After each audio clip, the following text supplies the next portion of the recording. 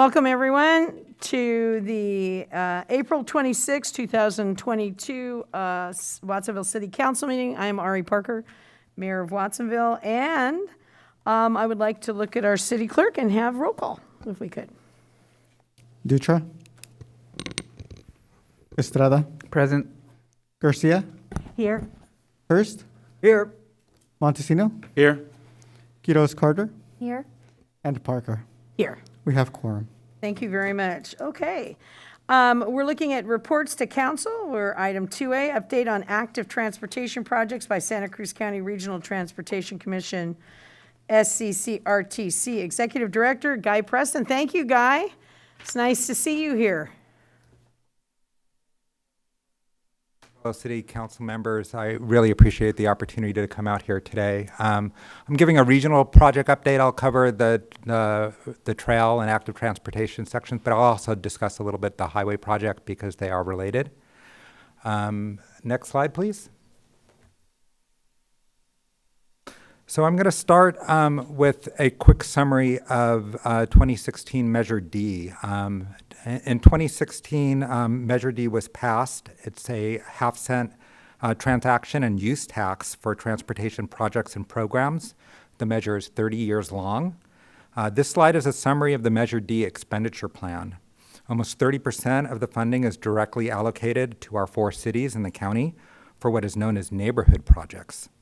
There are a couple of small carve-outs, but each jurisdiction gets monthly allocations and has considerable discretion on how to use the funding for transportation projects. 20% of the revenue is directly allocated to Santa Cruz Metro and community bridges for bus and paratransit services, and that's in addition to the half-cent sales tax that they passed in the 1970s, and that goes on in perpetuity. On the left side of the pie chart are 3 regional project categories.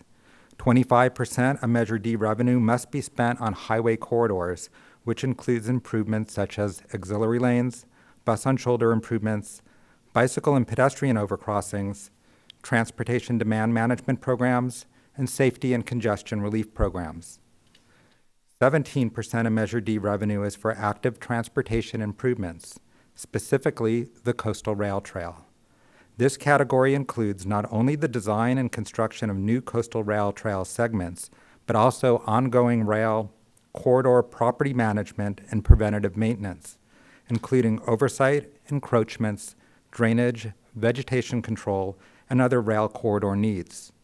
Funds can also be used to maintain the trail segments themselves once constructed, so an awful lot goes into this 17%.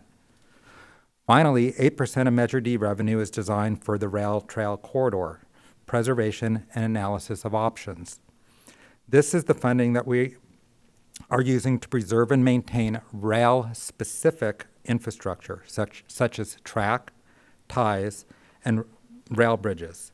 The funding may also be spent to analyze corridor uses, including environmental and economic analysis. However, Measure D revenue do not include funding for any new train or rail service. Today, I plan to primarily update you on the active transportation and highway corridor categories. Next slide, please. There is considerable work being done to advance coastal rail trail projects. On the left side of the map and to the north, Segment 5 is fully funded. A good portion of Segment 7 has been constructed, about a mile of it. Bids for Segment 7 Phase 2 were just open, but bids did come in high, and we're working with the City of Santa Cruz to try to find the funding to award that project. The city plans to provide some of the additional funding needed while also asking RTC for help to fund the gap. On the right side of the map, the City of Watsonville has completed a portion of Segment 18 between Ohlone Parkway and the Slough Trailhead, and is working on advancing the remaining bookends of Segment 18. South of Segment 18, Segments 19 and 20 will connect Watsonville to the future train station at Pajaro Junction, and RTC has partnered with our sister agency, the Transportation Agency of Monterey County, on a transit and intercity rail capital improvement program grant application to get pre-construction funding for Segment 20 and the Pajaro Rail Station. This will be a very important link for the City of Watsonville. For everything I just discussed, the rail is being placed along the rail tracks next to the existing rail line. But in between, there is a significant portion of the rail trail that is being advanced between Santa Cruz Wharf and Rio Del Mar, where much work still needs to be done. These are segments 8, 9, 10, 11, and 12. These 5 trail segments are part of 3 environmental impact reports, or EIRs, that are currently under development and have been part of previous presentations to the Commission and significant public outreach.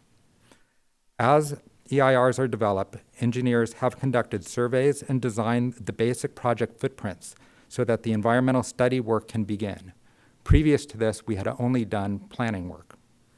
With 30% level designs, we have now developed preliminary cost estimates, but there's a lot more work that needs to be done so the community can understand the potential full impacts of the project. With the project definition now in hand, the teams are commencing environmental studies and will use the results of those studies to write the draft EIRs to be released later this year. Each EIR is considering an optional interim trail phase, where the Commission could elect to temporarily remove the rail and use the corridor for a trail until such time that the line is needed for rail service. The phase is considered interim because to build a trail on the existing rail bed, the RTC would need to get authorization to rail bank the corridor. Rail banking is a method of preserving railroad for the future and is potentially feasible north of Watsonville, where there is no current freight rail customers. Although authorization for rail banking has not been requested, it is potentially feasible but opposed by Roaring Camp. The EIRs are also considering an ultimate project, which either primarily retains the track for freight while building a trail adjacent to those tracks, or, if the first phase is implemented, potentially restoring the single-track freight railroad. It is also important to note that the projects do not propose passenger rail service. This is because a passenger rail project is not funded at this time. Finally, the graphic shows a gray line with track between Rio Del Mar and Watsonville. These are segments 13 through 17 and contain some significant engineering challenges, including the trestles at Hidden Beach, Seascape, and La Selva. They also include the eroding bluffs over Manresa Beach and the sensitive habitat of Galligan and Harkin Sloughs. These locations are already sustaining impacts from climate change and will need to be considered carefully to be able to connect Watsonville to the rest of the network that's being developed. The remaining sections of the trail have not been advanced to preliminary design and environmental review, but they are important pieces to our 32-mile program and should be considered when committing funding for the sections currently under development, and that's what the RTC will be doing at its May meeting. What we are finding is that this is a very expensive trail project, and Measure D has limitations to how much we should be committing to the projects that are under development if the ultimate goal is to complete the entire trail. Next slide, please. In addition to work on the rail line, RTC has been advancing highway projects at record pace. For the highway, RTC has taken a very multimodal approach by providing safety improvements and congestion relief for all travelers with auxiliary lanes, bus on-shoulder improvements, and bicycle and pedestrian overcrossings. This multimodal approach reduces greenhouse gas emissions and was successful in bringing $107.2 million in grants funding to phases 1 and 2. Phases 1 and 2 will start construction in the summer this year and then later next year. However, phase 3 from State Park to Freedom Drive is the county's choke point for not only the highway but also the development of the trail.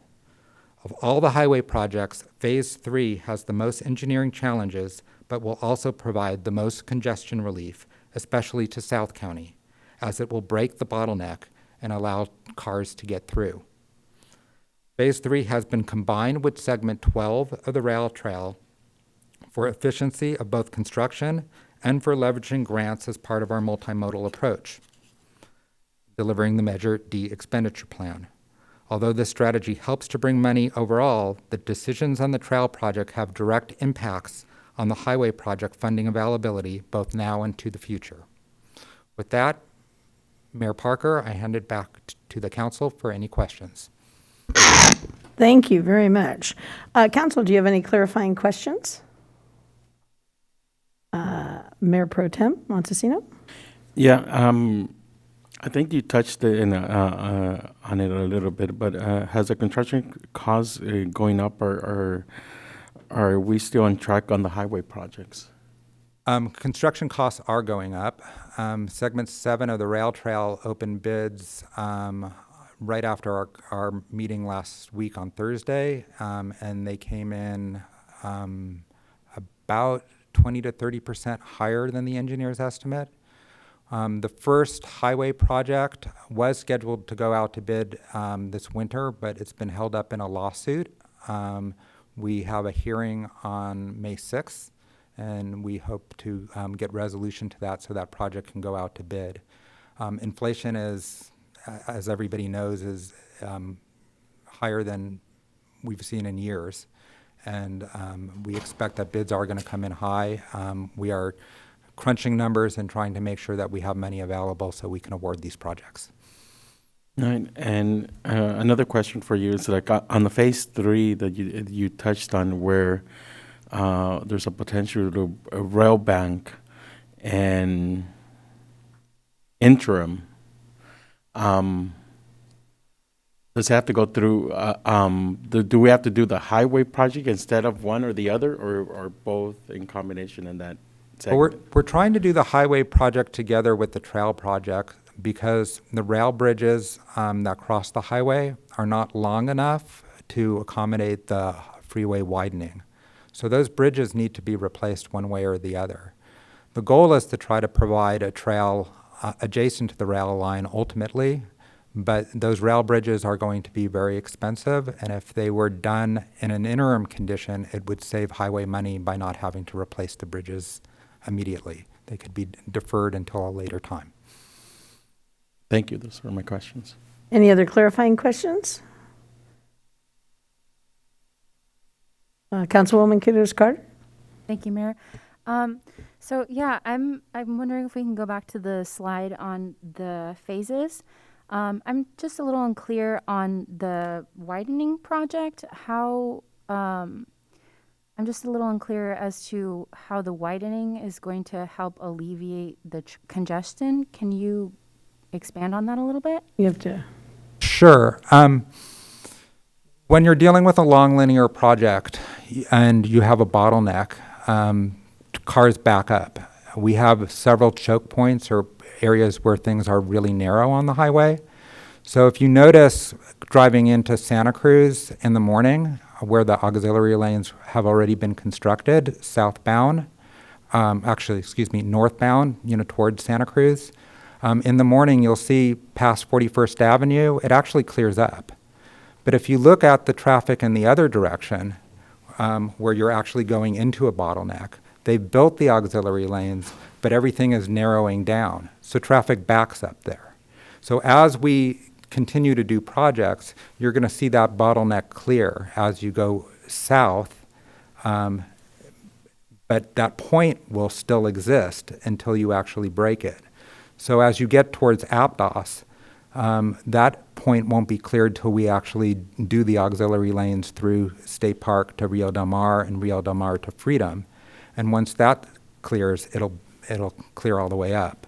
But as we build this, if we don't go past that point, you're still going to see traffic back up to Mar Monte in the northbound direction until we clear it.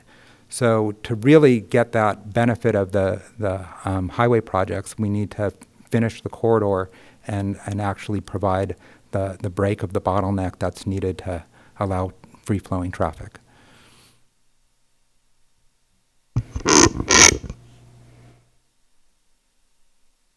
Okay. Any other questions? Councilman Hurst. Thank you very much, Mr. Preston, for being here, and I thank you for your work in improving transportation for the folks who live in the Pajaro Valley. I want to thank Mr. Fuentes as well. Murray's been a stalwart supporter of the RTC, and the work's been done and yet to be done, and he brings us a lot of information. And I've been lucky enough to be involved with the RTC over several decades, and the work is never done. I remember in the 80s there was great opposition, particularly from our friends in the west side of Santa Cruz, in improving the capacity of the freeway of Highway 1. And I'm glad that bottleneck has sort of been cleared, but we're still living those days from the reluctance of others to see our needs at that time. You mentioned that there were no rail customers, and that was why the assumption was that's why we have no rail freight north of Lee Road. Could it also be the fact that there's needed repairs and that there cannot be passage of a train under these current circumstances? And that might also have as much bearing as the thought that there's no customers. Could there be customers? Certainly, there's the possibility that there could be customers. Roaring Camp has let us know that they feel as if there's the possibility of customers north of Watsonville. But if you go back prior to 2017, the last real substantial rail customer was the CEMEX plant, and that plant closed in 2010. We haven't seen substantial rail customers north of Watsonville since 2010. Even when the rail line was in operating condition. So yes, it's possible that if the rail line was fixed, that there could be additional freight rail customers north of Watsonville, but we have to be somewhat realistic in terms of what to expect. We've gotten a lot of pressure from constituents who would like to see rail come back north of Watsonville, freight rail north of Watsonville, and have asked, why aren't we doing the repairs? There's some major infrastructure between Watsonville and Santa Cruz that needs to be repaired, including the Capitola Trestle, the Seascape Trestle, the bluffs above Manresa Beach. And until that work gets done, it's going to be hard to actually alleviate the condition that's caused the line to be down right now. We would love to apply for funding to do the repairs on those bridges, but the grant funding that is available is competitive funding, and they want to see that there actually is existing rail customers or a reasonable chance that there is customers to offset the cost of the repairs.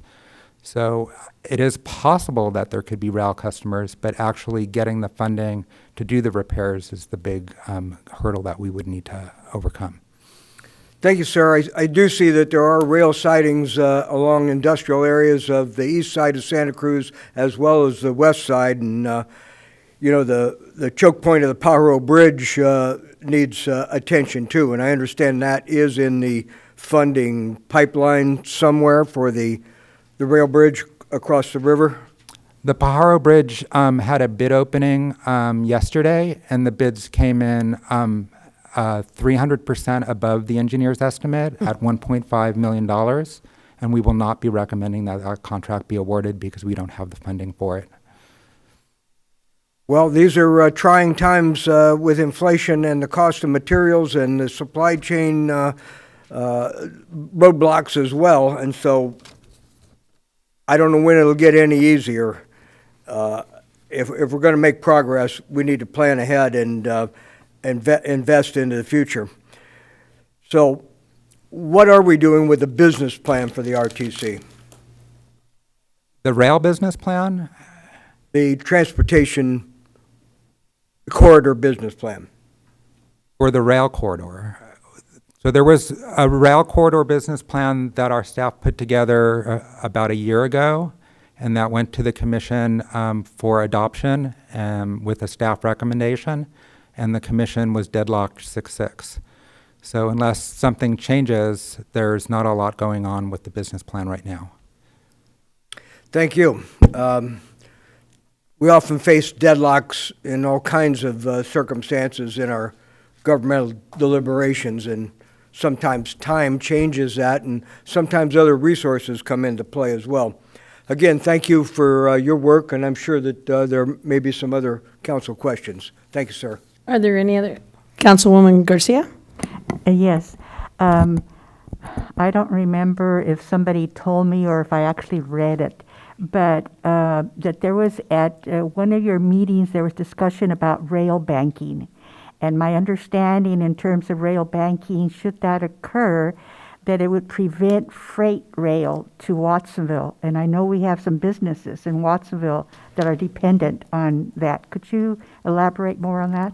Absolutely. So when our operator, Progressive Rail, let us know that they themselves were considering filing for abandonment of the entire Santa Cruz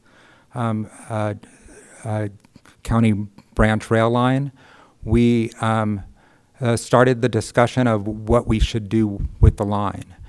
Because there are rail customers in Watsonville, we want to continue to be able to provide those customers with service.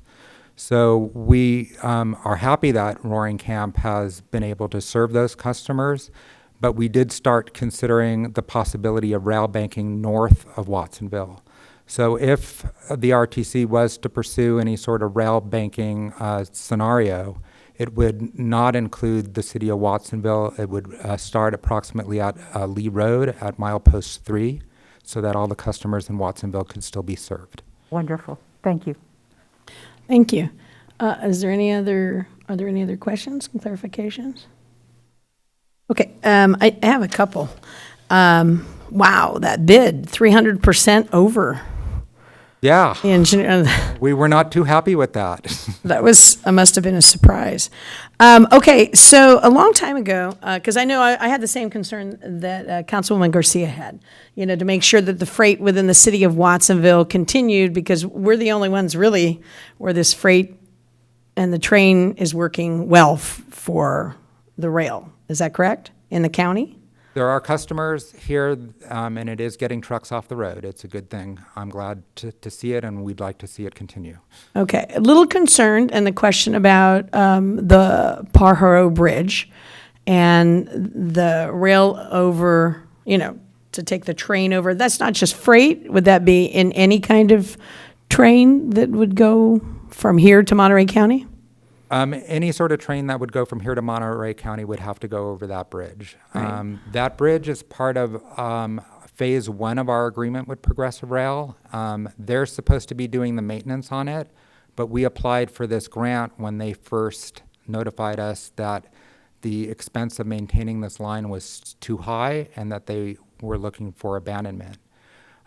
Since then, Roaring Camp has taken over and have said that they can maintain the line. Right now, we looked at the bid opening. We got only one bid. It was extremely high. I don't think it's responsible to award that contract. They recently, Roaring Camp, replaced one of the caps on that bridge. Trains are getting across it, and Roaring Camp did indicate that they can continue to do minor maintenance on it at their own cost, but they weren't willing to chip in to help pay for these repairs, which RTC, as was noted, has a lot of repairs further up the line that we are responsible for doing. So it doesn't really make sense for us to be spending the limited amount of Measure D funding that we have on a bridge that's really the operator's responsibility. But hopefully that bridge can continue to remain in service and freight customers can continue to be served. So clarify for me, how many you say Progressive Rail filed for abandonment? So they are in the progress in the moment? They submitted a notice of intent to Okay. abandonment. So- Our contract requires a 90-day notice. They have since said that they are not planning on move forward with that because they don't want the battle with Roaring Camp. And they contracted with Roaring Camp to serve the customers here so Like a they don't have to. subcontracting? So yeah, so they're situation. subcontracting to Roaring Camp right now. Okay. And could you explain Roaring Camp's position for South County? In the rail and freight, because we can't take anything from North County over to South County. That's correct. We can work here with our freight in North and South County, but there's nothing from anything in North County that can progress this way. So what's their interest? Well, Roaring Camp is a railroad, and they own Yes. the Felton branch line, which starts in downtown Santa Cruz and goes up to Felton. It's by the boardwalk, is that the? Yeah, the- they in run front of the boardwalk? beach train Yeah. down there. The tracks there are all serviceable. They're using it on a daily basis. I can hear the horns from my house.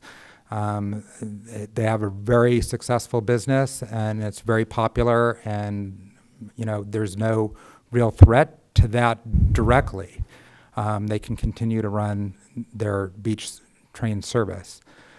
The issue is they had purchased a couple locomotives back prior to the 2017 storms that put the line out of service, and they weren't able to get that equipment home. So if you're a rail line, if you're a railroad and you own a rail line, the primary means of getting equipment to your facility is by rail. So understandably, they don't want to be permanently disconnected from the rail line, and they see rail banking as a permanent disconnection to the main rail line. Now, rail cars and even locomotives can be trucked. It's not easy, but it's been done before. It probably would be quite a bit less expensive than doing the rail repairs. Well, I was So- going to ask you that. So we've talked to them about it, but they really are resistant because they feel that once the rail line is down, that it'll be down permanently, and it's understandable. If I was a railroad and I purchased a branch line off of a main line, I wouldn't want to be disconnected to it. But the circumstances are what they are. The rail line is in a state of disrepair, and it's going to take a significant amount of public money to put it back into the state that Roaring Camp could actually move equipment between South County and their facility in Felton. Are there locomotives stored here? So they're using one of those locomotives right now to pull freight in Watsonville. Oh, okay. And then the other one needs a little bit of work. So, So one's again, working, one's not. One is working, one needs a little bit of work, and it would probably be working, and they could bring it, to run their beach train. But they could also use the line to bring the train, their locomotives to Felton, where they have a facility that can do maintenance. So, I've talked to them about, can we work with you to create a facility in Watsonville where you can do maintenance on your, equipment? But they still don't want to be disconnected from the main line. And like I said, it's an understandable position, but it's a circumstance that we as, public servants and stewards of taxpayer funding Yeah. have to consider when making decisions. What's the cost of making what their dream come true? So we're responsible for initial repairs on the bridges to bring them into a state of repair that they could actually bring their equipment across. We did an estimate about a year or more ago and came up with about $50 to $65 million would be needed to make those repairs. That's under the current contract, which I mentioned earlier, that once the repairs are done, they would be responsible for ongoing maintenance. But in every proposal that I've received from Roaring Camp is they don't want to be responsible for acts of God or anything beyond normal wear and tear. So we've got 38 bridges, I think, between Davenport and Watsonville. Many are, in a state of disrepair that I could do, a few $1 million worth of repairs on, similar to the Pajaro River Bridge. But if that required future rehabilitation, let's say 5 or 10 years from now, they would be right back saying, well, that's not considered normal wear and tear, and then the price tag would, the faucet would keep running, and we would be expected to continue to make repairs on those bridges. So it's $50 to $65 million initially, and then whatever it is beyond normal wear and tear beyond that. Well, 55 to 60 million, but based on that engineer's report and the current thing, it might be 180 It million. might be more. Yeah, okay. All right, well, that was really clear. I think that cleared up my question about freight and about it, because I didn't understand why Roaring Camp was thinking that we were shutting them down in the county if people, and Maybe it's because I'm on the RTC too.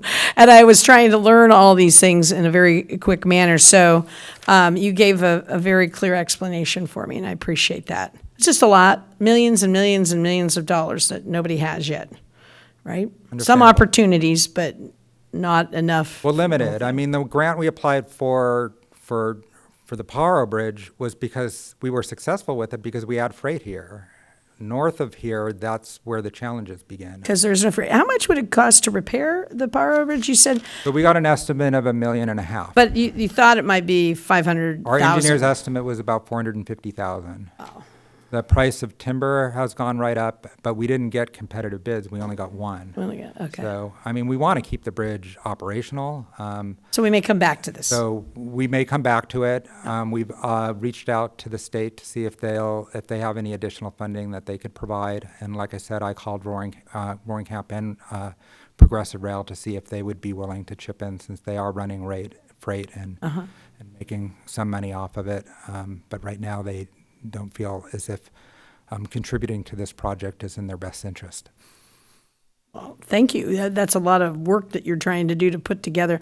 And I know South County has appreciated that. We've had meetings about what can we further do for South County. And since Monterey has some kind of hub that's the goal of Monterey, a Pajaro station. So they would like a passenger train station at Pajaro. I mean, freight currently runs on that line. Sure. They interchange with Union Pacific right over the county line there. They put in an application for pre-construction funding for a new station at Pajaro Junction, and we worked with the Transportation Agency of Monterey County to include segment 20 of the rail trail. I've spent some considerable time in Watsonville at the Pajaro Bridge, and I've watched citizens of both Monterey and Santa Cruz County walk across that rail bridge, and there are holes in the walkways, and these are our citizens and our population that's walking across from one side to the other. So we included a trail bridge, or a pedestrian and bicycle bridge, in their application, so we can try to at least get that connection done. And the Transportation Agency was supportive of us adding that. That's to the great. project. That was one of my next questions too, to make sure. So we haven't gotten the grant yet. No, We I put in understand. the application, but it's just for the pre-construction phases. Sure. So we're trying to see if there's a way to alleviate that, and the freight will continue. But that's a priority project. I mean, for Watsonville, if there's a train station at the junction and you can get to it easily, it's only 1.5 miles away. Yeah.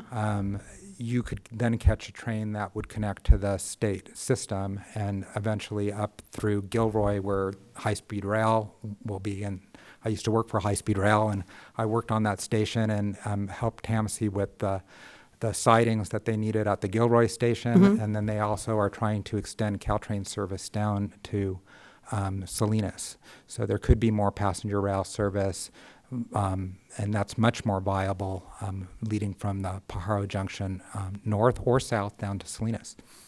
And wasn't there money for the Pajaro station in Measure D, the 2016 Measure D? It was contemplated. I thought there was like 10 million or something. It was in prior drafts, but the final version of it was removed. So there is no funding in there from our sales tax measure, but Monterey is proceeding with trying to fund that project, and we're supporting it. Do you have any idea where that money was allocated to? I don't. It predates me. I started 3 years ago. Measure D was passed 5 years ago. I don't know how the shell game worked, but the ultimate compromise was to remove the. Well, I was funding just to the wondering train if it station. benefited South County. That's all.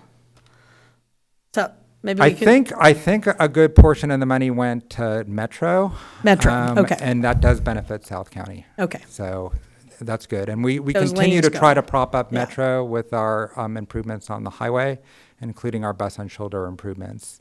And I have been working on trying to see if we can secure some sort of facility over here where people can park and get on Metro, because one of the big complaints I've heard about your transit station here is there's no place to park. Yeah. And so, if there is an express bus that can bypass the traffic on Highway 1, people need to be able to get to it. And so if people are commuting via car because the current transit service doesn't go to them, they could possibly park their car and get on a bus and bypass the traffic. So we are trying to find ways that are affordable to actually improve the transit opportunities for South County. Yeah, and that's great. That was my next question, so you answered it before I even asked it. So thank you so much. This has been a very detailed report, even more so than than maybe you expected. But I appreciate all the knowledge that you have and all the networking that you keep trying to do to get everybody together in the county and move us forward. You're very welcome, and thank you for having me today. City Council, you guys are doing a great job down here and have always been willing to listen to me and network with me, and I think that really helps me understand what your needs are, and so we can move forward with improvements that are actually going to help Watsonville. Thank you. Thank you very much for all your efforts. You're welcome. We're moving on to 2B, report on results on polling for a potential general sales tax measure. I'll look to Director Kalubak. Say it for me, please. Kalubakib. Kalubakin. There you go. Okay. Getting better every time. Good afternoon, Mayor and members of the City Council. Nick Kalubakib, Parks and Community Services Director. I'm here this afternoon with Jared Boygan, who I think many of you know from Props and Measures. We're going to be tag teaming this presentation this afternoon. So this, again, is a report on polling results for a potential general sales tax measure for the November 22 ballot. So I'm going to start off by just talking a little bit about the importance of parks and recreation and the overall health of our community. So I think as many of us know, close to home parks are crucial to a community's health and quality of life. And I'd like to show a real quick video here that kind of highlights that. Do I just click on the link or what's the...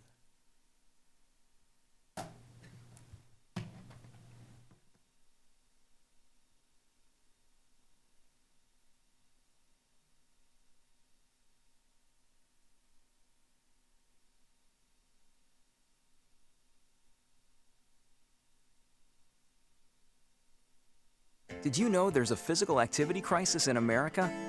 Today, 95% of U.S. adults, 92% of adolescents, and 58% of children don't meet the daily recommendation for physical activity. Pretty scary, right? Well, here are 8 cool facts about parks that can help reverse that trend. Number 1. The more parks there are in a community, the more people exercise. So let's make more parks. Number 2. People who live closer to parks exercise more. Awesome. Number 3, here's where it gets interesting. People who live close to parks report better mental health, whether or not they exercise there. Whoa! Number 4, the more aesthetically pleasing a park, the more likely people are to exercise there. Number 5, parks with fun features like skate parks or sports fields attract more people. And strangely enough, the addition of a skate park not only attracts skaters, but can increase everyone else's use of the park as well. Number 6, parks that offer team sports, classes, and exercise sessions are much more likely to be used than those that don't. So get organized. Number 7, if you install high-quality exercise equipment, not only do the people who use it get more fit, but those who don't are more active just because it's there. They get inspired. Number 8, finally, parks save people money. One recent study finds that exercise can be as effective as drugs in preventing chronic diseases. So more exercise is not only good medicine, it's also good for the bottom line. So why not just head to your local park? Parks are good for our bodies, minds, and communities, and they just might change your life. Created by the Trust for Public Land and supported by a grant from the Active Living Research Program of the Robert Wood Johnson Foundation. For more information on parks and health, visit tpl.org. All right, thanks for humoring me for a few minutes with that quick video here. So the other side of our house in terms of Parks and Recreation is our recreation side of the house. Hi, I'm Shannon Morgan Stearns from the Trust for Public Land, and I'm here today to talk to Diane Regas, who will be joining the Trust for Public Land as our new president and CEO. Sorry about that. So as we all know, also our recreation programs play a key role in in prevention and diversion, whether they're for our youth or for our seniors, they really play a key role in terms of keeping our young people safe and off the streets and in positive activities, and our seniors healthy and engaged in our community. In terms of needs, the global pandemic has really underscored that close-to-home parks are not just a nice-to-have amenity, but crucial to our community's quality of life. And during this crisis over the past couple of years, people have turned to our parks like never before for fresh air, exercise, meditation, and sense of peace and community. The pandemic has also highlighted the many inequalities that Watsonville faces, including disproportionate access to quality parks and open space that are so essential to, again, health and well-being. Watsonville residents have access to about 1/12 of the parkland that's available in other nearby cities, such as Santa Cruz. I think many of you have heard me talk about this statistic, but here in Watsonville, we maintain about 140 acres of park space, and if you compare that to Santa Cruz's 1,700 acres, I think it's just a real stark statistic that shows just that difference in how priorities have been different across this county over the many years. Residents of neighborhoods of color also have access to about 44% less park space per person than those of white neighborhoods. So our story here in Watsonville really isn't, we're not alone. Latinos in particular have the highest rates of physical inactivity of all ethnic groups, with about 1 in 3 living within walking distance to parks. We all know that the parks here in Watsonville have been underfunded, and we've got about $20 million in deferred maintenance needs today. So additional funding could really help us increase park access, along with access to after-school programs and summer programs that keep our youth safe and out of trouble, along with increasing programs for our seniors, especially as our population ages. So in terms of strategic alignment, I think we've been talking about additional funding, especially sustainable funding for parks for quite a long time, but more specifically, I think we started to get serious about these conversations with the renewal of Measure G back in 2018 and 2019. So the polling for Measure G, if you all remember, revealed that after-school and youth violence prevention programs were a top community priority in terms of public safety. And again, the pandemic really further underscored these needs.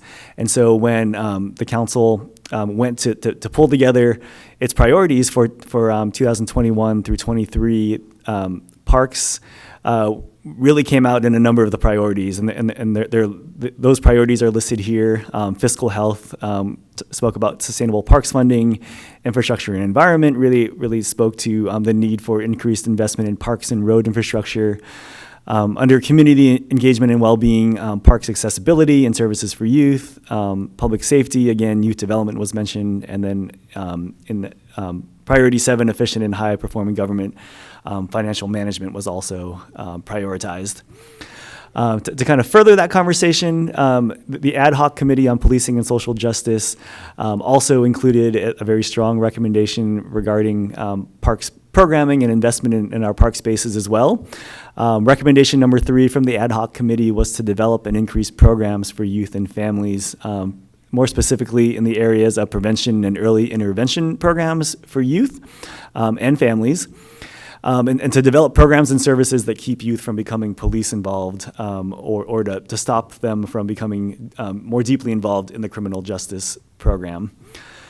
In terms of action items that were identified within that priority, again, from the Ad Hoc Committee, they spoke about prioritizing funding for parks and recreation services to create and sustain programs for youth that were not necessarily affiliated with the police departments.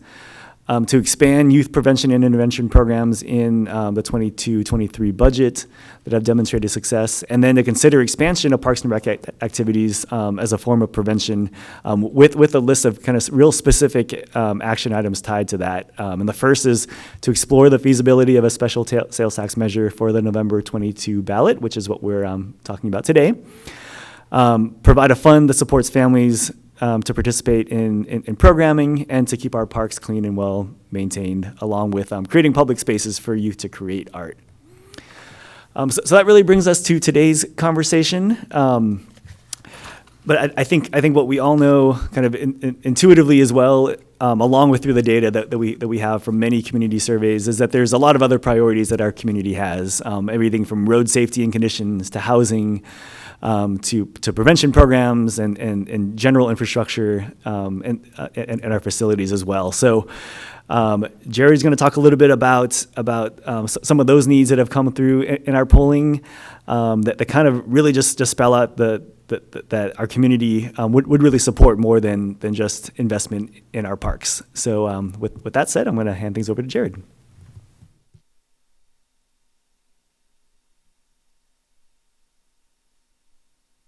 Hi, sorry, Jared Boygan with TBWBH Props and Measures. I think you can hear me now. So I'm going to present results from a survey of likely voters conducted by Godby Research. We collaborated in the creation of the survey and analysis and recommendations that you're going to hear. Brian's not able to be here in person tonight, Brian Godby, to present, although I think we're going to try and get him on the phone in case you have questions. I'll do my best to answer any questions we have, but obviously always my pleasure to be here with you, and I'm happy to present and help with this discussion. There were several objectives to the research study that Godby conducted, and as a reminder, our firms together worked on a similar study in advance of Measure G, 2013-14, leading up to the successful passage of that measure, and then again in advance of Measure Y. So we're sort of repeating a pattern of steps and process that has proven to be effective in the city in the past. The survey had several objectives to gauge satisfaction with the city's, how well you do providing services and managing money, assess voter opinions on how you did and are doing managing the pandemic and those impacts, assess potential voter support for a local sales tax funding measure along the lines as Nick was outlining, prioritize projects and programs to be funded should a measure be successful, and how would your residents and voters like to see that money spent if you had it. Test the influence of positive and negative statements that might be, that a voter might encounter during an election cycle. And, that does not make this a political survey. It's a due diligence step for you as council. Before you put a measure on the ballot, you should know that if the measure is subject to campaigning by advocates on either or both sides, what might happen to that measure. So that's part of your due diligence. That's part of what we explored in the study. We had a research goal of identifying rate and duration for a potential sales tax, and then identifying any, demographic or other differences that might be significant. As far as the methodology, you can see there was a mixed mode data collection. It's no longer possible to simply use telephone interviews to conduct surveys like this, like we used to do back in the ancient history. People don't always answer their phones anymore, even if you call cell phones, so we do quite a bit of texting to or emailing to online links. Those are unique links that only the targeted respondent can take. So the universe of nearly 11,000 likely voters, the point of the statistical approach that Brian takes is to give you a statistically confident model of the likely electorate, and that's why it's very, he's very careful about, conducting the interviews and doing the data collection. This happened in February of this year. Average length of interview 21 minutes, and completed 486 surveys, leading to a margin of error of plus or minus 4%. So on to the findings. So the first is how satisfied are you with the city of Watsonville providing public services? And you can see in this slide he's comparing, I noted that we had done a similar study in advance of Measure Y in 2019, so where possible, Brian's comparing those results here. And you can see that like many government agencies throughout California, times are a little bit tougher today than they were in 2019, and so your ratings are a little bit lower today than they were then. However, these are still very good ratings. You've got 60% of likely November 22 voters that are satisfied with your services, including 46% somewhat and 14% very. That's still a very good rating. Only 27.5% or so dissatisfied, in a number who don't know or can't rate, which also has interestingly gone up a few points in the last few years. So your positive to negative is better than 2 to 1, and that's a very nice ratio to have. So, certainly nothing to be ashamed of, and it suggests that you as city leaders and city staff are doing a very nice job during trying times, helping residents feel served. We also ask about effective management of taxpayer funds. These numbers are lower, and they are always lower everywhere we ask the question. If you ask people how government is doing in general, they will say one thing, and if you ask them about government and money, any good American will tell you something a little bit less, because we're trained to think that way about our government. So these numbers are always a little bit lower. You can see they're actually pretty close to the numbers you had in 2019. They've fallen slightly, but much less than the other numbers had. And again, still net positive. You've got about 49% positive compared to about 37% negative. So still a net positive rating among those who could offer an opinion and answer this question. And then favorability regarding your efforts to address the pandemic. You get very high marks here, total of 74% favorable to only 15.5% unfavorable, nearly 5 to 1 ratio. Plenty of cities are getting positive marks, especially in sort of Northern California and more populated parts of California for handling the pandemic, which did become a little bit of a political, not just a public health issue, to voters and folks. But, really good to see here that you're getting very, very high marks from your voters and your public about managing the pandemic. So these are, again, something to be proud of, something for your city staff to be proud of. These are trying times, and your citizens feel like you cared for them. So that's very nice to see. So with those kind of mood questions out of the way, people understand we're talking about their community. We then ask them, without ever talking about parks or taxes or any of those things other than the questions you've already seen, we ask them a sample ballot question. Most of you have seen these questions before, or questions like these. These are what ballot measures look like in California for cities considering sales taxes. 75 words you're limited to, with certain legal requirements and structures, and the actual text of the question is there on the slide to the right. In answer, we got a total support of about 68% yes. That included a definitely yes of about 35.6 and a probably yes of 32, with 7% who couldn't offer an opinion. So these sales tax measures, there's actually 2 possible voter thresholds for approval in California for sales tax measures of this type. They can be approved at 2/3 threshold for a specific dedicated use, as you've done in the past with measures Y and G. They also can be approved for general fund revenues at a simple majority, 50% plus 1. Now, looking at these numbers, which again we tested a 1/2 cent sales tax, the definitely yes is just a touch lower than we probably like to see for a 2/3 measure. Obviously, the net total is about 67%, but remember the margin for error of the survey is right around 4 points. So, you could be at 71, you could be at 63. It's pretty close on the margin.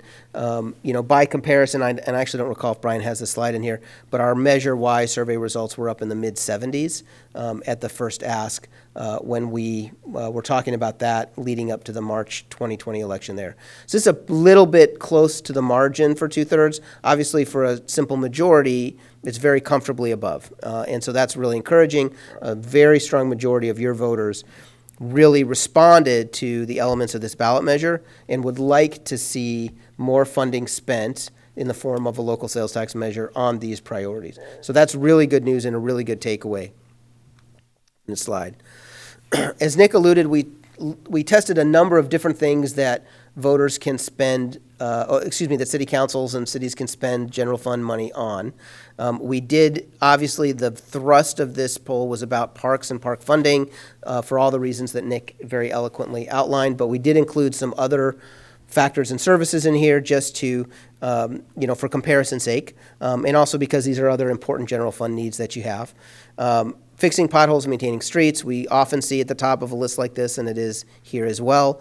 You can see a number of the other top testing items polled very well as they relate to parks and fields and playgrounds and getting kids outdoors and all the things that Nick talked about. And so statistically speaking, Brian would tell you that everything in this Tier 1 box on the slide here is roughly the same. They're ranked numerically, but not necessarily statistically. And all of these are very positive, meaning at least 78, as high as 85% of voters were somewhat or much more likely to support a measure if it paid for these things. We look at the rest of Tier 2 on the next slide. Again, many more things for parks. Lots of, we had trails in the slough, and now here we have water quality in the slough. Here, safe sidewalks, even to senior centers. Again, even though you're looking at numbers that are lower than they were on the previous slide, if you look at the blue arrow on the right, you can see that you're still looking at 72 to 78% of voters who said they would be much more or somewhat more likely to support a measure if it funded these priorities. And that 72 to 78% is still above the margin of error of even a 2/3 measure. So these are still very popular funding priorities. And it suggests that your voters, again, not just are they supportive of a measure in a passive way, they feel urgency to spend more money on these things. Your voters want you to put more money into these needs. That's what these poll results say. And I think that's why the numbers in favor of the sales tax were as strong. And finally, closing out with a little bit more of Tier 2, and then a few kind of Tier 3 items at the bottom. Again, still polling positively for a majority, and in most cases, 2/3 of voters, but just quite not ranking as highly as the first items we looked at. Excuse me. So as I mentioned earlier, we also, in the course of a study like this, we will entertain both informational statements that might lend a voter to support a measure, and then also critical statements that might lend a voter to oppose a measure, so we can assess the impact of that back and forth on any kind of potential measure that you might consider. You can see these are the statements as they tested. And again, in looking at the blue arrow on the right, these are very impactful. Many cities do not get any statements that poll as well as these did. So you have lots of positive things that could be said and that they're very impactful and informational to your voters. You can see at the top, some of those are very kind of more general about sales tax measures for cities like Measure G and Measure Y, that it's a local control, that the funds cannot be used for administrator salaries, city administrators, and the exemptions that go to sales tax. Those are state legal exemptions. But then you see that there's also quite a few statements along the lines of the ones Nick outlined in the beginning of our presentation here that also are very compelling and important to your voters. They care about the underfunding of parks, the low number of acreage compared to other cities. They care about prevention programs that help kids kind of stay out of trouble and stay out of the police system. As Nick outlined, that's very appealing, has been in all of your polling, going back to Measure G and Measure Y very consistently. Even partnering with the school district to provide after-school and summer options, is extremely popular. And so you'll see here other arguments or positive statements that also had a very, very were well received, let's say, by large numbers of your voters.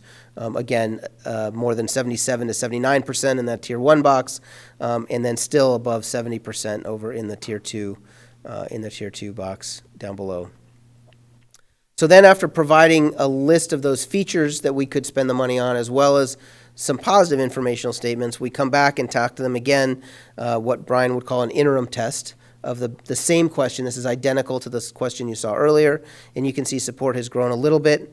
Now it is above the 2/3 by including the margin of error, and the definitely yes has grown to the 42, which is, as I said, we'd like to see that above 40. So that's very good. Obviously, for a simple majority, you're still very comfortable. We did then introduce some critical statements. We didn't detail them here, but they're fairly unimaginative, but they're very normal critical statements. Now is not the right time to raise taxes. We're dealing with gas prices and inflation. People on fixed incomes can't afford it. Those kinds of criticisms that sales tax measures, always encounter. And, we know that those come up. They're inevitably going to come up. And you can see that even a sort of gentle presentation of those negative arguments, we go down from the 73% in the last slide to 63% in this slide. So remember, our initial test, we started right around 2/3.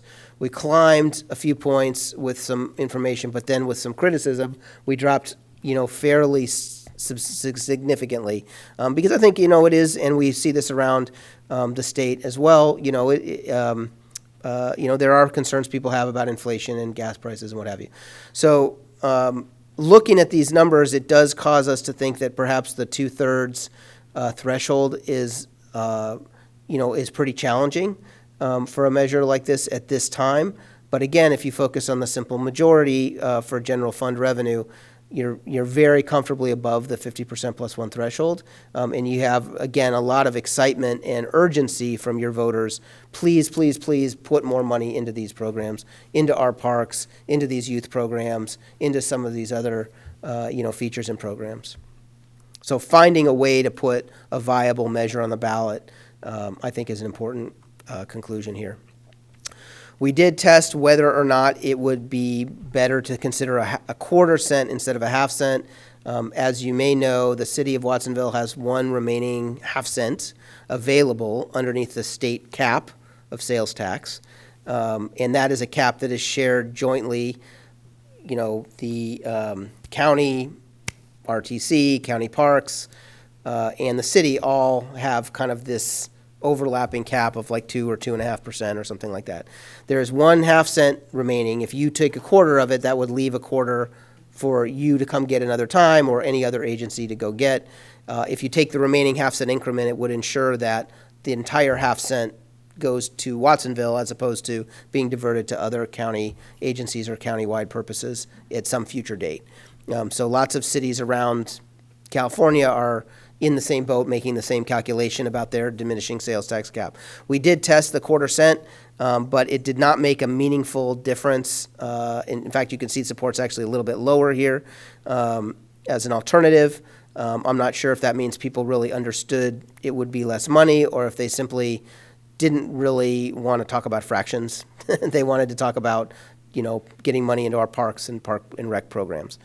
But certainly the poll does not suggest that you'd be better off going for a quarter cent instead of a 1/2 cent. It does suggest that a 1/2 cent is the right way to proceed if you choose to proceed, because remember, we saw so much urgency in those earlier slides about these programs that we want to fund, and a 1/2 cent will allow you to do so much more. And then we also tested a sunset, potentially ending it after 8 years instead of until ended by voters, which is the model that we tested originally. And again, here you see a little bit of a improvement from the quarter cent, but overall we're only at 64%. That's below where we started our initial. Remember, our very first ballot test was up at 67.5%.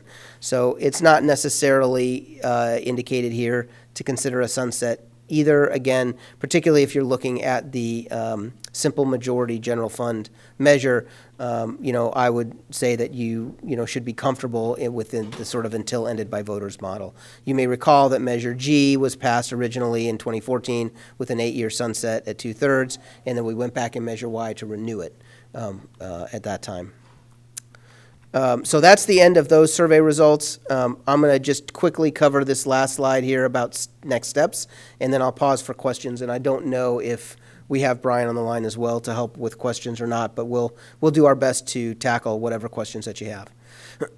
So again, some of you may recall these steps from past conversations. Over on the right side of this slide under the green arrow, you see all the kinds of activities that we all, those of us that are veterans of campaigns, as I know all of you are, that you associate with, ballot measures and elections. Direct mail and digital ads and fundraising and lawn signs. Well, those activities cannot be paid for by public funds. They must be entirely paid for out of private donations. They must be led by volunteers. And that is a set of campaign activities that the city cannot undertake.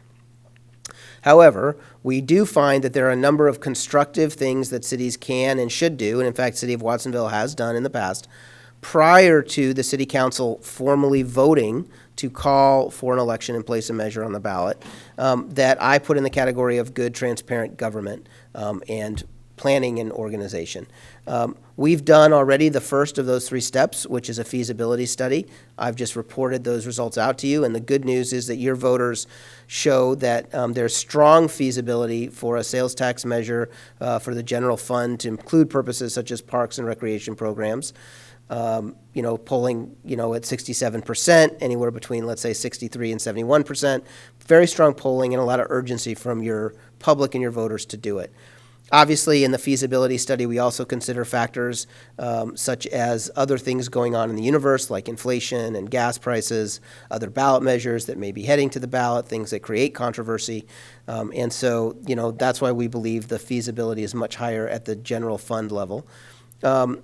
There are 2 more steps that the council can take, and remember that your deadline for calling an election, you're not voting tonight, you do not have to commit to this tonight, but at some, most likely a meeting in July, the staff will bring you a resolution and ordinance to consider at that point to call an election.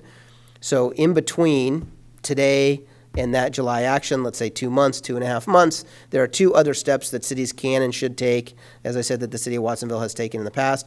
The first is transparent public engagement, consensus building around your needs, getting out and talking to stakeholders in your community, neighborhood leaders, parks leaders, youth leaders, Chamber of Commerce, others, making sure they know you're considering this, hearing their feedback. It's very important to be a 2-way conversation, a 2-way dialogue, and doing whatever you can to incorporate that feedback into potential future plans or a measure or an ordinance to the extent that it makes sense. But being transparent, talking to folks, letting them know you're thinking about this so that you can incorporate their feedback before you make a final decision. That's very important to do. And then finally, building a strong measure is actually pulling together the resolution and ordinance to be considered by City Council at that July date. And again, that should incorporate the feedback, not only what we've gotten from Brian Godby's survey here, the feasibility study, but also certain kinds of feedback that you may get from the public through the course of that dialogue that I just described. And an example of what might be in that sort of resolution or ordinance, many cities, when they pursue these general fund enhancement measures, include a certain kind of oversight committee. Now, the City Council is still the responsible budgeting authority. Oversight committees do not have budget authority, but they can serve a useful sort of watchdog role and a kind of citizen awareness role, and other cities often use those. And so one thing to consider would be, should we have an oversight committee, which you do for Measure G and Y? Should we have an oversight committee to help, future city councils, remember what some of the purposes and ideas behind this measure are? That's the kind of thing that we can put into a measure, even though it's not necessarily dedicated with an expenditure plan as narrow and specific as Measures G and Y had. So with that, that's a lot of information. Let me pause, and we'll take any questions.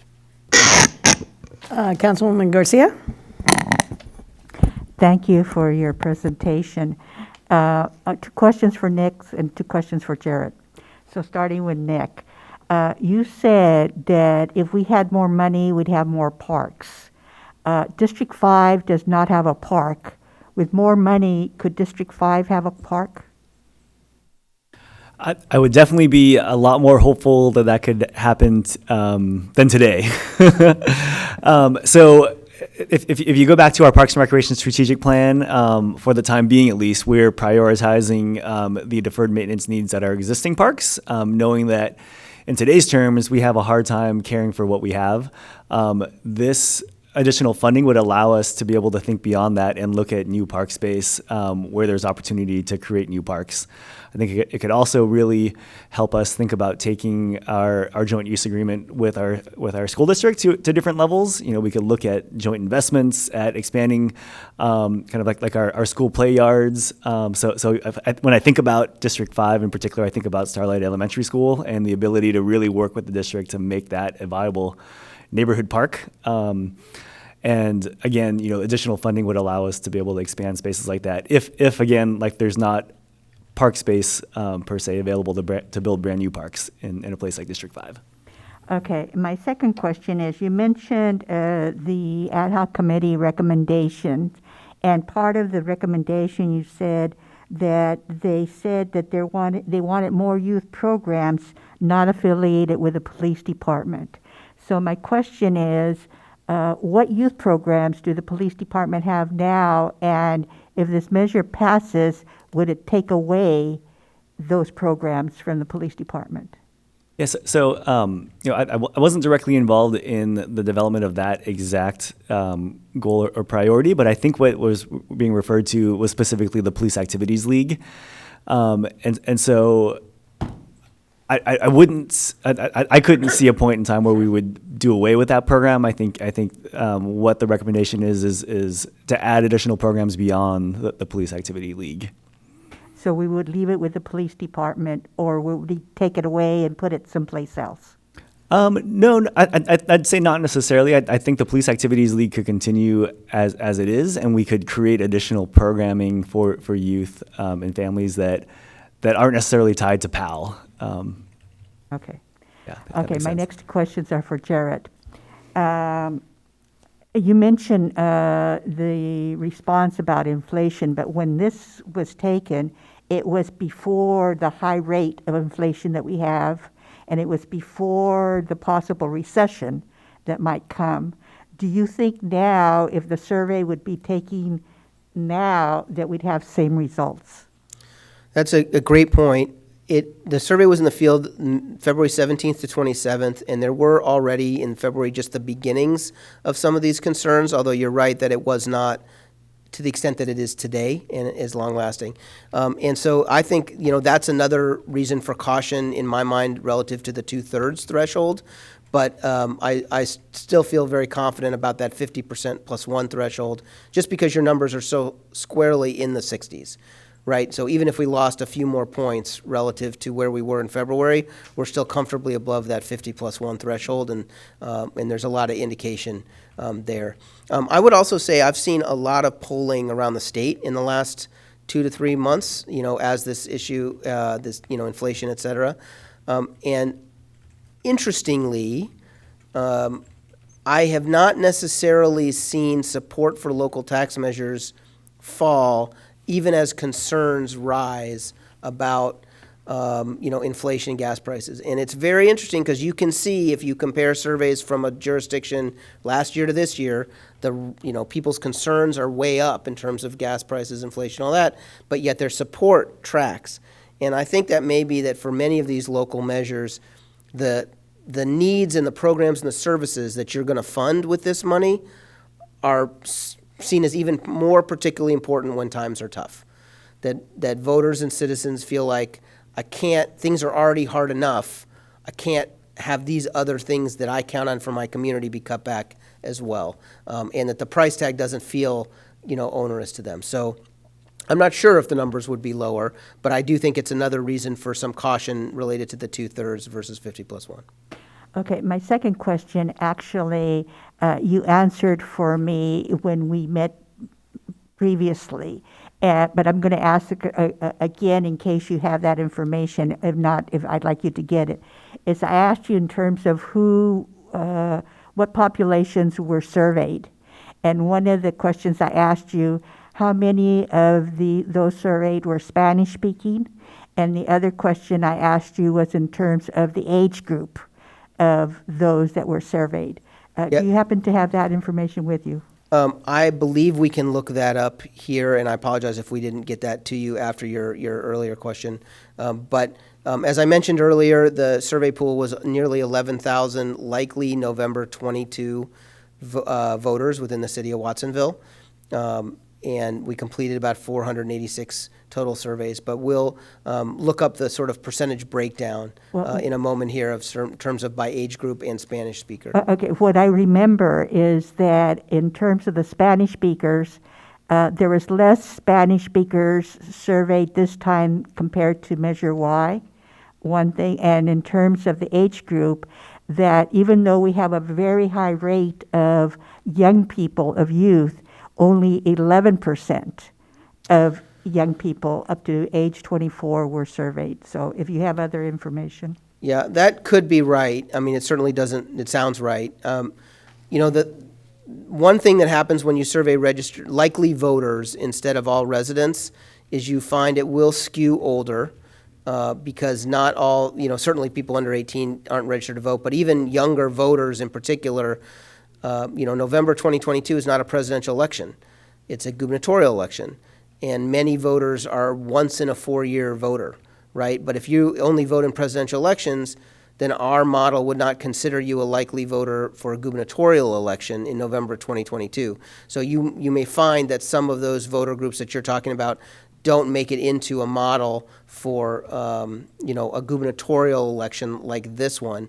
And in terms of the language, I want to make clear it's the language of choice of the respondent.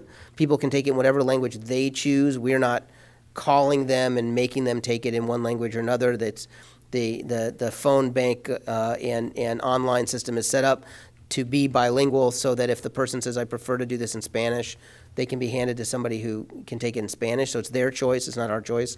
Again, I think this is a function of likely voter modeling as opposed to resident surveys, which are, are very different. If you did as a city, a resident survey of all residents or model on all residents, certainly your Spanish-speaking respondent numbers and your younger age group numbers would be higher.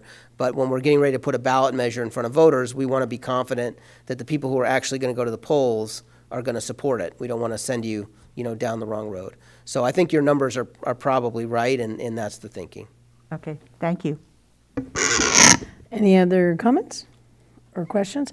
Councilman Hurst, and then Mayor Pro Tem Montesino. Well, thank you very much, Mayor and Mr. Boyden. Thank you very much for being here and giving us an overview. When it comes to this plus or minus 4% of the reliability, the public can go either way on a lot of issues, depending on what side of the bed they got up and if their cereal was hot or cold. What significance does that plus or minus 4% mean for us when we consider whether or not to go through this effort?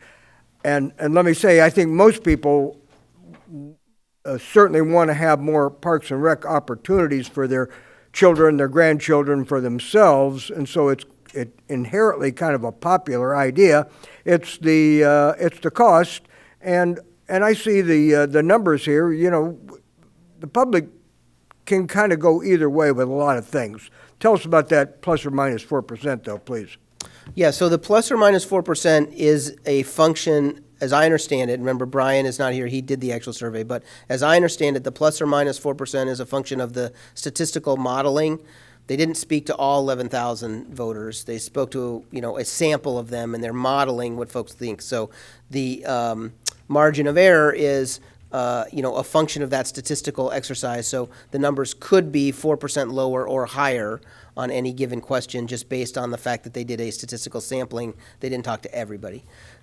So that said, though, to your point, a strong majority of voters, even if you take the minus 4% and not the plus, is in favor of doing this for nearly all of the reasons we tested. And by strong majority, I mean more than 60%, not even more than 50% of folks, really cared about these purposes and cared about, this funding and was comfortable with the idea of a half-cent sales tax increase in your community. So even if we take the 4% off the top, you're still well in the 60s in terms of level of support.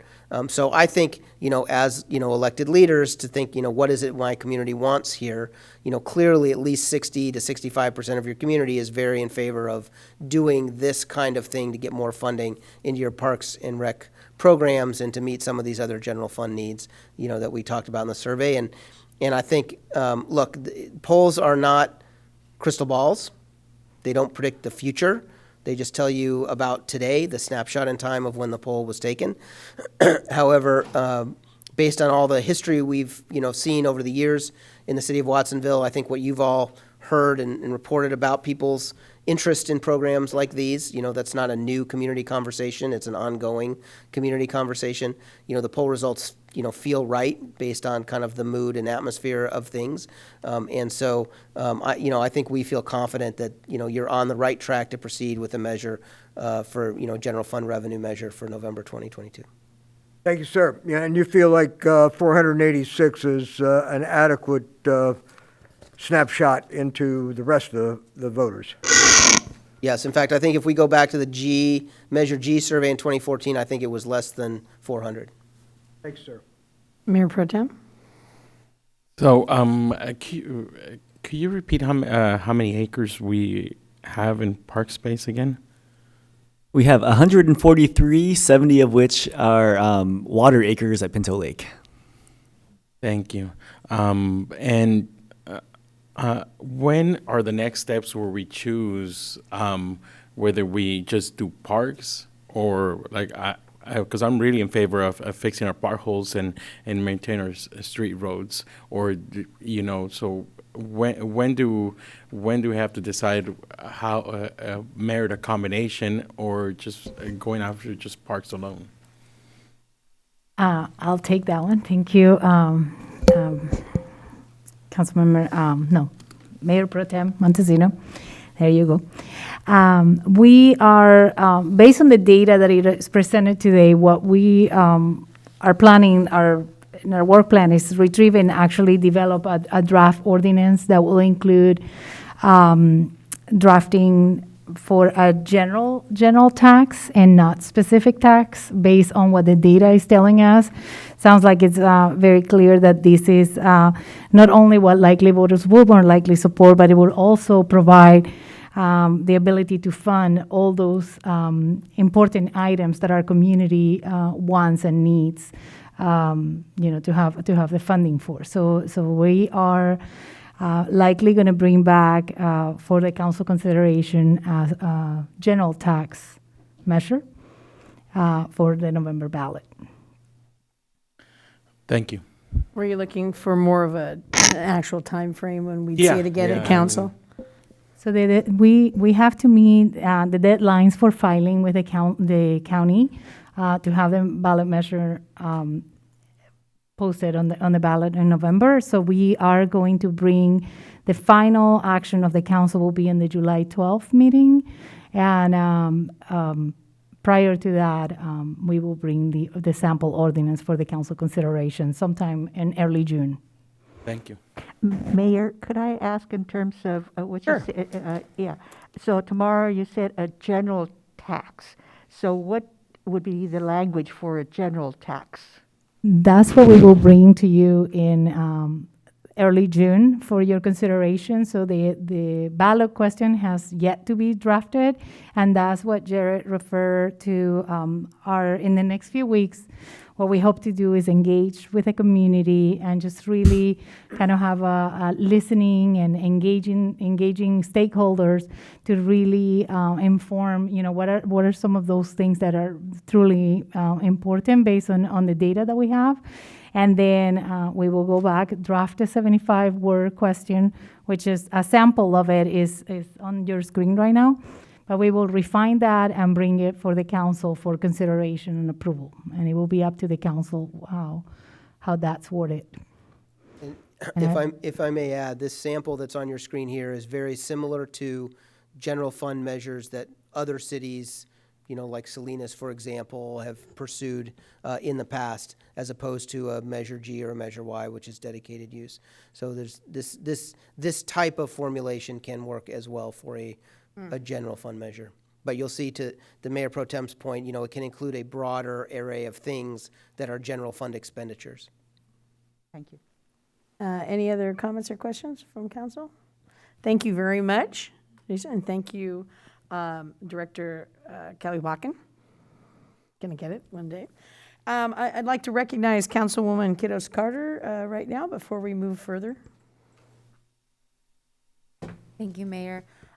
Just as a note to the public, I serve as a non-voting board member of Pajaro Valley Arts, one of the negotiating parties on this closed session item. And in abundance of caution, I am thus recusing myself from this item. Thank you, Mayor. Great. So before we move on to public comment, we'll give the councilwoman time to recuse herself.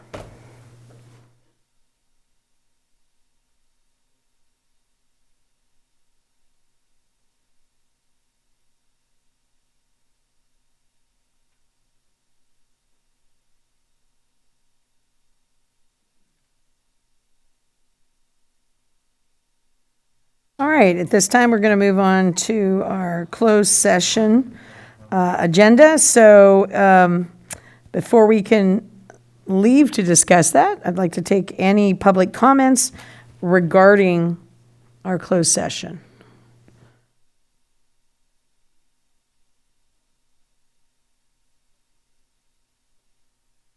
Former Councilwoman Trina Kaufman Gomez, welcome. Mayor, as well as the council members, I do support the item that you have going before you. It's been a long process that we've been engaged in with the city to negotiate the terms that we do have a timeline on that is a pretty sensitive matter. I'm available for any questions if there's anything on the other end that you need perhaps on that. And I think that you'll see also that there's plenty of community support for this. So thank you very much for your time and effort, and I know that you'll be eating dinner along with this discussion, and enjoy your meal, and we'll see you back here shortly. Thank you. Thank you. And do we have any other public comment? Not seeing anybody else approaching the lectern. We are going to end the closed session, and we are expected to return to open session in about an hour. Thank you very much.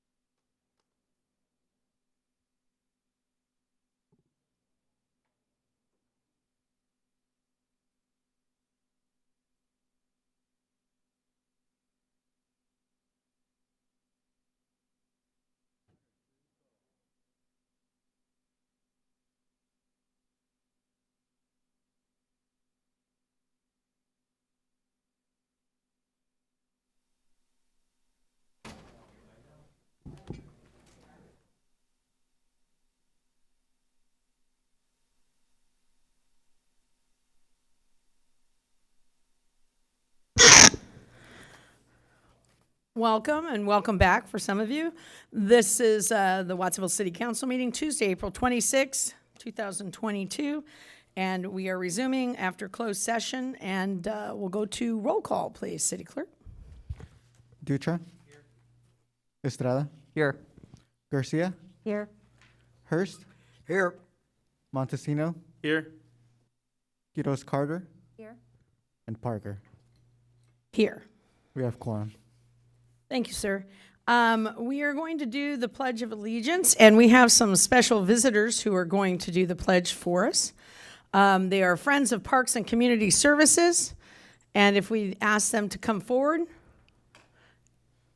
if they are here. Okay, so maybe we can ask our fire chief or our Chief Sims to get the costume guys that aren't costumed like you outside.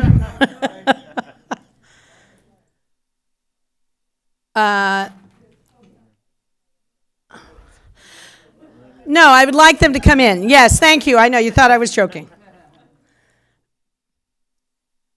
I'll tell you a little bit of what we're trying to do, and thank you everyone for your patience. We're actually trying to bring in more of our community organizations to tell a little bit about themselves and do something we have to do, Steve's done for us, is do the Pledge of Allegiance for our city council.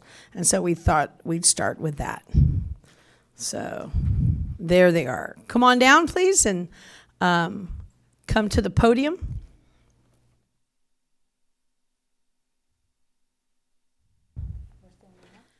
All right, we'll hand it over to you to do the pledge, and then I'll give you a moment to speak to what your organization does. I pledge allegiance to the flag of the United States of America and to the republic for which it stands, one nation, under God, indivisible, with liberty and justice for all.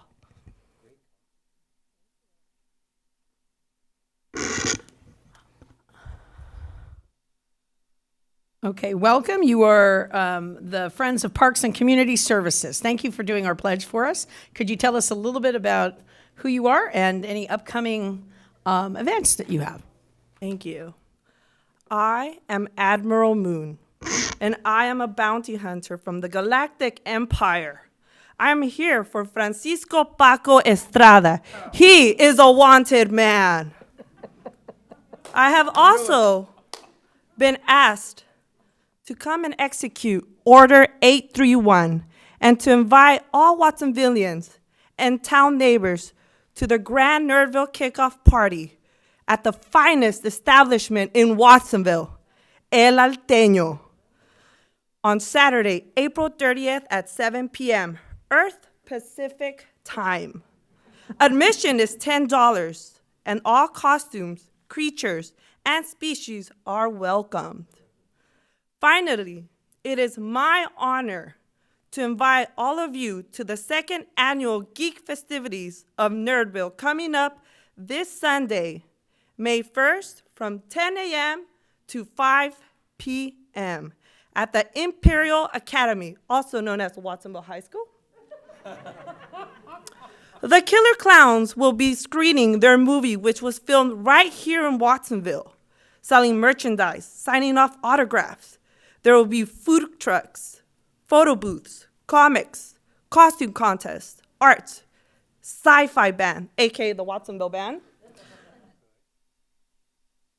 Admissions are $10 for adults, $5 for youth, and younglings that attend the PVUSD enter for free with their school ID. For more information, please visit us on Facebook at Friends of Watsonville Parks and Community Services. And this is the way.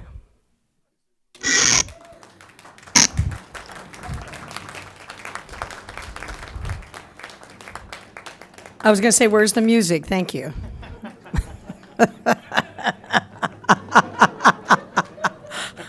That's great. All about the money. All right, so we have some great stuff to look forward to this weekend. We're moving on to information items. Report of disbursements. We have written reports by council members regarding actions taken on their regional commissions, board meetings that may affect the city of Watsonville, if any, and hopefully you've had a chance to look at them, or does anybody have any to report? Let me know. All right, we're going to move on to presentations and oral communications. This time is set aside for members of the general public to address the council on any item not on the council agenda, which is within the subject matter jurisdiction of the city council.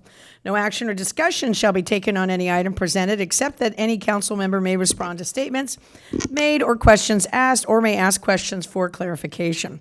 All matters of an administrative nature will be referred to staff. All matters relating to council will be noted in the minutes and may be scheduled for discussion at a future meeting or referred to staff for clarification and report. All speakers are asked to fill out a speaker card and leave it at the podium. Speakers are asked to announce their name and district in which they live in order to obtain an accurate record for our minutes. So welcome, oral communications from the public. And if we could get a sense, how many people are going to be speaking during this oral communications time? Would you raise your hand so we can kind of get a real sense of how many? Okay, thank you very much. And we will begin. Welcome, Steve. Steve Trujillo, Cabrillo Board of Trustees, District 7, Ari's District. I would like to speak about adoption tonight. As a single gay man adopting a son from the school I worked at, LSL High School, took a brave risk in 1991 doing so. And I'm very glad I did, because he's now 47, has his college diploma and a good job, and lives in San Jose. I then adopted a wonderful dog named Pepita, who is a Jack Russell Terrier, in 2010, just before she was going to be taken to the SPCA in Los Angeles with my former partner, Ed. Now I am adopting Atri Park, our little park, neighborhood park, Ari, our little neighborhood park. And apparently it's been blessed by Israel Tirado, I don't know if he's here tonight, and Nick, who's going to be the padrino. I'm going to be the adoptive parent for the park, and Nick Kalubaquib is going to be the padrino for the park. I'm very pleased to be doing this. This is something, for those of you who know me, I've been doing this 7 years, picking up trash, reporting graffiti, reporting vandalism, asking stuff be taken away, most recently a mattress that was dumped on top of the one picnic table. I'm very happy to do this. I'm asking the people watching and all of you in the audience, if you've not done adoption before, whether it's a child, a kid, or a park, try it. It's a way to make you feel good because you're doing good things for your community. Our parks need our help. Nick and his staff can't possibly do everything that's needed for these 26 parks. Frankly, we need a few more, including one along Freedom Boulevard, to replace that horrific Kmart. What I'm also telling you as well is it doesn't take a lot of work, but it just takes 2 eyes and be willing to report what needs to be done. And if you can pick up trash, so much the better. I pick up trash every day. Thank you. So I'm hoping that you will follow my lead. Thank you very much. Thank you very much. Welcome. State your name. Hello, everyone. I'm Lieutenant Raimundo Jimenez. I'm here on behalf of the Salvation Army of Watsonville, just located across the street pretty much. And I think I've had a pleasure of meeting very few of you, but my wife and I were stationed here as of 2019, and so it's been our huge pleasure and honor to be able to serve the community of Watsonville along you and along other partners that we have partnered with over the many years of our time here. And so the reason of us being here, I just come with our team that's behind me of assembled board members that attend regularly to our meetings with some concerns that we have regarding some of the programs and services that we do offer through our facility. And so there's just a lot that is on our hearts that we want to bring to your attention in continuing to partner with you and to continue to share these concerns with you, with the public and the city, to be able to meet the needs as best possible. And as you may or may not know, the services don't just are limited not just to our shelter, but to a lot of what we do offer through our front doors in our food distribution, our showers, our sheltering, our disaster support in floods or earthquakes as we have in the past, during the current pandemic as well, and in many needs of the homeless. And so I'll go ahead and also refer to a presentation that I believe was shared that a few of our board members would like to address some of the facts and some stats to share with you all as well. Thank you. Hello, my name is Maria Burnett. I'm a Salvation Board member for the last 5 years since my retirement from Pajaro Valley Unified School District. We have a PowerPoint, if you would be able to put that up, please, with some of our figures. And I can keep talking while that happens. So some of our stats from the Watsonville Salvation Army. I'm here to address our meal program. I personally help serve meals at the front door of Salvation Army. For 2021, we provided 31,025 meals, hot meals. These numbers are somewhat lower because, as you know, 2021 we were still with COVID restrictions. But within 10 minutes, we hand out at least 70 meals to people that come to the front door for meals. And by the time the evening is over, we've passed out over 100 meals. And this is for people that are homeless or food challenged in our community. Most nights, it's just a constant at the door with people needing the meals to be provided to them.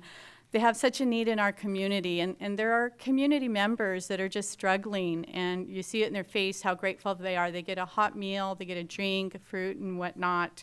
And we are just very blessed to be able to provide those services for the people in our community. And we just want you to be aware of it.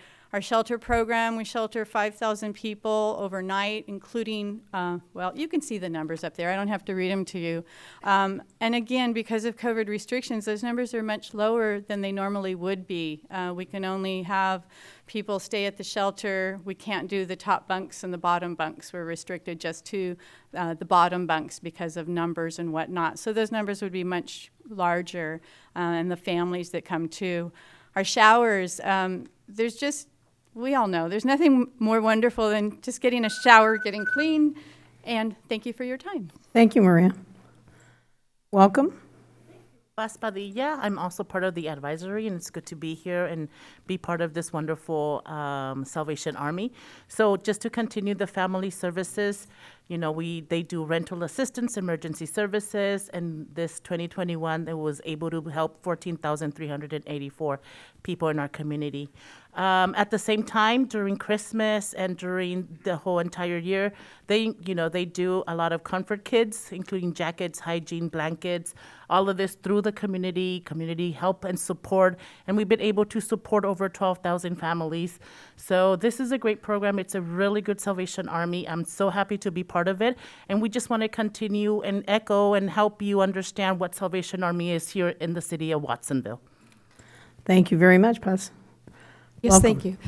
May I have the next slide, please? What I have here, my name is Trina Kaufman-Gomez. I've been on the advisory board since I've been a council member, so I've been on the board about 6 years or so. And we have challenges that we know that we have.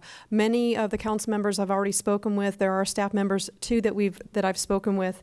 And I just wanted to make sure that we acknowledge that we are providing shelters and showers, and they are of a concern not only to the city, but also to the Salvation Army. We are a major hub in this community. We're probably the primary care provider for the homelessness services within this community, and why it's significant for us to be here, as well as looking at the future in terms of our organization. The organization's been served here in our community for over 130 years, and if we look at that accumulatively with the members of this advisory, we probably can add that to the number of years each of the advisory members have had with this particular community. We're here to stay. We want to continue to provide these services. We want to be able to work collectively. I know that there's been a shift in what's happening with the homeless services and the business model that's being used. So those are the kinds of challenges that we have with what we're providing and the resources that we have that we know are on a temporary situation, but they've been ongoing. One of the major dilemmas right now that we have a ripple effect is we have the modular unit that's out of date, that's temporary. We know that needs to go. We need to figure out a plan to make that happen. We also have the showers, which the health department is very concerned about as well, and we need to be able to find a way to provide those showers for this community here. So in the future, we are looking to have more of a dialogue. This is just a simple presentation for the community to know what kind of challenges that we have, as COVID has also increased the need for these services in this community, and why we're after the support and collaboration and the communication that we need. Opened up for dialogue for everybody to be inclusive in how to remedy this as a service and a need for this community. Thank you for your time. And Thank you. I have a packet here, if you wouldn't mind providing a copy of this to the council members.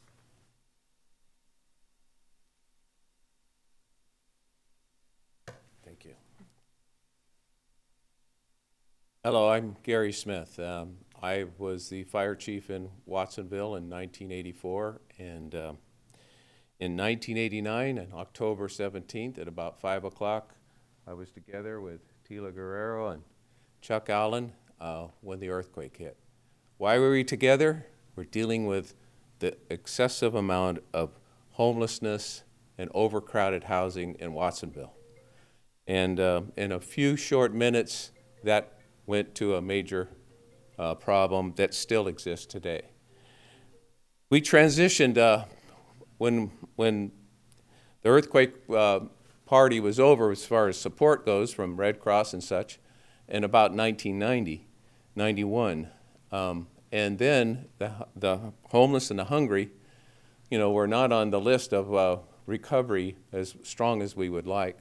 The city used donated funds to put a plan together, and we counted on Salvation Army.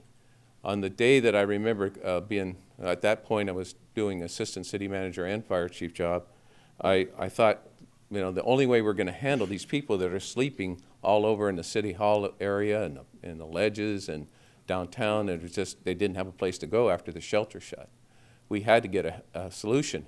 We worked with Salvation Army. We went across the street, they opened their doors, and the programs began. And we joined, at that point in time, 30 years ago plus, the effort. Today, we transitioned to a temporary solution with a plan. We built the plan. 2017, we spent $45,000 building a plan that showed community support for a program that would be permanent. 20 years later, we're coming around to the opportunity. We have two asks for you tonight.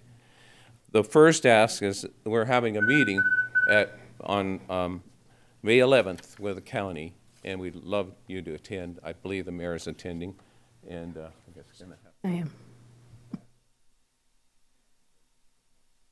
We Thank you. recognize Welcome. In the interest of time, we're very happy to have been here with you and share our story and what our ask is.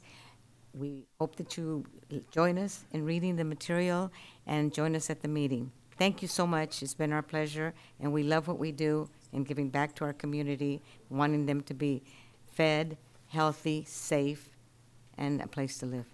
Thank you.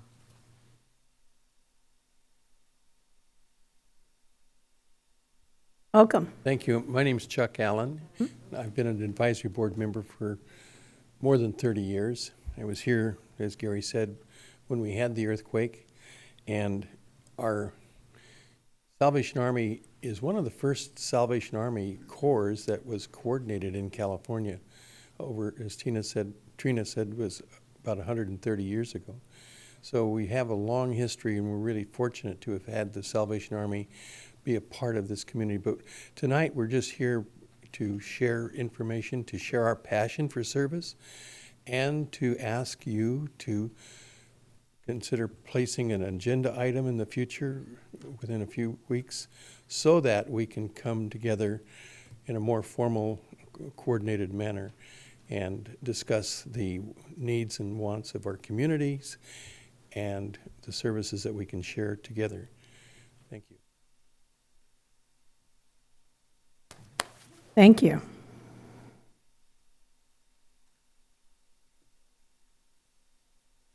Are there any other speakers from the public? Could you approach the podium so we know how many we have?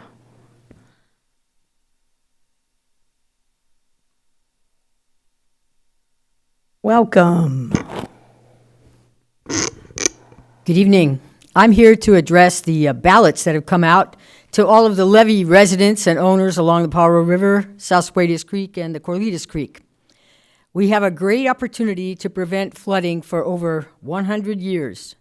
We have received $400 million in federal and state funding due to the efforts of Congressman Jimmy Panetta, State Senator John Laird, Assembly members Robert Rivas and Mark Stone, along with many public officials, or local officials.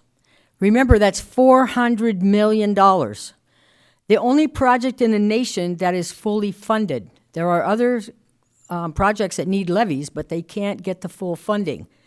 The entire project is paid for.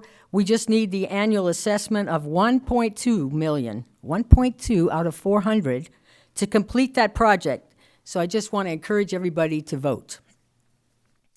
My second topic has to do with the last council meeting. You heard that approximately $50,000 did an assessment. We had an assessment of by Fitch and Associates saying that the third fire station on the east side is not necessary. And with the third fire station, the department couldn't get to the residents within 4 minutes, which is the national standard, but it could within 5 minutes. Well, I'm here to tell you that every minute matters. Every minute is critical, especially with older adults. Just a reminder that Bay Village was completed in the 70s. And during that time, Joyce and McKenzie was where the fire station was selected to be, but it became a park instead.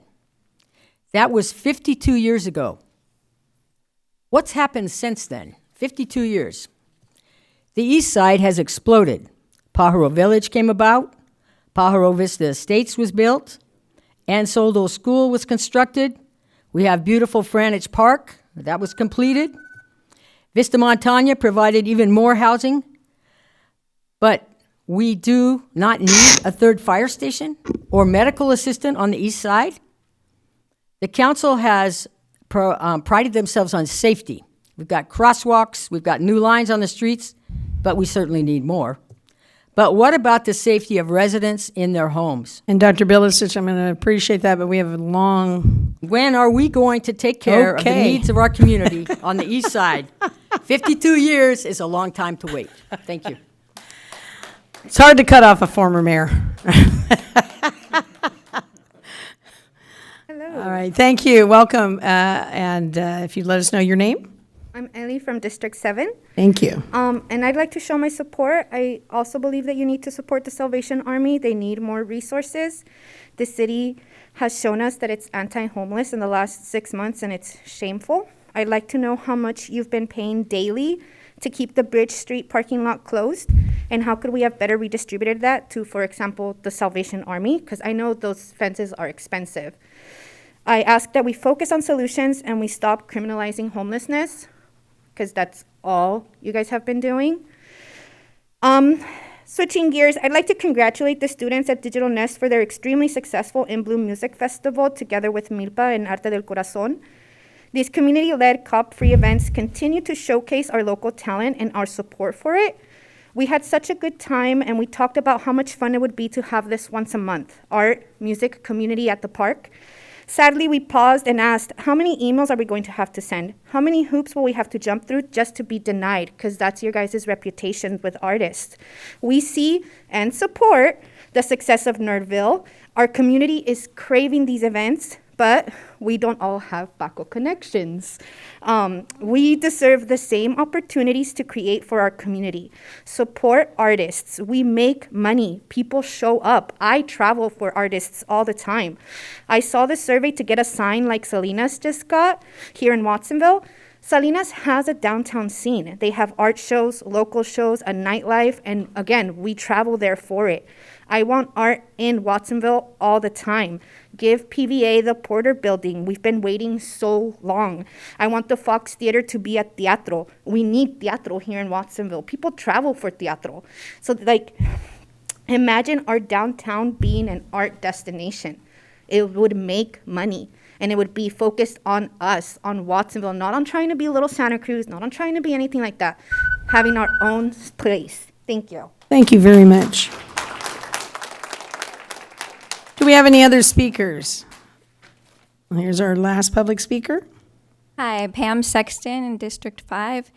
And I wanted to congratulate the city for Earth Day.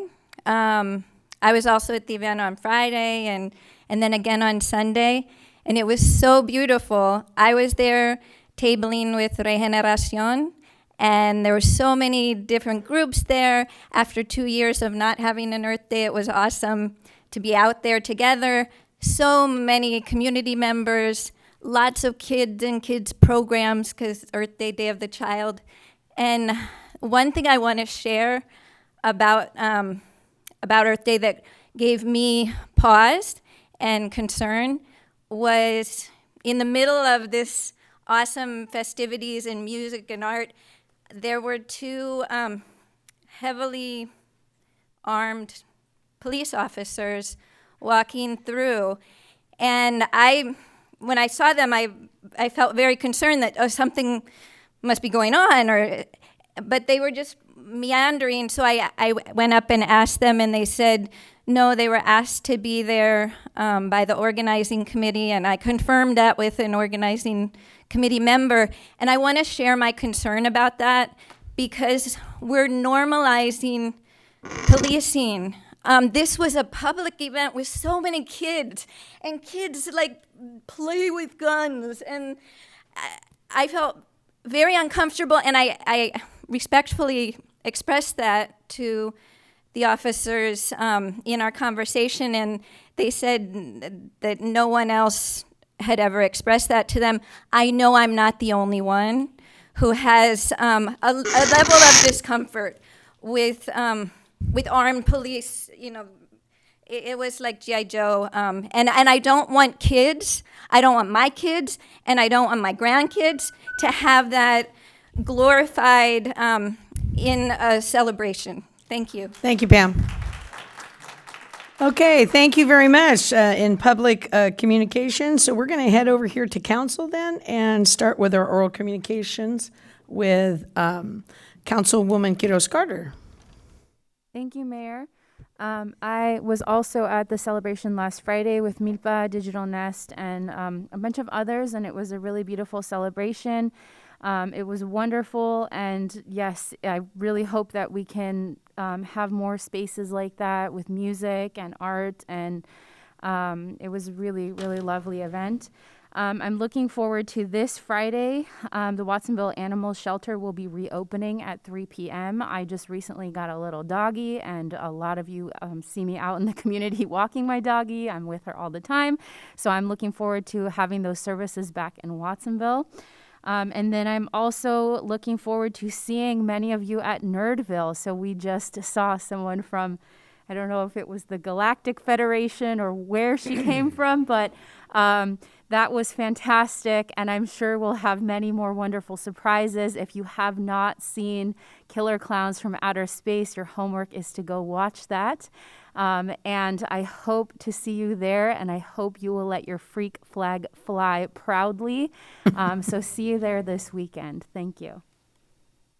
Thank you. Councilman Hurst? Thank you, Mayor. You know, it has been busy since our last meeting, and I really did enjoy Earth Day. It was great to see the community come out and focus on all the good things associated with environmental stewardship and education. I also celebrated my son's 39th birthday in the last 2 weeks. But one of the things that I had to spend a lot of time on, besides answering dozens of emails, responding to text, reading the 1,000-page city council work, was responding to the many, literally hundreds of people that congratulated my wife and I for the Chamber of Commerce and Agriculture's award for lifetime achievement. Now, that was a real surprise for us. A lifetime achievement almost, sounds like, like your last chapter or, something you might see on somebody's tombstone. I want to assure the public, and I thank the Chamber greatly. It was a surprise, but I want to assure the public that I've still got lots of energy. And I may be termed out at the end of the year, but there's still gas in the tank.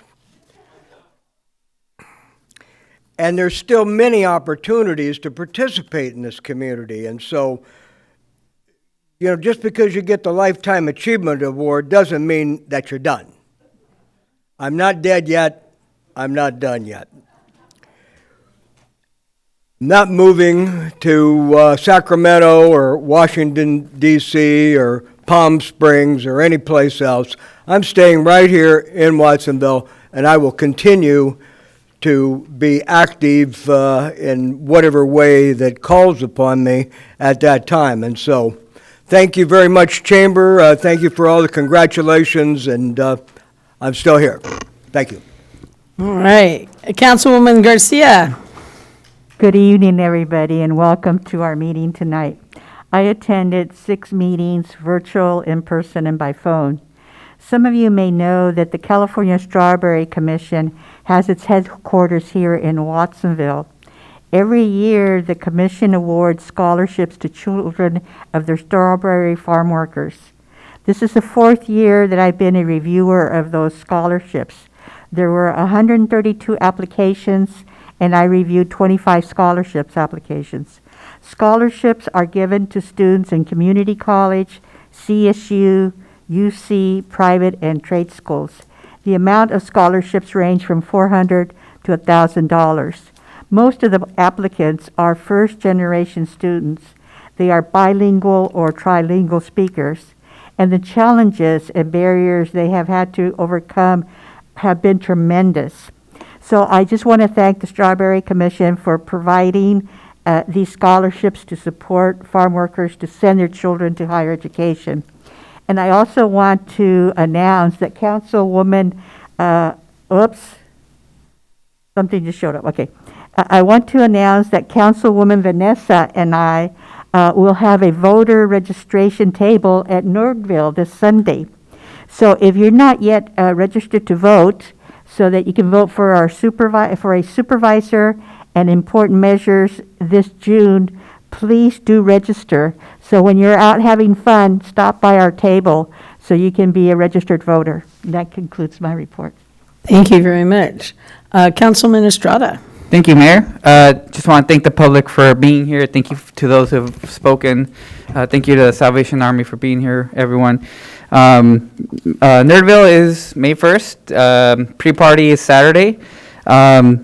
There's a lot to say, a lot of people to thank. Our partners. This really is a community effort. I just have to say that right off the bat. The school district, the city, film festival, Chaz Design, Monterey Bureau, murals, PVA, just a number of local organizations working their butts off for this event.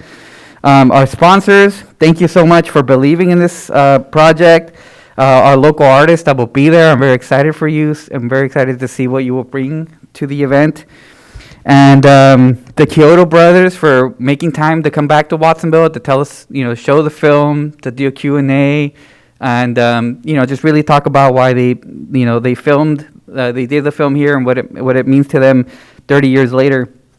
And as much as I respect Ellie's comments about my connections, I do want to say that this has been a labor of love, a lot of hard work, including my twin sister, who got in makeup, was waiting out there for over 2 hours just to make the announcement. So to sort of just minimize that is a little disrespectful, but I just want to really thank the team, Friends of Community Parks Friends of Parks and Community Services. Everybody's been working their butts off around the clock, and I'm just very excited for this event. It's for the community, it's for the youth. It's really something that I wish I had growing up, and so I hope you're all invited. I hope to see you there. And, really come and celebrate Watsonville. So, thank you, Mayor. Councilman Dutra. Thank you, Mayor, and good luck with Nerdville. Last year was awesome. I'm sure it's going to be even bigger and better this year, and it's really needed for our community, and I appreciate you and all the hard work you put into Watsonville and the Pajaro Valley. I also wanted to say, you know, the mayor and I sit on the Metro board, and I just want to welcome our new CEO, Michael Tree, who has joined Metro. And we have a lot of interesting and important projects we're going to be working on for Metro, including looking now for a facility here in South County for all of our green buses. And I'm not talking about the color, but good for the environment. So a lot of good things happening at Metro, and I know we're both working very hard on behalf of our city. So thank you. Thank you. Mayor Pro Tem Montesino? Yeah, good evening, and thank the community for being here. See a lot of people in the seats, so thank you. Just want to congratulate publicly the Hearst family. Yeah, had very great relations, almost family-like relationship with his family. So I just really want to congratulate you on your award coming up. And you know, I just want to relay some of the comments. Councilmember Estrada. I mean, to put an event on, it takes a lot of community and a lot of work on our behalf. It's not like Councilman we built on project when Jimmy was working with Parks, the Parks Committee to bring the lights to the park. It takes a lot of us because a lot of efforts on all of our parts, because it's not like we have staff. It's like us and being out there in the community, making partnerships and working our hearts out because we believe in projects. So just want to say that. Thank you. Thank you. Councilman Dutra said there's going to be a lot of meetings as mayor. Yeah, there's a lot of meetings. So I've been to a lot of meetings. I won't go over all of them, but some of them are Metro and RTC. But I do want to go back to congratulate for the Lifetime Achievement Award, Lowell and Wendy Hearst. And I'm going to use a little bit of my time to clap, and I hope you'll join me.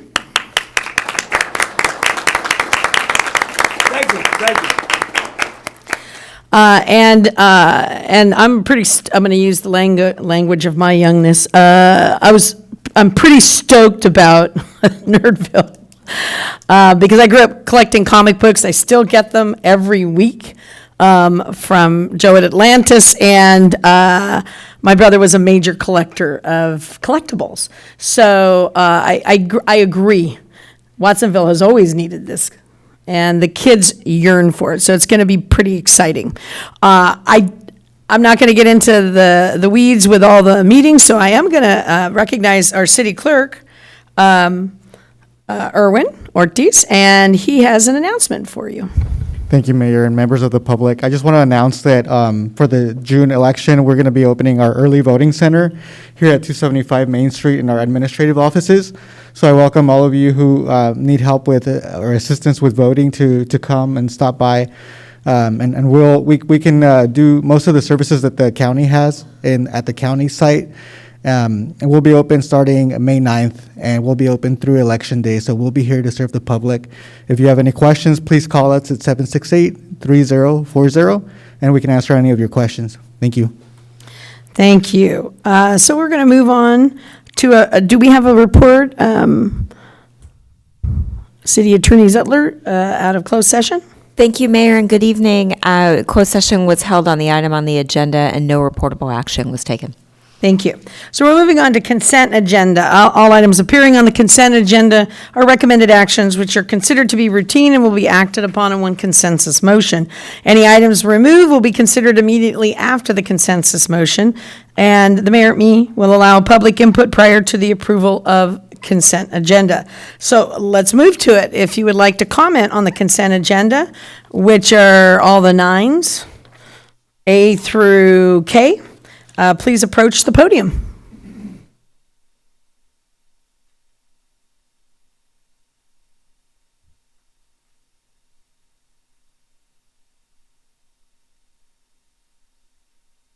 Welcome. Community organizer with Regeneración. And while I don't have a specific consent agenda item to comment on, I was really excited to see a lot of the stuff on here, including the electric refuse collection truck, items regarding the water efficient landscaping, and then the organic waste disposal that the city is implementing. I know that implementing that is not an easy feat, so I just really wanted to commend City Council and city staff for all the work that they're doing. As you all know, we are already experiencing the worsening effects of climate change. Each year, we battle the effects of droughts, wildfires, and extreme heat waves. And the recent IPCC report came out detailing that we are well on track for more catastrophic events and reaching 1.5 degree of warming in the next 10 years. And I want just to emphasize that each 10th of a degree of warming means the increase of disasters and the loss of millions of lives. So the work that we're doing here today is really important, and it's just the beginning. So I look forward to more. Thank you. Thank you, Natalie. All right. I'll ask any other public comment on the consent agenda. All right. And seeing none, I'm going to look to our city council. Mayor Pro Tem? Yeah, I'd like to move the consent agenda forward. I'll second. Okay, so we have a motion from Mayor Pro Tem and a second from Councilman Dutra. Would anybody like to speak to one of the items before we move on? Thank you, Mayor. Item 9B, the construction of the water well, that is in District 3, and boy, it's important that we get good, clean water in this region, and this will be supplementing our water supply, and it'll be, it's a lot of money. It's not cheap. We're talking $3.3 million just to build the well, let alone pump the water out of it. So that's a hefty item. Also, another hefty item is the electric garbage truck, and I think this is a great idea, of course. My hope is that it can make it all the way through the rounds and go to Marina to unload, and which is not my favorite spot to go to, but that's what we've got. So see if it'll make it with a full load and back again. This will be an interesting experiment. Levee operations and maintenance, this is pretty important stuff. And I want to thank Dr. Bilicich for her tireless work regarding the river and the levee and all the good things that are the safety that's going to provide folks that live in the flood zone. And our last, or not the last item, but item 9I, organic waste disposal. You know, we're undergoing kind of a new transition with food waste and green waste, organic materials. Have patience with the city on that. We're trying to get that out of the landfill to help save the planet and reduce methane gases. So I hope everybody will adjust and take it easy and try and make this happen and be successful. That's it for me, Mayor. Thank you. Thank you. I do want to comment on 9H, which is the assessment for levee operations and maintenance. As a person who has lived in District 7 for 30-something years and helped evacuate everybody in that area during floods, I just really want people to know that what Supervisor Cabot, what Dr. Bilicich, what Supervisor Zach Friend, this council, what we've all worked towards for so many years is coming to fruition in an amazing way. But we do have to take responsibility to maintain it. It's like a gift, and all they say is keep it shiny and nice. And that's all we need to vote for. So I hope everyone who is in the assessment district votes yes, so that we can be protected. It says 100 years, but that could be up to 300 years. And that makes a big difference to the entire city of Watsonville. All right. May I add to what you just said? Yes, ma'am. Okay. In terms of those of us who do not live in that area, but may own a home in that area, it was verified to me this morning that a ballot has been mailed to wherever you live and not to the home over in the Bay Village area. It was mailed on April the 22nd, and you should receive it no later by tomorrow. And if it's not received by tomorrow, then you need to let the flood management company or agency know that you have not received the ballot. Yes, there's a website, and I received mine yesterday. Oh, okay, yes. Yeah. Any other comments from, before we go to vote? Okay. Roll call, please. Dutra, Yes. Estrada, Aye. Garcia, Yes. Hurst, Aye. Montesino, Yes. Quiroz Carter, Aye. and Parker. Yes. The motion carries. Thank you. We have no items removed from the consent agenda, so we are moving to reports to council, continued from before we went to closed session. And 11A is a crime update by Police Chief Zamora. But that's not looking like Police Chief Zamora. Wait. So unfortunately, Chief Zamora is a little under the weather, couldn't make it today, and I know he was looking forward to presenting this report to you, but you'll get me instead. Good evening, Mayor, council members. My name is Tom Sims. I'm the Assistant Chief of Police. Tonight, I'm just going to be giving you a quick update on crime activity and traffic activity that has been occurring throughout our city. First, I want to talk about some of the violent crime you've been seeing over the past few months, because when we see these cases in the news and in our updates, sometimes we have a belief that crime is spiking. Now, sometimes this is perception, sometimes it's reality. My goal tonight is to run through actual statistics and discuss what the realities are. So on this slide, I'm going to be talking about some significant acts of violence that have occurred over the past several months. At the end of November, we had an attempted homicide when two brothers were involved in an argument. One brother shot the other in the eye. This occurred on Riverside Drive, and the suspect was arrested. In December, we had two incidents. The first was what we believe was a murder-suicide. We responded to a call on Vivian Drive, where we located the elderly couple, both deceased. The second was an attempted homicide that occurred on Martinelli Street. We responded to a shooting victim. The victim was transported to a local hospital, and the suspect is still outstanding and unknown. In March, we had two incidents. The first was an attempted homicide that occurred on Marin Street. We again responded to a shooting victim. The victim was transported to a local hospital, and the suspect is outstanding and also unknown. The other incident, also an attempted homicide, occurred on Clifford Avenue. The victim had been stabbed multiple times and was transported to a local hospital. Police were able to locate the two suspects hiding nearby and arrested both of them. And then most recently, we had a homicide occur on Riverside Drive, and I know you're all very well aware of this case. Police responded to a report of a shooting and found the deceased victim. Police were ultimately able to identify and track down the two suspects responsible and arrested them.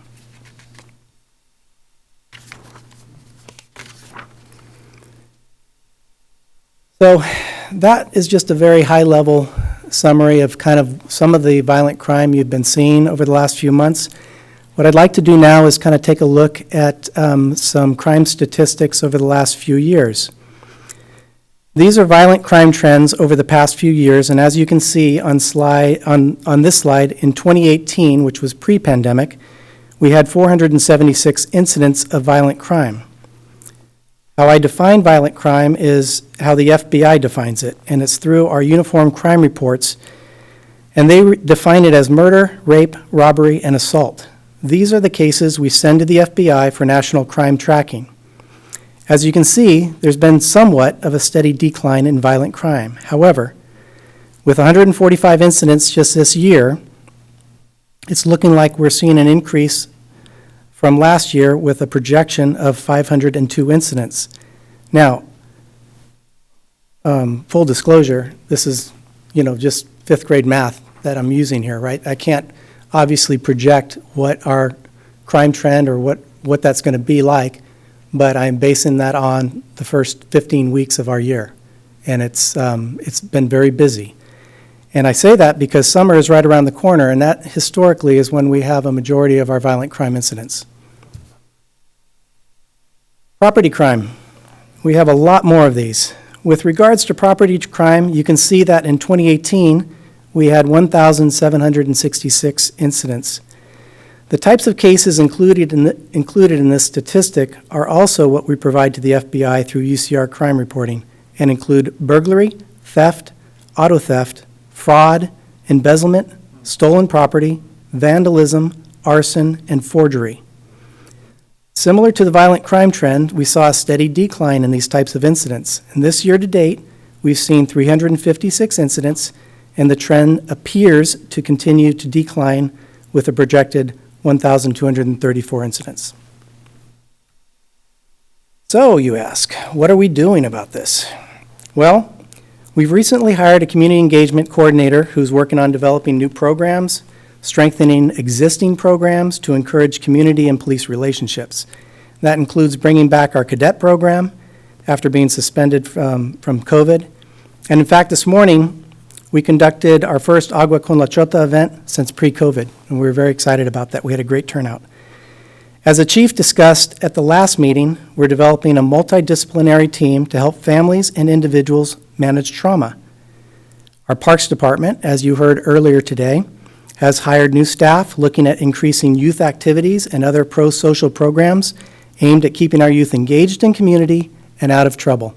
And that's not just PAL, but also the parks programs that they do themselves. And of course, we have the Caminos program that continues to support youth and their families who have committed first-time offenses. Now, in addition to those programs, the police continue to conduct proactive and investigative work. You can make a case that arresting certain criminals can influence the crime rate. For example, and specifically with property crimes, if we arrest a burglar, not only have we solved probably 20 burglaries, but if that person is incarcerated, we've prevented future crimes from occurring. However, recently, we've experienced some staffing issues and are redeploying personnel from investigations and our special operations into patrol to ensure adequate staffing is available to respond to those emergency calls for service so that when people call 911 or the non-emergency number, there's a police officer to respond. Now I'm going to talk a little bit about traffic issues.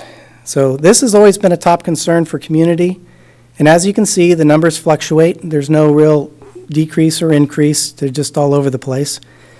But there was a significant dip in 2020 with 425 collisions.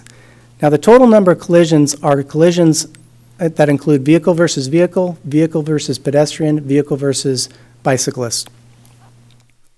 And we attribute that low number to the pandemic. There just weren't that many people on the road, and our productivity was a little bit down. Then kind of hit a spike of 516 collisions in 2021. I wish I had an answer for you why that occurred, but I don't. For the first part of this year, you can see that the expected totals should not be significantly different from previous averages. And unlike violent crime or other different types of crimes, summer doesn't bring out the bad drivers. We just have them here in the city. And so we just have an average number of collisions that we'll see. So I don't see any peaks or valleys coming up through what I'm seeing so far, but we'll find out by the end of the year. We did have one fatal collision this year, and I know you're very well aware of this one as well. That happened back in March. That was a drunk driver who ran a red light, ended up colliding with another vehicle and killing himself and a passenger. Very tragic. But that only counts, you'll see it on the statistic here, that only counts as one fatality collision. We don't count the number of people who were killed, but rather the collision itself, and that's why that statistic shows that way. And then I will say, for our traffic unit, what's the city doing? What's WPD doing? So our traffic unit, who issues the majority of traffic citations and investigate collisions, is currently staffed with 1 sergeant and 3 officers. However, 1 officer is temporarily reassigned to patrol. A 2nd officer is responsible for training our 3 new recruits who just got out of the academy. So that's going to pull him from his regular traffic duties for about 9 weeks. And what that does is that leaves 1 sergeant and 1 officer to respond to and investigate all of our traffic collisions and conduct enforcement. However, we also have 2 grants that help us with traffic issues. The selective traffic enforcement plan, which is our STEP grant, and the pedestrian and bicycle safety grant. The STEP grant provides overtime funding, and this is all about enforcement. Overtime funding for DUI saturation patrols, traffic enforcement operations, distracted driving enforcement operations, pedestrian and bicycle enforcement operations, and DUI checkpoints. It also provides funding for officers to attend very traffic-specific trainings. The pedestrian and bicycle safety grant, which you see a lot in our social media posts, is awarded to the city and then contracted out to Ecology Action. And this grant provides for bicycle helmets, lights that are then distributed at schools and other community events. Ecology Action does a great job. They conduct several walking field trips with our youth, as well as other bicycle pedestrian safety presentations at our elementary schools, including our bike rodeos that we like to participate in. So with regards to current traffic enforcement, as I stated earlier, we've had to modify our staffing due to patrol shortages and training. Our newest traffic officer is scheduled to attend the motorcycle school in the fall, and our hope is by that time we'll have a full component of traffic officers back in place. But in addition to what our officers and traffic units are doing, there are some other safety measures being put in place by our Department of Public Works. These include new striping, new high-visibility pedestrian crossings, new signage, road lighting, and flashing beacons. It's working together to really try to keep these traffic collisions down. So we as a city, I feel, are doing quite a lot related to crime and traffic, but we can't do it alone. I would encourage our public to report criminal and suspicious activity to the police and ask our drivers, walkers, and bicyclists to please be aware of what's going on around them and be cautious, because only together can we impact these statistics. With that, I will answer any questions you may have. Thank you. Do we have any questions? Councilman Dutra and then Councilwoman Garcia. Thank you for the report. Appreciate that. So one of the biggest issues that I get in my district is trying to implement road calming measures. And I want to say thank you to the staff for working with us. I believe in my district alone, we have 5 streets that we're working on getting the bumps on. Santa Clara, Vic Rue, Catterley, Packard, Atkinson, and I think we've successfully got the signatures for 2 of them. So I know that safety is important to us, so I think that we need to continue moving forward in our neighborhoods with these types of measures so that we can create safe spaces for the people that live in them. So, and I also want to say we were able to put a flashing light at the crosswalk on Freedom Boulevard between Marin and Martinelli, and this has happened within the last couple of years. So we're really working hard to try to do our best because we do see the incidents that are happening around our community. So I want to say thank you for the staff and for you guys for stepping up and being a part of the conversation, because I know when I'm meeting with my district and my residents, you have been there and been part of the conversation. So and I think that's important. I guess, what do you think, and going back now to the crime part of it, what do you think is something that, do you see the reason for crime rising? I mean, do you think that it's just people were locked up? We were locked in our houses for two years because of COVID, and what do you think is the reasoning why crime is rising? Yeah, I don't know. I honestly don't know. Sometimes there is no rhyme or reason, and that's hard for people to accept, right? Because we want to point our finger at something. But I will say this, historically, this town has had some years of extreme violence. And we've been fortunate, I would say, over the last 5 and 6 years, where we haven't seen a lot relative to and compared to years before. The COVID thing, I think we like to blame a lot on that, but I definitely think there is probably a component of being on lockdown, especially in 2020. But I feel like we would have seen a spike in probably 2021 if that were the case. And I know we're working hard on bringing programming back for our youth and our teens, and not only through the PAL, but also through the city and other organizations. So I really, I think that, prevention is important, and offering opportunities for our youth is extremely important. And I feel that also the investment we're going to be making in Ramsey Park to give a place for our youth and young people to go, hopefully we'll be creating a better Watsonville for all of us. So thank you for this report. Thank you. Councilwoman Garcia? Thank you. First, I want to say a thank you to the police department for that March stabbing that occurred. It was near the Clifford Apartments, and I live about a block away from there. And I received a phone call, a text, and an email telling me that there was 2 suspects at large and the police were after them, and that I should remain sheltered in place and protect myself and be alert. So I want to say thank you that I had to be reminded 3 times to shelter in place. My question is that there's a perception throughout Santa Cruz County, and even with residents in Watsonville, that Watsonville has a higher crime rate than other parts of the county. And through data, we have shown that, in fact, Watsonville has one of the lowest rates of crime. And so my question is, are we still the lowest of rates and crimes in Santa Cruz County? Well, the city manager is not going to like me for this, but I don't keep track of what Santa Cruz is doing necessarily or what their crime rates are. But I will tell you, I think we're in a good place. And sort of what Councilmember Dutra was talking about, it's that the activities and all of the different programs that we have, I think they all help. I think we're moving in the right direction. But to be quite honest, I don't keep track or compare ourselves to a lot of the other agencies Well, around us. actually, and I'm not sure where I received it, I actually saw data on the internet, and I don't know how I got that data, but it had, in terms of felonies and et cetera, for each of the jurisdictions. And so it was available a few years ago, so it may still be available, and we just need to look for it. I tell you what, I will take a look. I'll put some comparisons together and let you know how we compare to some of the other agencies around our size. Sounds good. Okay. Good.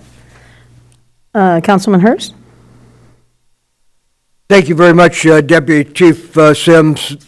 Do you have any conclusions regarding all these collisions that we experience in town? Any conclusions about the cause? I know there's a lot of variables involved. I could list them, but I'd like to hear from you as to what's the nexus, what's the causal factors of all these collisions? Well, that's a tough one.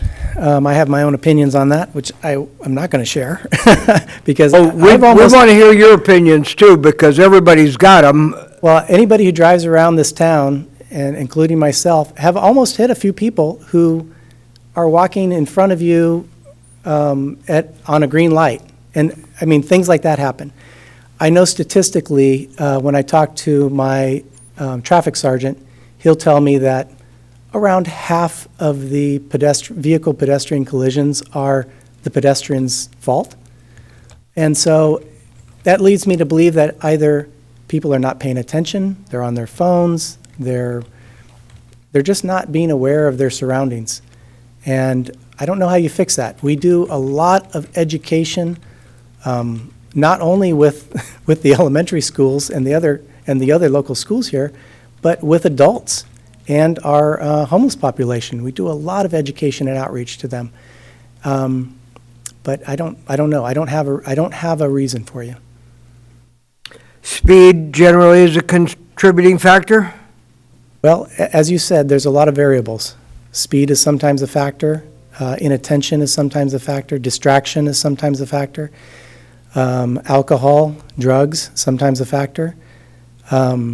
And that's one reason, as you look at the STEP grant that I was talking about, all the different types of enforcement operations that I listed are causal factors of a lot of the accidents that we're seeing here. And so, in a sense, we're trying to deal with those and educate and inform people about, hey, this is a violation if you're distracted, or we do the pedestrian violations, we do the bicycle violations, and we do the distracted driver and DUI violations for the drivers. And so that kind of shows you that everybody feels the same as far as these are common causal factors for accidents, and they're no different here in Watsonville.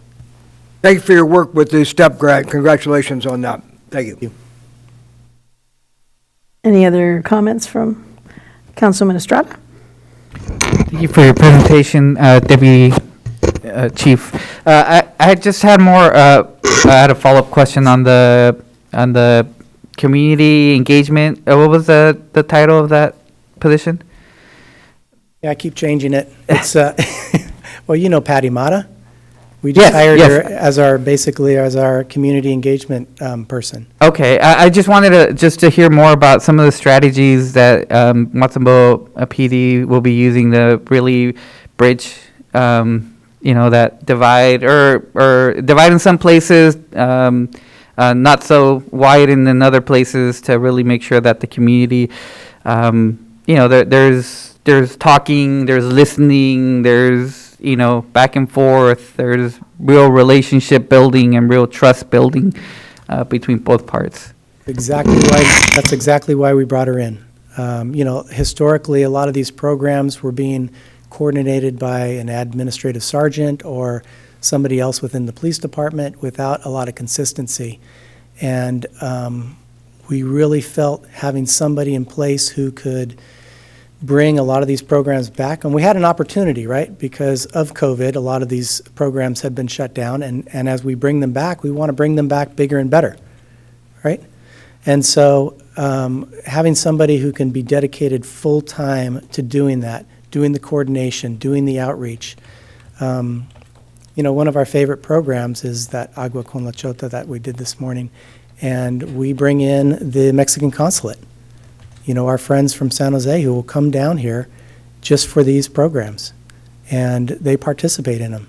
And they're great opportunities for us to develop those relationships, but we also understand there are programs that don't want police involvement. And so she assists parks with those as well. But we also have PAL, and PAL, you can talk to Nick, and he just hired a new PAL coordinator, and this guy's doing a phenomenal job. He's ramping it back up, getting more staffing in, and bolstering the programs that have been so successful. So we're excited to see where these next couple of years take us. All right, thank you, Assistant Chief Sims, for the report and all the other opinions and non-opinions. I'm with Councilman Dutra. A lot of our issues in our neighborhoods in District 7 have to do with speeding. And, it's just scary that we haven't had more collisions with the amount of speeding that has occurred in those. And so big thank you to Maria Esther and all the people that have put forward all of our speed bumps, et cetera, as well as our neighborhood. But we can't make people go back to school on driving,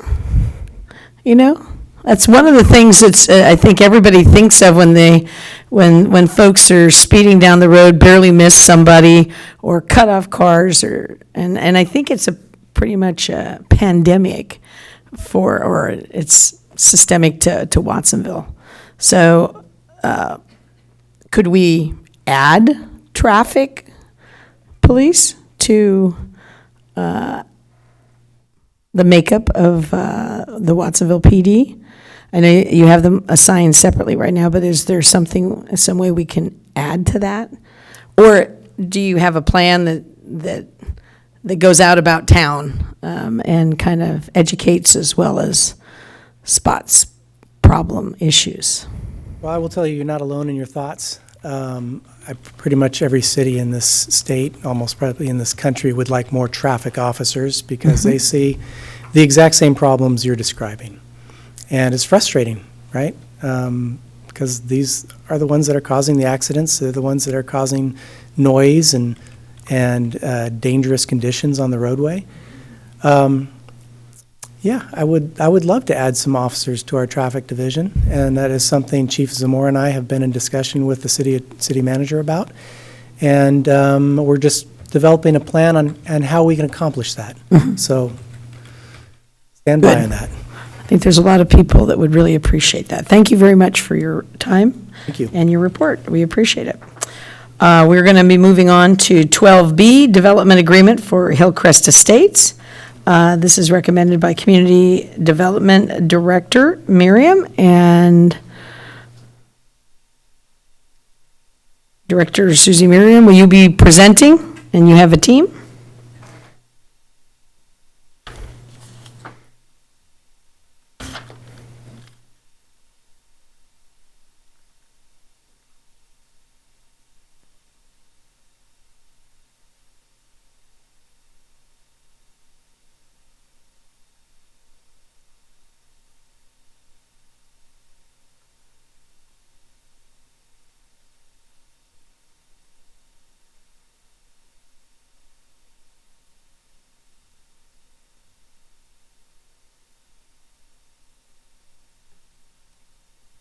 Hi, good evening. Bienvenidos. Mayor, Welcome. members of the council. My name's Susie Merriam. I am the director of the Community Development Department. Tonight, the council is being asked to consider approval of a development agreement to allow the phased construction of 144 housing units for the Hillcrest Estates development at 511 Ohlone Parkway. The council is not considering approval of the remedial action plan for the project because the remedial action plan has been already approved by the County of Santa Cruz Department of Environmental Health. Now, as you know, this is not the first time that this project has come to the council for consideration. In August of 2018, City Council approved the original Sunshine Vista project, which included 150 housing units. Council then approved a minor modification to the project in 2019, and then approved a major modification in July of 2021. That modification included a revised tentative map, a reduction in units from 150 to 144, modified building designs in open space areas, and a change in how contaminated soils on the property would be treated. Council approved the major modification in July 6, 2021, knowing that a development agreement would be forthcoming that would direct how the development would be built in phases, and that would come at a future meeting, which of course is tonight. On July 13th, of last year, the Planning Commission adopted a resolution recommending that the City Council adopt an ordinance establishing the development agreement for the Hillcrest Estates development. And then on April 7th of this year, the County of Santa Cruz conditionally approved the renewed remedial action plan for the project, and official notice of that approval was sent to the city on April 20th. So a development agreement is a contract between a developer and the city that provides a roadmap directing how infrastructure, public spaces, amenities, and units will be built. Development agreements serve to reduce the risks associated with development because they clearly define how the project will be constructed. For this reason, development agreements are not changeable documents, but do require an annual review by the city. The California Government Code authorizes cities to enter into development agreements to minimize a waste of resources, de-escalate the cost of housing and other developments to the consumer, and encourage investment in and commitment to comprehensive planning to maximize the efficient utilization of resources at the least economic cost to the public and provide certainty to the project applicant. The City Council established local procedures for development agreements in 1985. They first must be considered by the Planning Commission with recommendation to the City Council. The City Council will consider the development agreement at a public hearing. Final adoption is by an ordinance. If approved, the development agreement is recorded, creating an encumbrance on the title to the property, and the benefits and burdens of the agreement are binding upon the city, the owner, and any future owners. The project still would remain subject to all the conditions of approval, as well as mitigation measures from the original EIR. The project is proposed to be constructed in 5 phases, beginning with soil remediation and environmental grading this spring, and construction of the last phase ending by April of 2026. When the revised tentative map was approved in 2021, it identified 5 development phases, starting with the first phase at the northwestern portion of the property and moving backward up the hill towards Loma Vista and Arrington. So really kind of in the red area and ending in the yellow area. The current phasing plan established in the development agreement proposes the opposite, where they would start up by Loma Vista and Arrington with the first phase and then move down the hill, and the last phase being closer to the slough. Again, by allowing the development to be built in phases, the developer will be able to sell all the units in each phase, which is approximately 30, once they are completed. If this were a single-phase development, none of the units would be able to be sold until all 144 units and all project improvements had been completed, which could take several years. Construction traffic will travel on Arrington Road, as we kind of discussed last year. So it would travel along Arrington Road to the project site.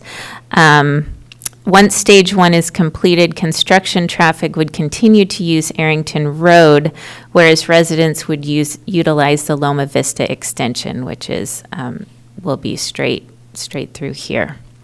Construction, again, will begin towards the front of the site and then move back towards the slough. The extension of Loma Vista to Ohlone Parkway will be completed during stage 1 and will remain as the primary ingress and egress for residents. The roundabout at Loma Vista and Ohlone Parkway will be constructed during phase 3. Arrington Road will eventually be improved as a one-way, 12-foot wide secondary ingress road to the development, and that will be done as stage 3. There are 6 common area parcels within the project, which are proposed to be improved in phases as well. We've got the community event venue and active play area, which will be part of stage 3, and that's over here in the blue area. We've got exercise park course, which is going to have 10 stations. That's going to be built throughout the entire development, so that's going to be built in stages. There's a community garden and family venue. That is area 4 right here. That's going to be built as stage 2. The adult gathering area and bocce ball court, which is right here, that's also going to be stage 2. The Nature and Slough Trail, which goes all along the slough boundary of the site and connects to Sunshine Gardens, that will be built with stage 2 and stage 3. And then there's a common area bird observation outlook, which will be finished as part of stage 2. The development agreement incorporates an affordable housing agreement for the project. With 144 housing units, there will be 29 affordable units, which will be distributed throughout the project site with each phase. The project proposes one affordable row house unit type with several different exterior design elements. Each affordable unit will be 3 stories in height and will include a 2-car garage, 3 bedrooms, and 2 bathrooms. Per our affordable housing ordinance, 8 units will be available for median income buyers, 7 for moderate income buyers, and then 14 for above moderate, for a total of 29 units. Currently, the sales price and income limits for a family of 4 to purchase a 3-bedroom unit in the median, moderate, and above moderate categories are shown here on the screen, as well as the maximum income limits for that family of 4.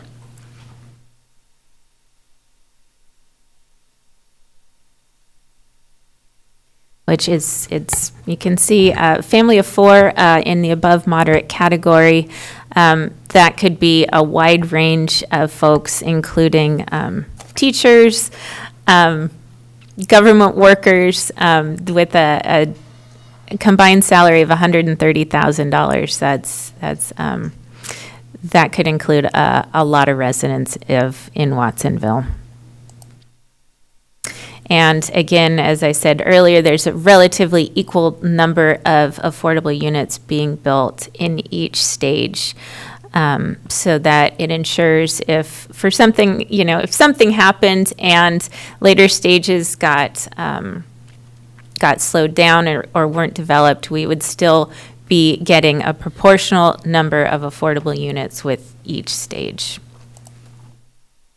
So at the time of the July 6, 2021 council hearing, the County of Santa Cruz Environmental Health Agency was reviewing a renewed remedial action plan, or RAP, that addressed how contaminated soils would be on the property would be treated. A remedial action plan encompasses the data collected thus far regarding the contaminations on a project site, identify the potential remediation options for cleanup, and then it outlines how the chosen remediation option would be carried out. The goal of the remediation is to remove contaminated soil so that the soil left over contains levels of and concentrations that are safe for residential development. There are established federal and state guidelines that direct what those safe levels of contaminants in soils and remediation plans are, and they're reviewed and approved by the Santa Cruz County Environmental Health Services Agency. As you can see on kind of this slide, what I just wanted to kind of illustrate is there are several steps that you go through in remediating a contaminated site. So there's the scoping meetings, there's the original agreement, there's an evaluation, there's the remedial action plan, which we're here, then there's implementation, and then there's certification and stewardship. All of these are things that this development is subject to. So the developer has been coordinating with the County of Santa Cruz on the remedial action plan since 2017, and the County of Santa Cruz again has finally conditionally approved the RAP. The RAP is not substantially different than the proposal reviewed in July 2021. However, it does provide additional information to ensure that the selected remediation alternative will not fail, and that a long-term stewardship plan would be in place to address any potential deficiencies in the future. So another part of the development agreement is locking in a building code cycle. As you know, every few years, the building code is updated and we enter into a new cycle. Right now, we're in the 2019 building code cycle.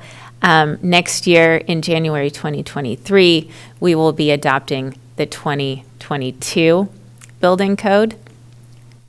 It's always just a year behind.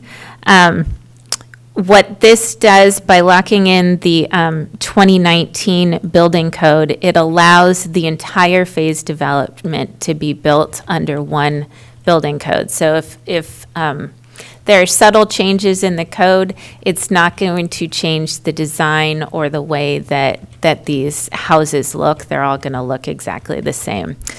If there are substantial changes in the building code that happen for whatever reason, then we would go back and re-examine this and determine whether we need to look at future phases and maybe make some tweaks or adopt some of the elements of the latest building code. The development agreement for Hillcrest provides a clear roadmap for the phased development of the project and provides certainty for both the city as well as the developer and the community regarding how, when, and what parcels, amenities, and public improvements will be constructed in the project. It will ensure that housing units will be able to be sold to the public in stages so that additional housing will be available sooner rather than at the completion of the entire development. The agreement is consistent with the general plan. Additionally, the conditions of approval and entitlement approvals associated with the project will ensure that the project is developed in a way that would not conflict with the public health, safety, and welfare. Approval of the development agreement aligns with Goal 1, housing of the 2021-23 strategic plan. Goal 1 calls for the city to proactively remove barriers to accessing affordable housing. And housing. Goal 3, infrastructure and environment, ensuring that all of the impacts and mitigation measures for the project are implemented. And then Goal 5, ensuring community engagement and well-being. And with that, I just want to again reiterate that the council is being asked to consider approval of the development agreement for the project. The remedial action plan for the project was approved already by the County of Santa Cruz. If the council chose not to approve the development agreement tonight, what that would mean is that the developers would then have to build this project in one stage rather than being able to build the project in 5 stages, and would not affect the way that contaminated soils are treated on site. And with that, the Planning Commission voted 6-1 last summer on July 13th to recommend that the City Council adopt an ordinance approving the development agreement for Hillcrest Estates. And this concludes my presentation. Thank you for that presentation. Councilmember Garcia. Thank you. There are so many questions. For those that may not know, the development agreement was, I think, 468 pages long. I think more or less, but I narrowed it down to 3 questions. Okay. My first question is, there will be retaining walls. What is the purpose of those walls, and what will happen when there is an earthquake and those walls come down? Thank you. The retaining walls, there are retaining walls all over the project site because this project is located on a sloping hill, and so to be able to build the units on flat foundations, there are retaining walls all over. Those retaining walls have to meet city standards, and generally, what our standards are and the building code requirements, right now they are set to handle a certain threshold of earthquake. And generally, the building code is adopted based on catastrophes that have happened in the past. And so they look at those and examine those, like our 89 earthquake. They looked at, okay, what happened to buildings? What happened to the built environment?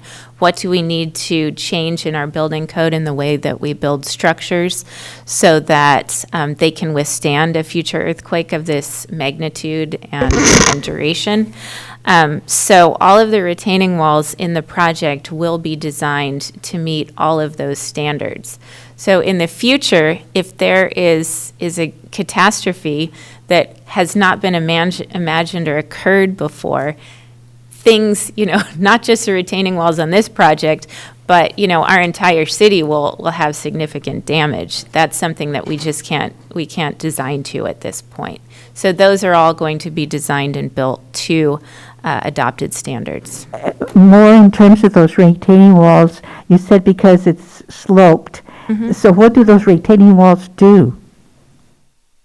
The retaining walls hold back dirt and then support it in place so that it doesn't erode.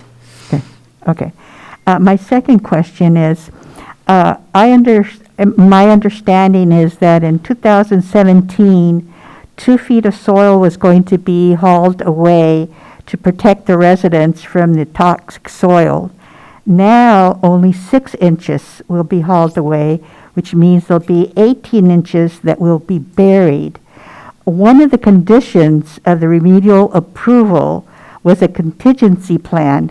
What is that contingency plan should the soil cap fail? Thank you. The contingency plan has not been developed yet. As the county approval has indicated, that's something that is done as they're under construction and as they're working through the final designs of everything. So that's forthcoming. We asked the county about that. They are not expecting that contingency plan at this point. But what happens with a remedial action plan is it gets recorded on the deed. It's recorded with the County of Santa Cruz, and then it also goes to the State Department of Toxic Substances as well, and they keep a website database. And that soil cap is reviewed and inspected every 5 years in perpetuity. And it's a public website. You can go look at thousands of projects in the state that they're monitoring every year, every day. If there are found to be deficiencies, then they will need to be fixed. And if for some reason the property owner does not follow through with the 5-year inspections or anything, then it's under the purview of the State Department of Toxic Substances, and they will go in with enforcement as well as fines.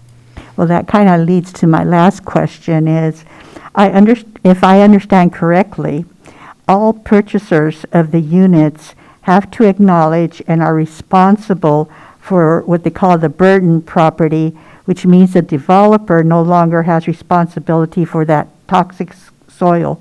Please explain that.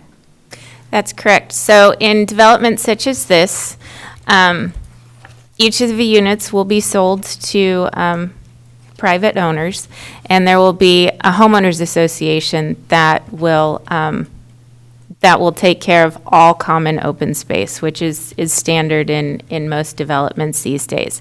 So it'll handle all the streets, all the utilities, the park space, the open space, lighting, and of course the remediation pit. So what will happen essentially is, with the remedial action plan, the developers, the property owners currently have to turn in a financing plan to ensure that there's seed money to be able to manage everything with the remediation pit. And then as part of the homeowners association, there will be a mechanism for that. Every 5 years, the inspection of the containment pit as well as everything else. And if any repairs or modifications are needed, then the homeowners association would be responsible for that. So that's standard. Usually the developers do not retain ownership of any part of the development once it's done. The HOA is turned over to all of the owners of the project. And that's where I'm confused, is because the way I understood it, the responsibility would be for each individual owner. But you're saying it's the burden goes to the homeowners association. Please. Correct, which is the homeowners association is made up of all of the owners of the development. Right.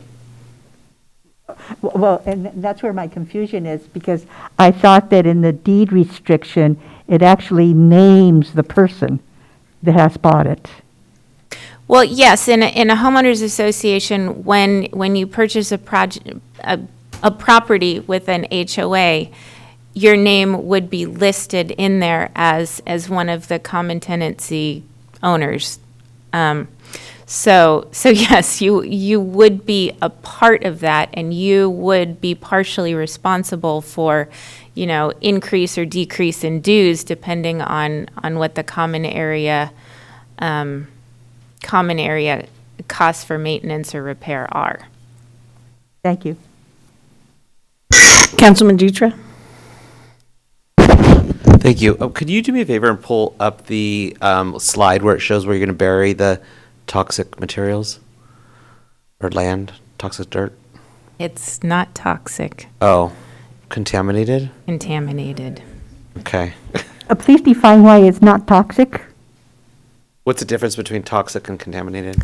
The toxic soil is ones that are directly dangerous to humans. That's the soil that's going to be hauled off the site. The contaminated soil is the soil that is going to be buried in the remediation pit. What's the difference, though, between toxic and contaminated? Let me see if I can help clarify. There are certain environmental screening thresholds for various contaminants of concern. The ones on this site include things like lead and hydrocarbons. There's been, because this was a auto junkyard for almost 60 years, since the 1960s, while those cars and the junk have been removed, there's leftover contaminated soil on site. So of main concern are things like lead. A lot of that is in superficial soils. It doesn't necessarily entrain or move around, so that's where you're looking at the 6 inches of scraping will be able to remove all that soil. There's also known areas where it's deeper, and that's shown in these reports, where there's going to be deeper excavations that we needed that would be monitored through the county, and that's their regulatory responsibility for doing so. When it talks about the difference between toxic and contaminated, applies to both, but certain soils are considered toxic because of the high levels of lead and those sort of contaminants that would have to be removed, off-hauled, and then appropriately landfilled in a facility that can handle it. For areas where there are relatively low levels of contaminants that are below the thresholds, those are considered non-toxic. Those are considered relatively low and subject to possible burial on the site. As you look through the remedial action plan, or what we refer to as a RAP, it outlined 2 basic strategies for how to deal with the contamination on site. One of which was associated with the previous grading plan was more hauling off of more soil. This one involves making sure all the toxic soils is removed, but allowing the containment and capping of the portion that is considered low levels of contaminated soils, but doesn't exceed those thresholds that are established by those other regulatory agencies. So I think you kind of walked into my next question. So you are you're removing all the lead from in the 6 inches. You'll be able to remove all the lead, but you did say there were areas that were deeper. They're also going to get that out as well, or is that going to be left behind? Yeah. So there's been numerous studies of this site. A lot of investigations has identified areas where they've described the level of contamination. They know that there's some pockets that need over-excavation. There's also testing that goes on during the grading activities. If they find higher concentrations, that would be subject for additional removal. These are the kind of practices that are conducted when a contaminated site is remediated. So what will be when you do the removal? What will be the, I'm trying not to use the word toxic, because you said the toxic land will be removed. I guess the highest level of contaminated soil. What will be the element that's left that will be the most toxic? Well, let me just refer to what's here. I mean, it speaks to the chemicals of potential concern, and those were identified including lead, TPH diesel, motor oil, and to a lesser extent, naphthalene. And these are associated with, of course, the auto wrecking yard for, the petroleum products are from the cars that were broken down and or materials that were in drums that leaked and things along those lines. The lead is largely from, the cars themselves as well, and, they tend to fall on the earth, and that's where you can find those kind of contaminants. Obviously, they weren't native to the soil in the first place. So the range of investigations, and it's a long list, I would have to go back to the studies to highlight all the different investigations that were done over the years to describe what was found, where they know it's to be based on that testing, and based off of that is the proposed remedial action plan that has gone through the Environmental Health Division's review process to make sure that they sign off on that approach, because they'll be responsible for overall monitoring of how this gets cleaned up and ultimately signing off and closing out the case once it's fully remediated. And this concrete coffin for the dirt, is it on top of houses or on open space? Is it going to be easy accessible if something does happen, they can get to it to clean it out? Yeah, the area they're seeing here is actually an area that would not have any homes on top. Again, it has clean fill and then a concrete cap on top. The purpose of that is to make sure no one can get exposed to it, but also that water doesn't get into it as well. And that area is, generally speaking, one of the open space areas that has the basketball court and observation area, if I remember correctly, and part of the roadway itself, too. Okay, so it basically is going to go under the road, under the basketball courts, and under the observation territory. Right, it's not under any private property or any of the residences. So people aren't going to be playing on grass and then above it? No. Thank you. Mayor Pro Tem? Yeah, and I think you touched a bit on a little bit about the homeowners associations, because that was one major concern. Are we gonna obligate them to use an association? Because I know in other developments, like Vista Montaña, they don't, we didn't require it, so they didn't do an association. Yes, this development has been designed to require a homeowners association. Thank you. Any other clarifying questions or comments? Okay. And seeing, well, let me make, I wanted to clarify before we go on, because I was out of the room for a moment. What we're doing tonight is we're deciding on 1 phase versus 5 phases, right? Yes, that's the development agreement. The development agreement. And everything to do with this remedial mitigation is the responsibility of the county and the state. Correct. And the city of Watsonville has gone through the process from A to Z when it comes to that. We've gotten all sign-offs that we need. Yes. Okay. And if people have issues with the remediation plan, they need to contact who? The County of Santa Cruz Department of Environmental Health Services. Okay. And then they'll let them know what state agency was also involved and is also involved in that? Yes. Okay. And they're the ones that will be doing the inspections? Correct. Okay. And that's the last time we voted on this, when we voted to move it ahead, predicated on the fact that this was approved by the county and state? Correct, because at the time, last summer, there were concerns about the remedial action Yes. plan and the engineering, and so we wanted to hold off on the development agreement until all of that was approved and figured out. Okay, so the plan has been approved for 1 phase already, so they can do it in 1 phase, is that correct? Yes, yes, if there was no development agreement, they could go forward and build this in 1 phase. So the development agreement that we're looking for, does it benefit the city? It does. It provides certainty to us that we know that this development is going to be built and done by 2026 or about through then. And the other benefit is that we're going to have about 30 units coming up for sale and occupancy in the next couple years, and that's going to continue until the development is finished. 30 units with 3 or 4 bedrooms? 3 bedrooms. 3 bedrooms? Yeah. Okay. All right, thank you very much. And if we don't have, do we have any other? Nope. Okay, then I'm going to go out to the public for public comments on the 5-phase, I keep forgetting what it's called, a development agreement contract.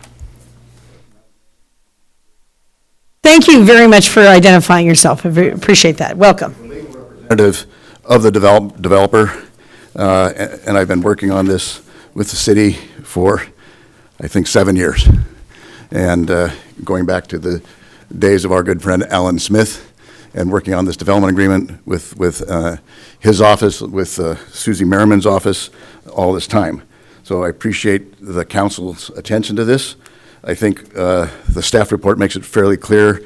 We're looking at a development agreement for this project that does two things. It creates certainty, finite terms for the future with respect to what's going to be developed, how it's going to be developed, and creating commitments for the development.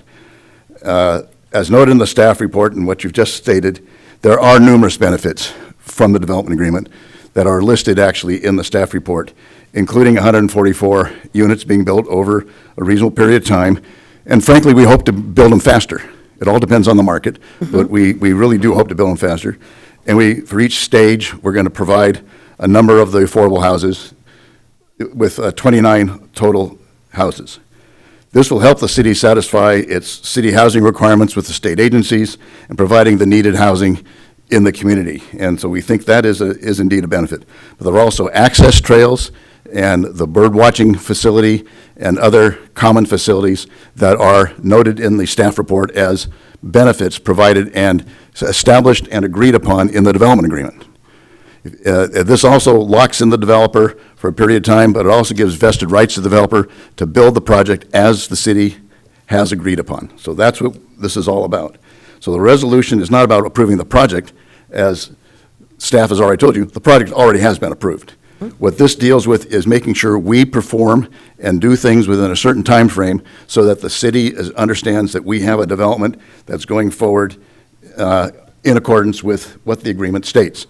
And I apologize, and I know it's hundreds of pages long, but it does create and you look at the exhibits, a whole series of stages and phases, and are providing certain benefits at each stage to the city and to the project. And that's what this agreement is about.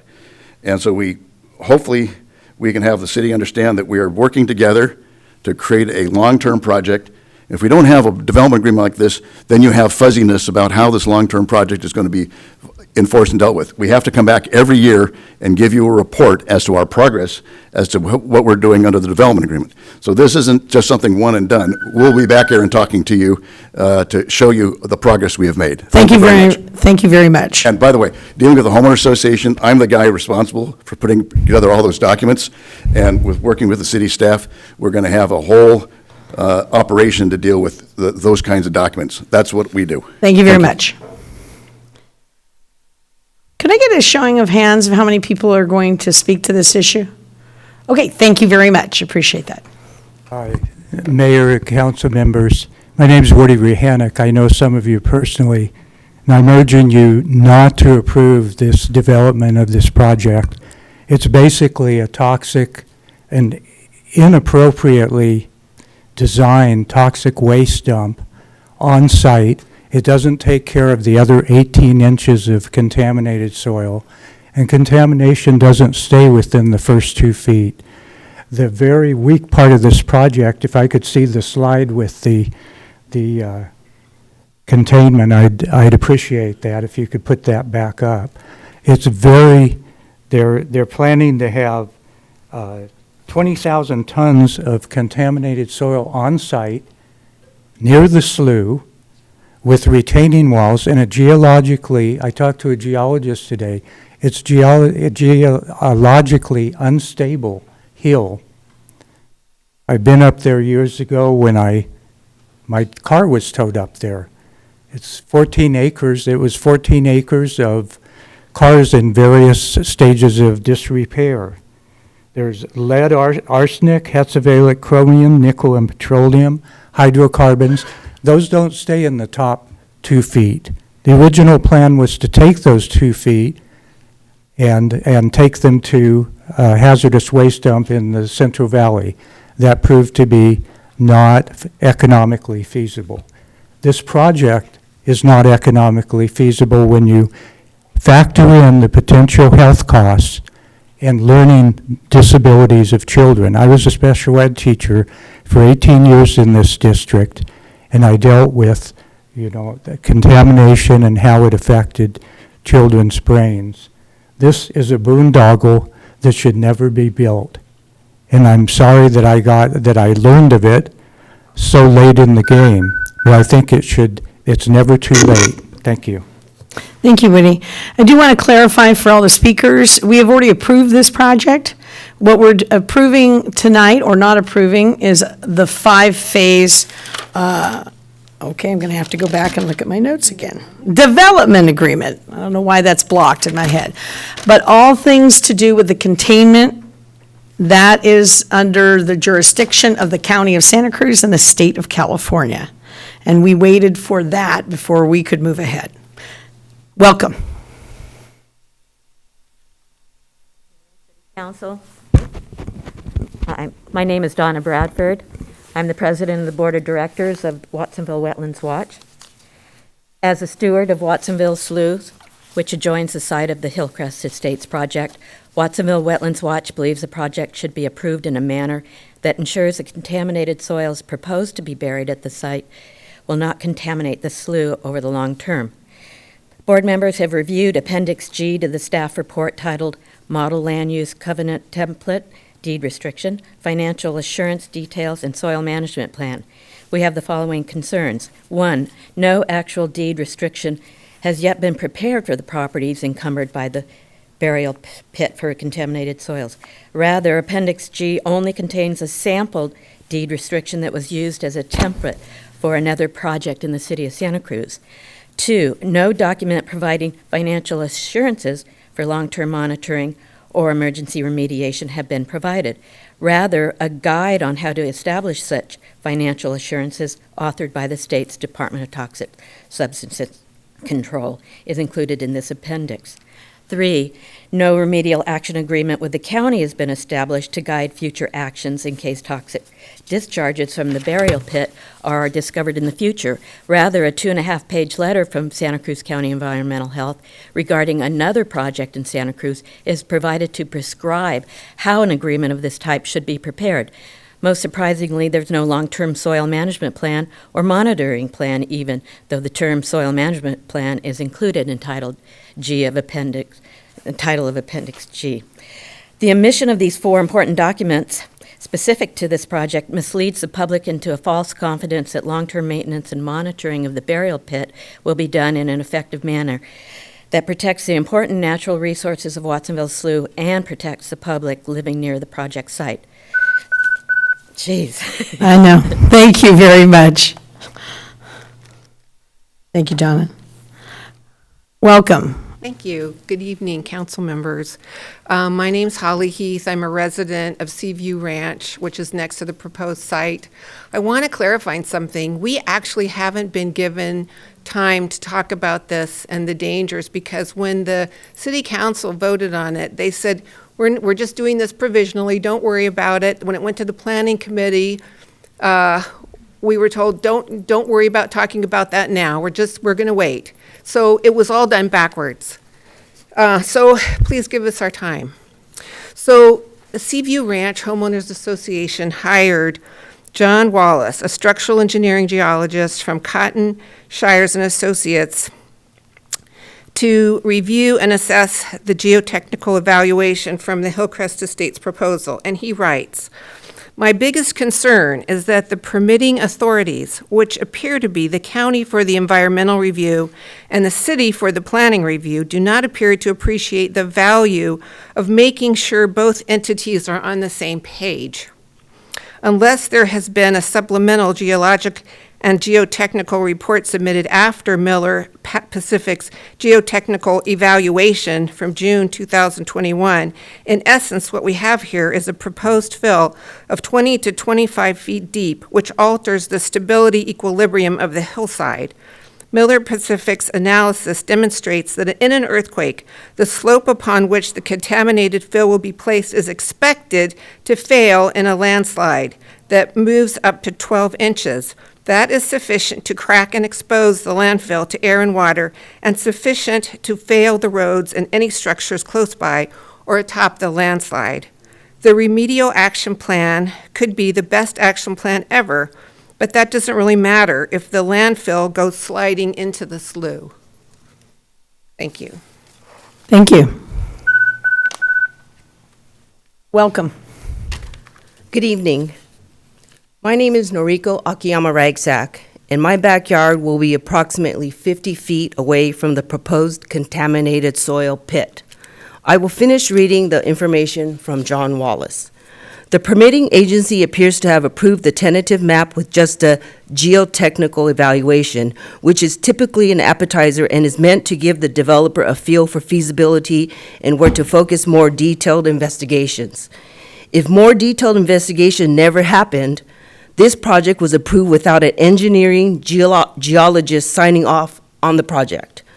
Our letter of July 23, 2021 lays out an abundance of issues that should have been raised by any competent peer reviewer for the permitting agency.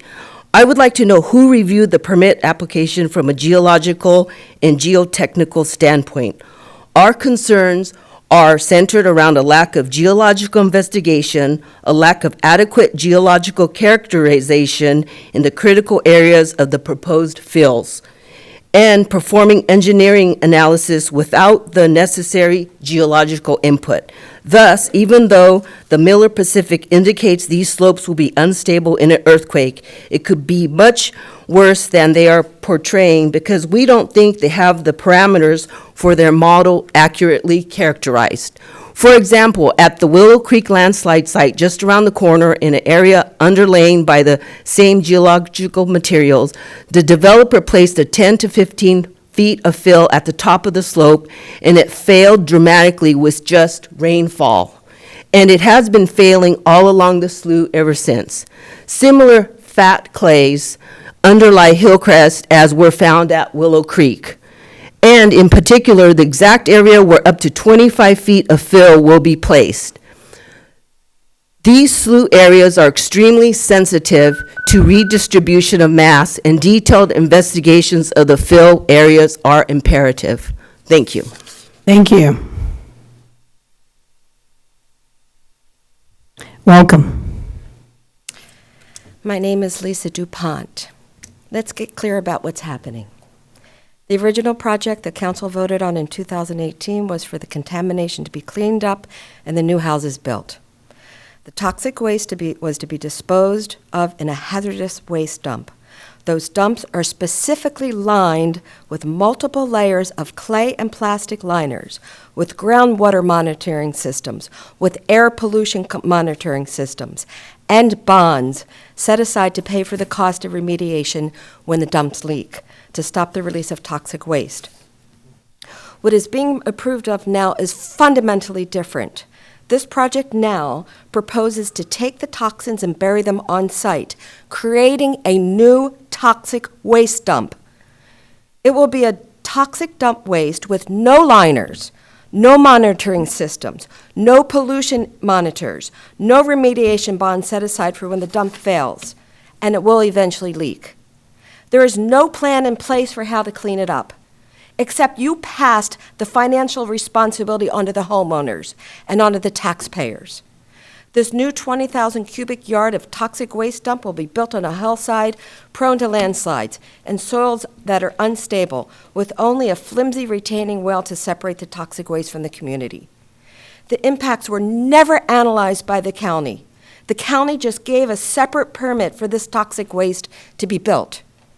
The project's been torn into two: a toxic waste dump blessed by the county and a new development approved by the city, but they are one and the same.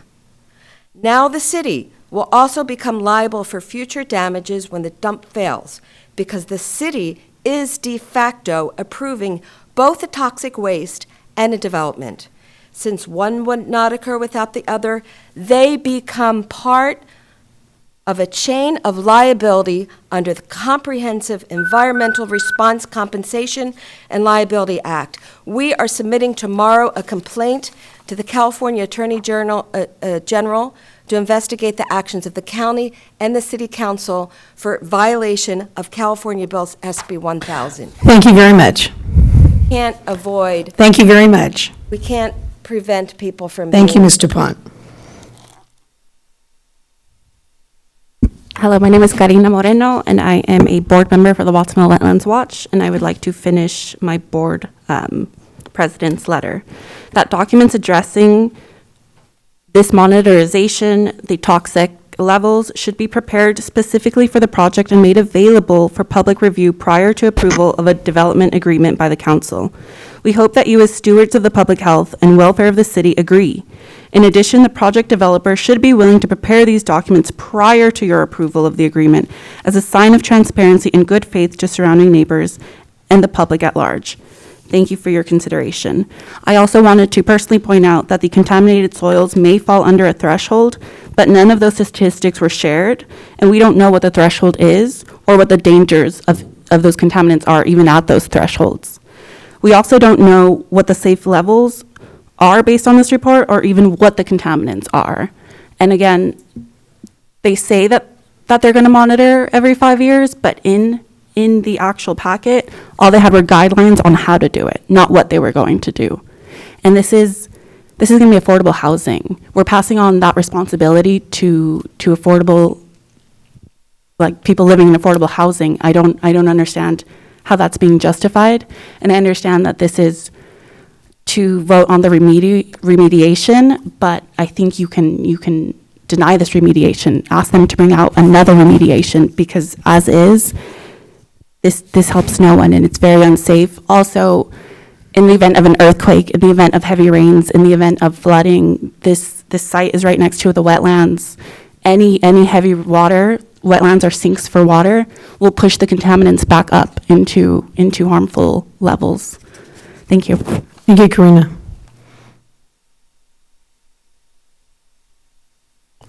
Welcome. Hi, my name is Bob Culbertson, and I have a house on La Paz within a short distance from this proposed site. When I read the reports on the remediation action plan, they consistently talked about contaminations within the first 2 feet of soil. They didn't say anywhere that the contaminated metals in the soil was only in the top 6 inches, and that grading the top 6 inches would no longer make it toxic. They said consistently that toxic materials are within 2 feet, and that's why in 2018, your council approved the plan to take the top 2 feet of soil to Kettleman Hills and get rid of the toxic soils. Last year, I remember Ari was the 4th vote on the 4-3 decision to approve this plan, and you were told that the County of Santa Cruz Environmental Health had signed off on this project. And you said, as I remember, if they've signed off, I'll vote yes, and if not, well, then we'll come back and we'll do something different. That's the way I remember the conversation. In fact, they were having a public hearing at the county health level. They did not approve the plan, and they didn't go ahead with it. So you were told that it is all approved, and once again, you're told the county signed off on this, nothing to worry about. It's a conditional approval, and there's 2 conditions that they haven't approved. It isn't an absolute condition, and so I don't think that they've signed off on it again completely. The geology report was mentioned earlier, and I don't remember seeing anything that dealt with all the geological instability or slope stabilities around this toxic dump that they're putting half of the soil in now. After they scrape 6 inches off and take it away, 18,000 cubic yards is proposed to remain on site, a new toxic dump. Giving the responsibility to maintain this to the new homeowners is not a responsible way to do it. And the county, in part of their conditions, is saying nobody occupies a house until we see the things we asked for last year, which is the responsibility levels and the long-term stewardship. So it's not approved by the county, it's conditional. Thank you. Thank you, Bob. Welcome. Hi, Yesenia, District 7. I just want to say, I know you guys pointed out that this has already been approved, and I just want to say I'm pretty bummed that it's been approved. Just in general, to know that people are going to have to be the ones to take on the burden of like financing in case it does fail for like the public. So it's not just like their property, but then also through the HOA, through public spaces. Like if it is supposed to be affordable housing, but then on top of that, like your mortgage payment, you're going to have like a payment for, or like your rent payment, you're going to have a payment to an HOA. And then let's say it does fail at some point, because it will, then they're going to have another financial burden. That's literally all I was thinking about. And also in terms of the water quality of the wetlands, I think that there's a lot of work being done to like make that better, and then to have such an irresponsible project approved kind of just like is a slap in the face to all the work that people have done in the past to try to clean up our water system that already deals with a lot of like contamination from like industrial agriculture and other stuff. So thank you. Thank you, Yesenia. Do we have any other speakers? Welcome, Steve. Well, having taught state and local and national government to seniors, the person who really should be handling this is the State Attorney General, Rob Bonta. I'm asking City Attorney to please send this to him.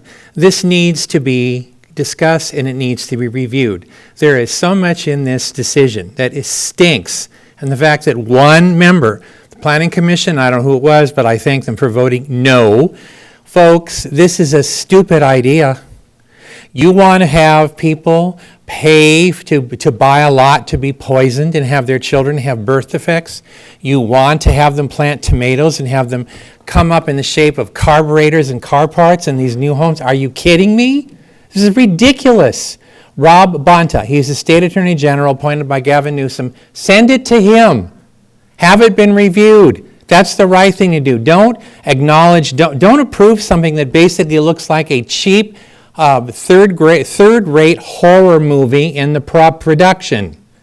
It is absolutely insane, and I'm very glad that my neighbor, Woody Rahanick, came here tonight with me to make the presentation to, would you please do the right thing and send this to Rob Bonta, the State Attorney General, for review, and do not do anything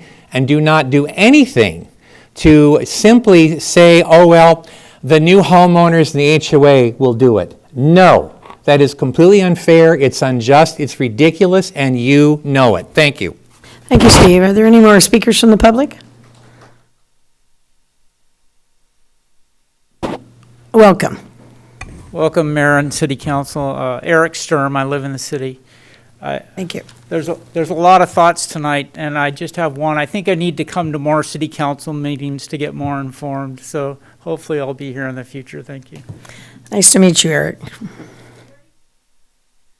I think, I think we're limited during this time unless... I just want to say we have... Excuse me. That's what I get paid that little teeny bitty money about. Madam I get to Mayor. run the meeting, thanks. Madam Mayor, I just want And to... so let me ask a quick question, procedurally, once we have folks up. Yeah, well, that's different. Generally, I would say absolutely. My understanding of the rule is that we only allow people to speak once in public comment. That being said, I think that this is the representative of the applicant. Yeah, that's what I was going to say. And so in that case, it is up to the mayor and comment to allow So, time. let me ask you a quick question. Are you going to be answering some of the questions that came up? I just want to say we have some... I'm people- sorry. Are you going to be answering some of the questions? We have some people here who can answer the questions, the technical questions, which frankly don't really deal with the development agreement, but with these Yep. other issues that are with the county. Okay, so and you're the being informative to let us know that you have some experts Yes. who could answer some of the questions that Like to hear- council might have during our discussion. With the questions that were raised about the soils reports and technical reports, we have staff here for that. And we have Pat Hoban that can talk about the contamination process with the county, if you want to hear that. Okay, that's great. If they could come down and sit down here, some of our city council may have questions for them as well. That's great. All right. So are there any more public speakers that would like to approach?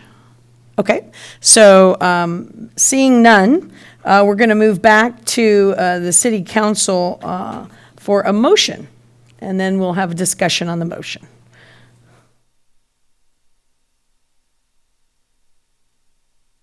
Yes, Mayor Pro Tem Montesino. I want to move the motion to introduce the first reading for for the title only, waiving the full reading of the text and ordinance approving a development agreement. Okay, do we have a second to that motion? I can second the ordinance. Okay. And at that point, we will open for discussion. Do we have Councilwoman Garcia? I'm going to be voting no on this motion. Housing is desperately needed in Watsonville, and this development would help with that need. However, a development needs to be safe. From the staff report, I see that there are 5 findings needed to approve a development agreement. One of them is that the development will not be detrimental to the health, safety, and general welfare of the residents. And I don't believe they have met that finding. Consequently, I'm obligated to vote no. Okay, are you sure you don't want to ask any clarifying questions of the experts? No. No. Okay, so, Mayor Pro Tem? Yeah, I just want staff to repeat what we're voting on, so people could. The clarification, I think that's a great idea. So, Director Miriam, could you let us know what we're specifically, we've approved this project, this is my understanding. We've approved the project in a single phase. Okay, I'm going to read you Okay. the direct title. It's Consideration of an Uncodified Ordinance of the City Council of the City of Watsonville regarding a development agreement between Landco Hillcrest LLC and the City of Watsonville for the residential development project known as Hillcrest Estates located at 511 Ohlone Parkway. Thank you for that. And, you know, Councilmember Garcia, you touched on the housing crisis that we have in our community and all over the country.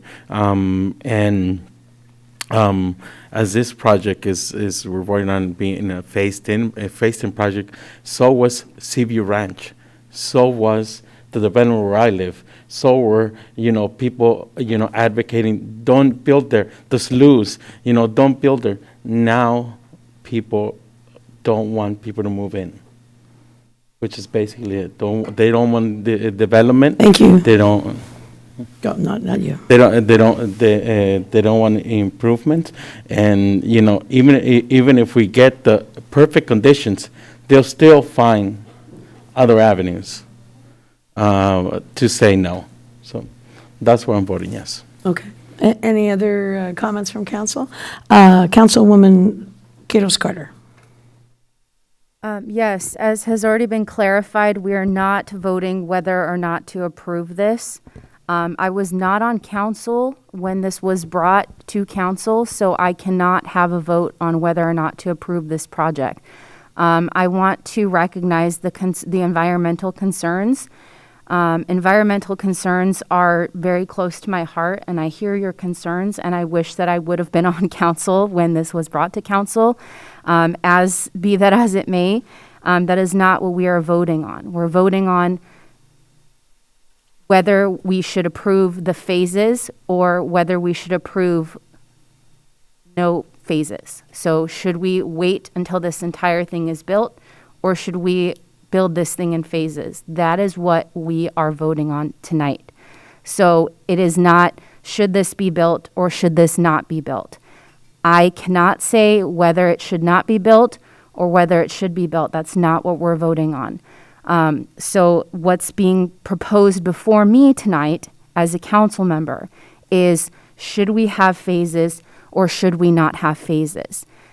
In that decision, I am going to say, as Mayor Pro Tem Montesino has pointed out so succinctly, we need housing. If we are asked to have housing and we are asked to build within our housing limits, and this is what is available, then I'm going to say we have to build with what's available within our lines. If we are asked to build within our urban limit lines, then we have to do that. So I will be voting yes. Thank you very much. Thank you, Councilwoman. Anyone else like to speak to this? Councilman Hurst. Well, thank you very much, Ms. Quiroz Carter. I was on the council all these years, and we've had lots of controversial projects. There's been filling stations with leaky tanks, dry cleaners, all kinds of contamination that's been mitigated. We wouldn't even know it driving around or living next to it in many cases. So this has got a plan. The phasing makes sense because it brings homes online much faster. It also gives the opportunity for monitoring much more completely and incrementally to see what really is the impact and the effect. And so, for me, this phased development with the development agreement and the remedial action plan in place is the best answer that we can have this evening for this project. Thank you. Thank you. Any other comments? Councilman Estrada. Thank you, Mayor. I will be voting to approve the motion. Watsonville today is a town of have and have-nots. If you have your home, congratulations, you're blessed. But there are a lot of people, especially a lot of people my age, people of color that do not have their homes, and their biggest wish is to have a home in their community. And so Watsonville right now, we're really moving towards a stratified really community here. And that's really unacceptable to me, where there will be no social mobility for those born after a certain year. And that's really tough for me to have to see, because I'm going to have to grow up with them. And I'm going to have to see them struggle, and I'm going to have to see them leave Watsonville, and I'm going to see them never fulfill their dream of buying a home in the community where they grew up in. And so I really, building housing here is already tough enough, and this false dichotomy that we have to pick between safety and housing is ridiculous. The year is 2022. I think technology has gone far enough where we can do both, where we can add housing, and we could do it in a safe way where it will not affect people's health. I invite you guys to please go to the Department of Toxic Substances website, and they have a map. Tannery and Santa Cruz Tannery Arts Residential has 7 caps right next to the river. Right next to the river. If this group was living in Santa Cruz, they would have no art center in Santa Cruz. And so, and the EPA even has another, if you Google EPA and capping, they give you this great 2-pager. The United States government provides that for us. And here's a little paragraph that says, why use capping? Capping is the traditional method for isolating landfill waste and contaminants. It sometimes is used to address large volumes of soil or waste with low levels of contamination. Caps are made of asphalt or concrete, or even a layer of soil planted with grass can allow some sites to be reused. Caps have been selected for use at many Superfund sites across the country. If you don't know what a Superfund site is, look it up. And capping works. And so I just really want you to keep that in mind, because right now, people who are living in overcrowding housing are people of color. People who are living in garages are mostly people of color. The people that are disproportionately affected because they don't have a home, they don't have a kitchen, they don't have a room, are people of color. And so my assessment is that if everyone does their job correctly, from the city of Watsonville to the county to the state to the federal government, we should be able to provide 144 units to people in this community. And so I'm super disappointed with my fellow homeowners. Instead of demanding that this project be done safely and correctly and hold everybody accountable to make sure that this is built for people in this community, all I hear is no, no, no, do not build. And that's really tough for me to hear. And so I will be voting to approve this project in phases. Thank you. Thank you. Any other comments? Councilman Dutra. I want to say thank you for the staff report. I know these are not always the easiest to be giving. I was, along with Councilmember Garcia, one of the dissenting votes last time, and I do agree with that the last time we talked about the 2 feet of toxic or contaminated soil that needed to be removed, and was looking to the county to remediate it. They've clearly come back and said that this is okay by their standards, but personally, on a morally level, I don't know if I could approve this tonight. I would hope that they would remove the 2 feet altogether. That was my hope, so I could come back and approve this, because by concept, these are really beautiful, and they're going to offer a lot more housing to our community.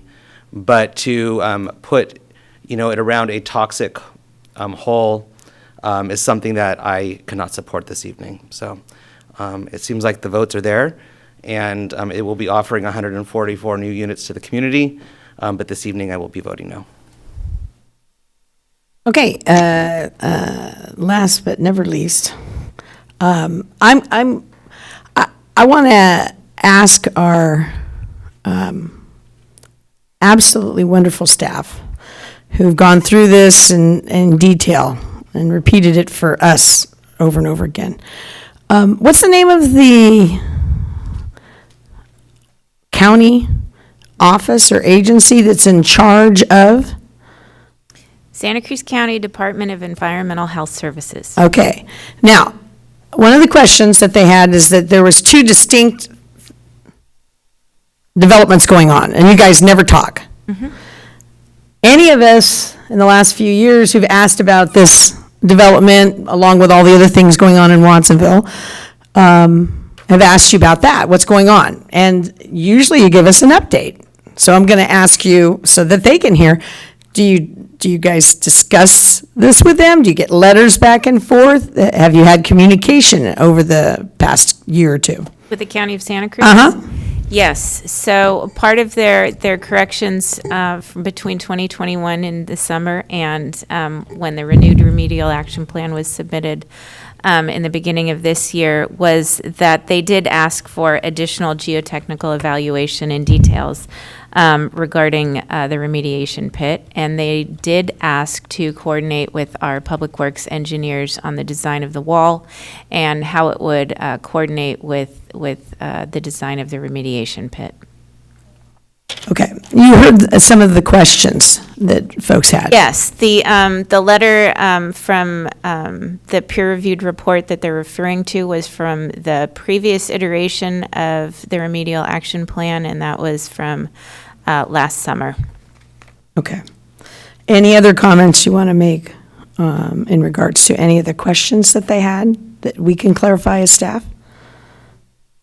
I don't think so. Okay. All right. We have 2 people here from the developer, or as courtesy to the developer. Could you introduce yourselves and tell us what area of expertise you have? Certainly. My name is Pat Hoban. I work for Weber Hayes and Associates, which is a consulting firm here in Watsonville. I've been here since '92. We've worked for the city. We've worked for developers. We've worked for small mom and pops. The only thing I would add from my expertise is that there's a process that goes on from the state to the county to the city. And the people that work in those institutions go there not for the huge income that they can get. It's most of them are there because they believe what they are doing. And so it's a little bit insulting to say that the county staff are not looking out for the best interests of the citizens of Watsonville. So that would be my one main point. The only other thing I would say is that the area where the soil that's going to be put is under concrete. It is under streets and parking areas. It is not under houses. Nobody's going to be gardening in that area. It's going to be protected. It's going to actually be monitored on an annual basis and then a 5-year review. So it's a process that's, again, approved by the state, approved by the county, and then integrated with the Public Works Department here in the city of Watsonville. Okay, thank you. And you, sir? Hi, my name is David Ramsey, Ramsey Civil Engineering. I'm the civil engineer on the project for the site design, layout aspects of the project. I've been on this project with my current business and my previous employer for 5 years, 6 years since its inception. And so I've been working very closely with the city, the county. I'm not the geotechnical engineer, but I've been working very closely with the geotechnical engineer in regards to all of the analysis that they've done, the testing that they've done. There was an evaluation done years ago, or a couple years ago. There's a updated report that has been done in January of 2022 that they went out and did additional slope stability analysis on the slopes to ensure that what we're designing for and what the retaining wall is designed for will withstand those slopes and earthquakes. You know, whatever the California Building Code, 2019 Building Code requires is what it's designed to. So they went out and they did that additional sampling and testing and analysis, and it was probably a month-long process of doing the analysis. So they've done a lot more due diligence than back in the original, you know, the original report that was provided. Okay. So I would just like to add that. And then, again, just reiterating what Pat said, the soil cap is completely capped with the concrete, the retaining wall. There's nothing exposed, as currently, all of that material is currently exposed on site for people to walk on and you know, be in. We're going to bury it and take a lot of it off, so just wanted to reiterate that. Thank you both very much for giving that information, even though it's really not what we're voting on tonight, but thank you. All right, so we're going to move, call the question, and roll call, please. Dutra? No. Estrada? Aye. Garcia? No. Hurst? Aye. Montesino? Yes. Quiroz Carter? Hang on. Using the bathroom. Nature calls.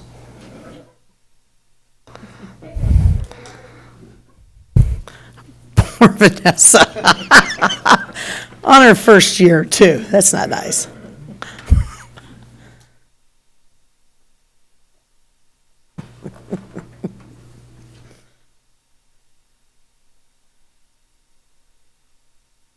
So Tony, don't report on that, okay?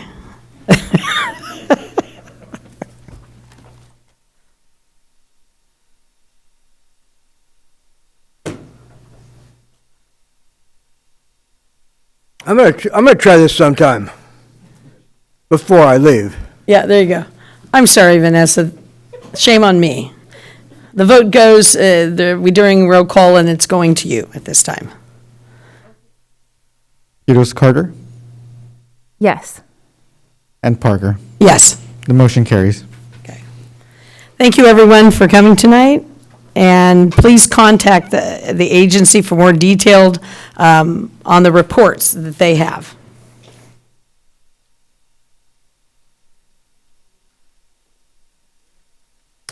Okay, moving on. We're going to move on to 12C, the Assembly Bill number 481, police military equipment use. And as they get settled over here, our Assistant Chief and Assistant Chief Sims, you have a young man next to you. I do. This is Antonio Figueroa. He is our one of our captains at the police department. He has been the last few years working up in our professional standards division and overseeing our training, and is also heavily involved with our special response team. Well, welcome. He's my subject matter expert. Yeah, good. Okay. I'll turn it over to you then. Gotta turn it on. There you go. Before I get started, if anybody wants to claim this, it was handed to me. It was found outside in the hallway. It'll be up here if it's yours. Okay, so Assembly Bill, so first of all, my name is Tom Sims, Assistant Chief of Police. Tonight, we're going to be presenting information on Assembly Bill 481.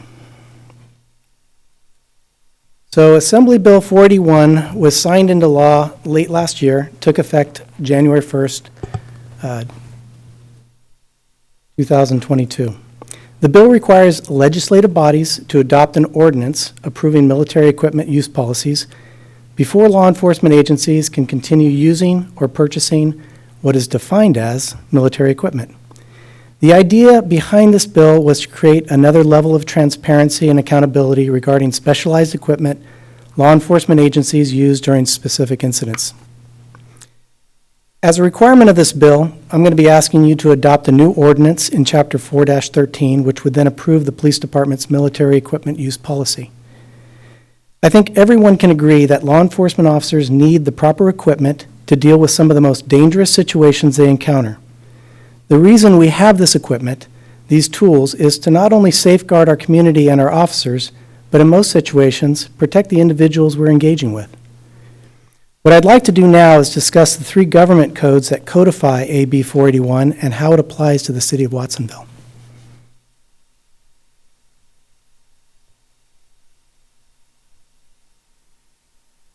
So Government Code 7070 defines what military equipment is. Of the 15 categories listed in the bill, we possess equipment related to 5. They include a small remote-controlled robot that has audio and visual capabilities to allow us to safely see and communicate with suspects who might be armed and hiding. Specifically, equipped rifles, specifically our sniper rifles. And although it's not required, I included our standard issue patrol rifles just to show we're being completely transparent.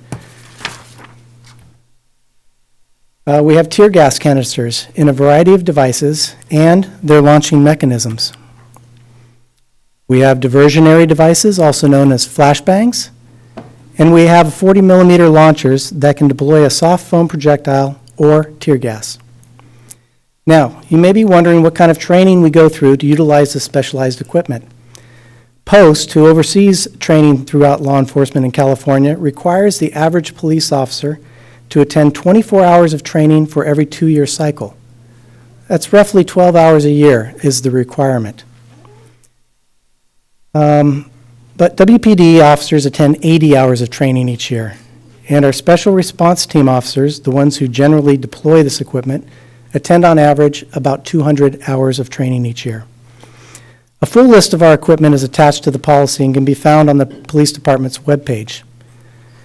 What you'll also see from that list is a description of the equipment, the quantity we possess, the expected lifespan, the purpose and authorized use, any fiscal impact including original cost and ongoing costs, legal and procedural rules associated to the deployment of that equipment, and required training necessary to utilize the equipment.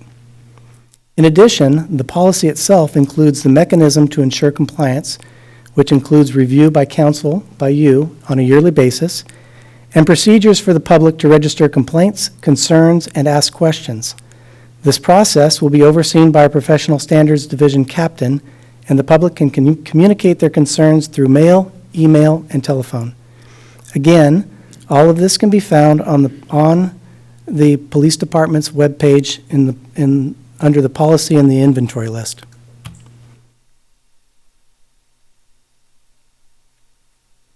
Government Code 7071 outlines the process law enforcement needs to use when acquiring new equipment or resupplying existing equipment.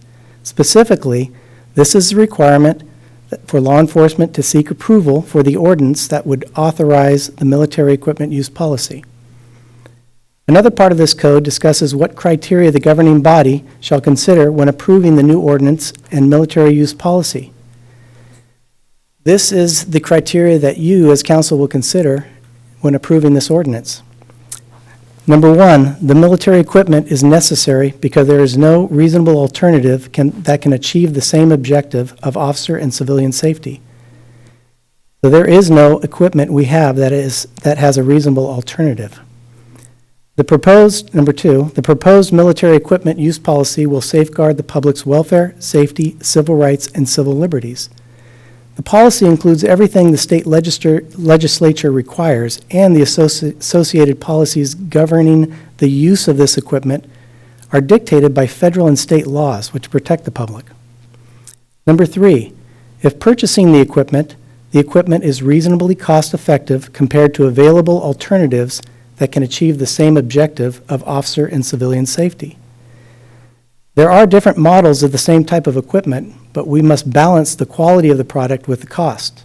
We don't have a large budget to buy this type of equipment, so we're very diligent in the purchase of this equipment.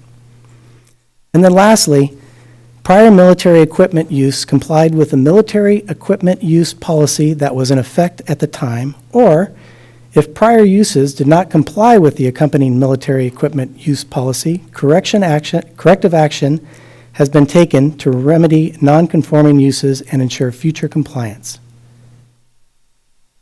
Okay, what exactly does that mean? So 6 months ago, this equipment was not defined as military equipment. 4 months ago, the same equipment that we're using today, which is now defined as military equipment, was not defined as military equipment. But the equipment that we did use and do use have policies associated to the use of them, and they are all governed by federal and state laws. In addition, as I mentioned before, council will review and will need to approve this policy and the equipment list every year.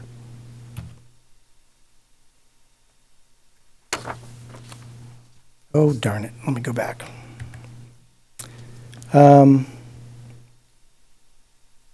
Okay, so what I want to do is talk about that, that military equipment report, which is part of this particular code, 7071. So we are going to have to make it publicly available, and it will include the following. It's going to include a summary of how the equipment was used, a summary of any complaints or concerns received regarding the equipment, results of any internal audits or any information about violations of the policy, total cost of the equipment, including acquisition, personnel, training, and what source funds will be provided, quantity possessed, if we intend to acquire additional equipment in the next year, and lastly, within 30 days of submitting the report, the police department will hold at least one well-publicized and conveniently located community engagement meeting where the public can discuss and ask questions. And that is specific to the yearly report that we will be presenting. That's a lot of information, but that comes straight from this bill and the government codes, and I just want to be very specific about those. So, darn it. Okay, so this is Assembly Bill 41 and its associated government code sections that were applicable to the city of Watsonville. I would like to conclude by saying this. The tools that I have described are just that. They're tools that every law enforcement agency uses around this country. They're tools to protect our officers, the community we serve, and in most situations, protect the individuals we engage with. We do not use these tools often, but to have them and not need them is much better than needing them and not having them. Compared to other agencies, we are relatively conservative or moderate with the type of equipment we possess and use. We have not acquired any equipment from the military, nor have we received any military equipment through surplus programs. Also, I want to make it clear that this policy does not dictate how and when the equipment is used. It only provides guidance for the approval, acquisition, and reporting requirements of the equipment. The use of the equipment is again guided by federal and state laws that is incorporated into our policies. So I ask that you adopt the new ordinance adding Chapter 4-13, which would then approve the police department's military equipment use policy.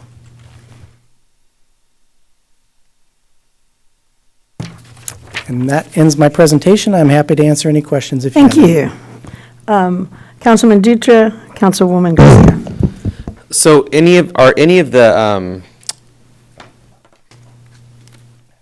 by nature, are any of these lethal? Yes. No, I mean like. I'm sorry, I didn't think that question was funny either. Yes, they are lethal. Some of them are. So specifically out of this list, which ones, going from maybe starting with the most lethal to tear gas, if the tear gas is lethal, I mean, which order, how do you arrange them? The only lethal weapon that we have listed on here is our sniper rifles. Okay, so, and then the other are deemed less lethal or non-lethal. like can we get like a qualification, like a tear gas?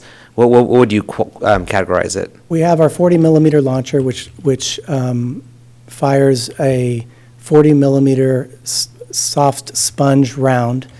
That would be something we would use in a situation where you have a subject with a knife who is not complying, and you don't want to obviously approach them, and you don't want to shoot them, so you use this tool to knock them down. Okay, so you would say then, out of all the lists that you've given us, just the sniper rifles are the basic considered lethal? Yes. Okay, and how many do we have?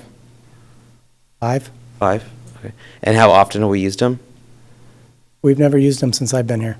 Okay, and would you consider this ordinance kind of maybe more on a transparency for the community, so the community knows exactly what we have in stock? Would you see it that way, or how would you see this ordinance? That would be my guess, is that it's just meant to be another layer of transparency and accountability. Rather than having lethal military rifles and tear gas not being transparent about it, then that could be seen as something that would be probably not, the community could see us as hiding, what we really have in the police department. So this could be a positive thing. That's what I'm thinking. Sure, okay. Transparency, right? That's how I'm looking at this. So, okay, thanks. All right, Councilwoman Garcia. Okay, as I said, I'm only going to ask you 2 questions. When I first met with you in your office, I said to you that the equipment looked like necessary tools for safety, and I could not understand why they were being called military. Please share with the public the response you gave me. Well, I don't remember exactly what response I gave you, but at the end of the day, the state legislature decided to look at different equipment that police departments had, and they made a determination and defined what they felt they considered military equipment, and then they defined it as military equipment, and that is what we are now required to show you and have an inventory list of. And again, I want to reiterate, when you shared that with me, I just said, these are just tools for safety. I'm sorry, I do remember something I did say to you, and that was, some of these tools, some of this military equipment you can buy at Target or Toys R Us, I'm dating myself a little bit there, or Big 5 Sporting Goods. So, I'm not sure why they defined it that way, but they did, and we're just There'll be a chance for public comment. Trying to be in our compliance. My second question is, of the total police department budget, what is the percentage of the equipment budget? I don't know what the percentage is. We have $70,000 for specialized police department equipment, but that also includes our bulletproof vests, traffic cones, other traffic-related things. We don't divide this specific equipment up into that grouping. They just are lumped in with a lot of other equipment that we have. $70,000 doesn't sound like very much money. It's not. It's probably about half of 1/2%. Yeah, right. Okay, thank you. All right, any other, Councilman Estrada? Thank you, Mayor. Thank you for the presentation. I remember reading in the report that there was no need to report on the standard sort of weapons that you're issued, and you included that. Does AB 481 allow for any loopholes? Like, are there certain things you don't have to report on when it comes to military weapons, or do you have to report everything? Everything that they defined as military weapons, we report out on. Okay, and I also remember you saying that, or the report that that on the website, the annual report will go on the website each year, right? So people can access it. So each year when we schedule that, when we come back to council to provide you a report with all the information that I had previously talked about on the slides, we'll also post that on our website 30 days prior and have a public meeting. Okay, and then my final question is about mutual aid. You know, if there's a scenario where agencies have to come into Watsonville, will they be allowed to bring their military weapons into our jurisdiction?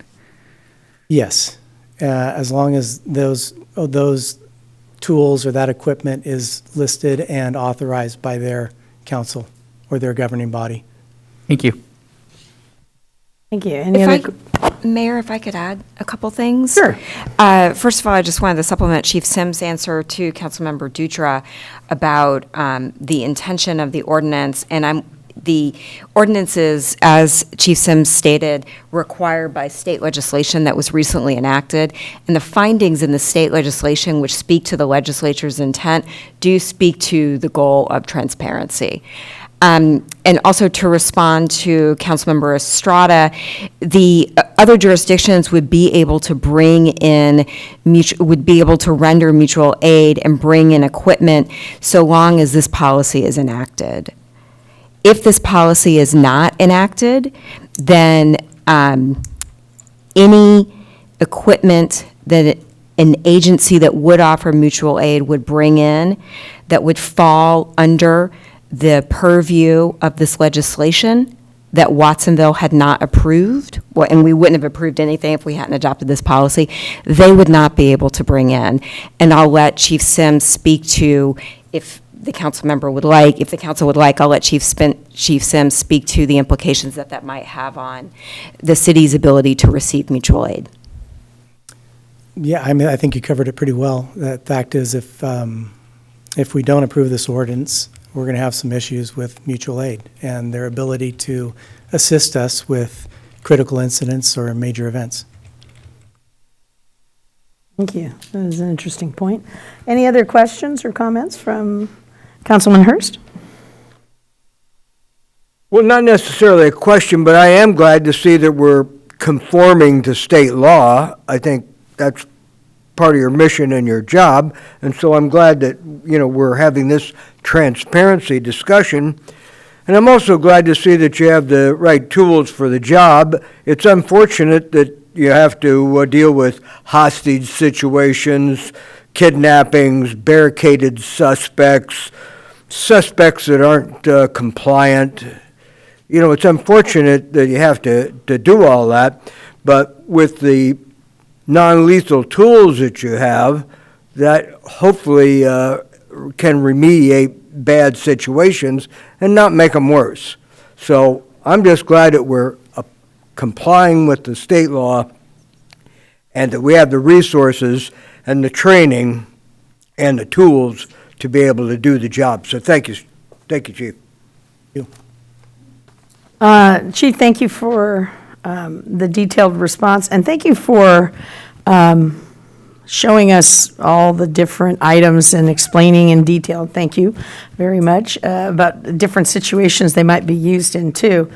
And maybe that's something we need to open to the public so that they understand what we have is very minimal compared to a lot of other jurisdictions. Okay, so, I'm sorry. Councilwoman Quiroz Carter? Thank you, Mayor. Assistant Chief, I want to make sure that I'm understanding. So this ordinance would be to be in compliance with this bill. And I just want to make sure that I'm understanding. Council doesn't typically assist in any purchasing decisions of any departments. And you said that prior to this bill being enacted, this equipment wasn't categorized as military equipment, correct? Yes, that's correct.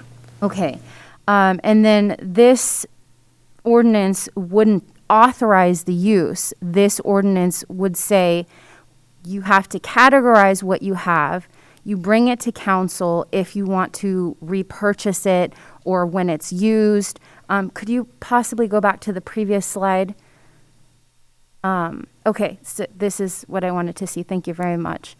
And then we would also, this ordinance is an effort in transparency, correct?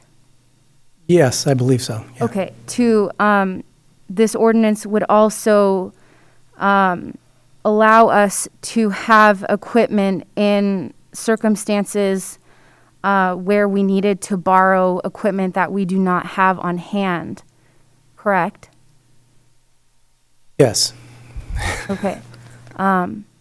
Okay, I think those were all my clarifying questions. Thank you. All right, thank you very much. If there's no other comments or questions from council, I'm going to go out to the public. Can I see a show of hands of how many people are going to speak to this? Okay, thank you. Yeah, I am.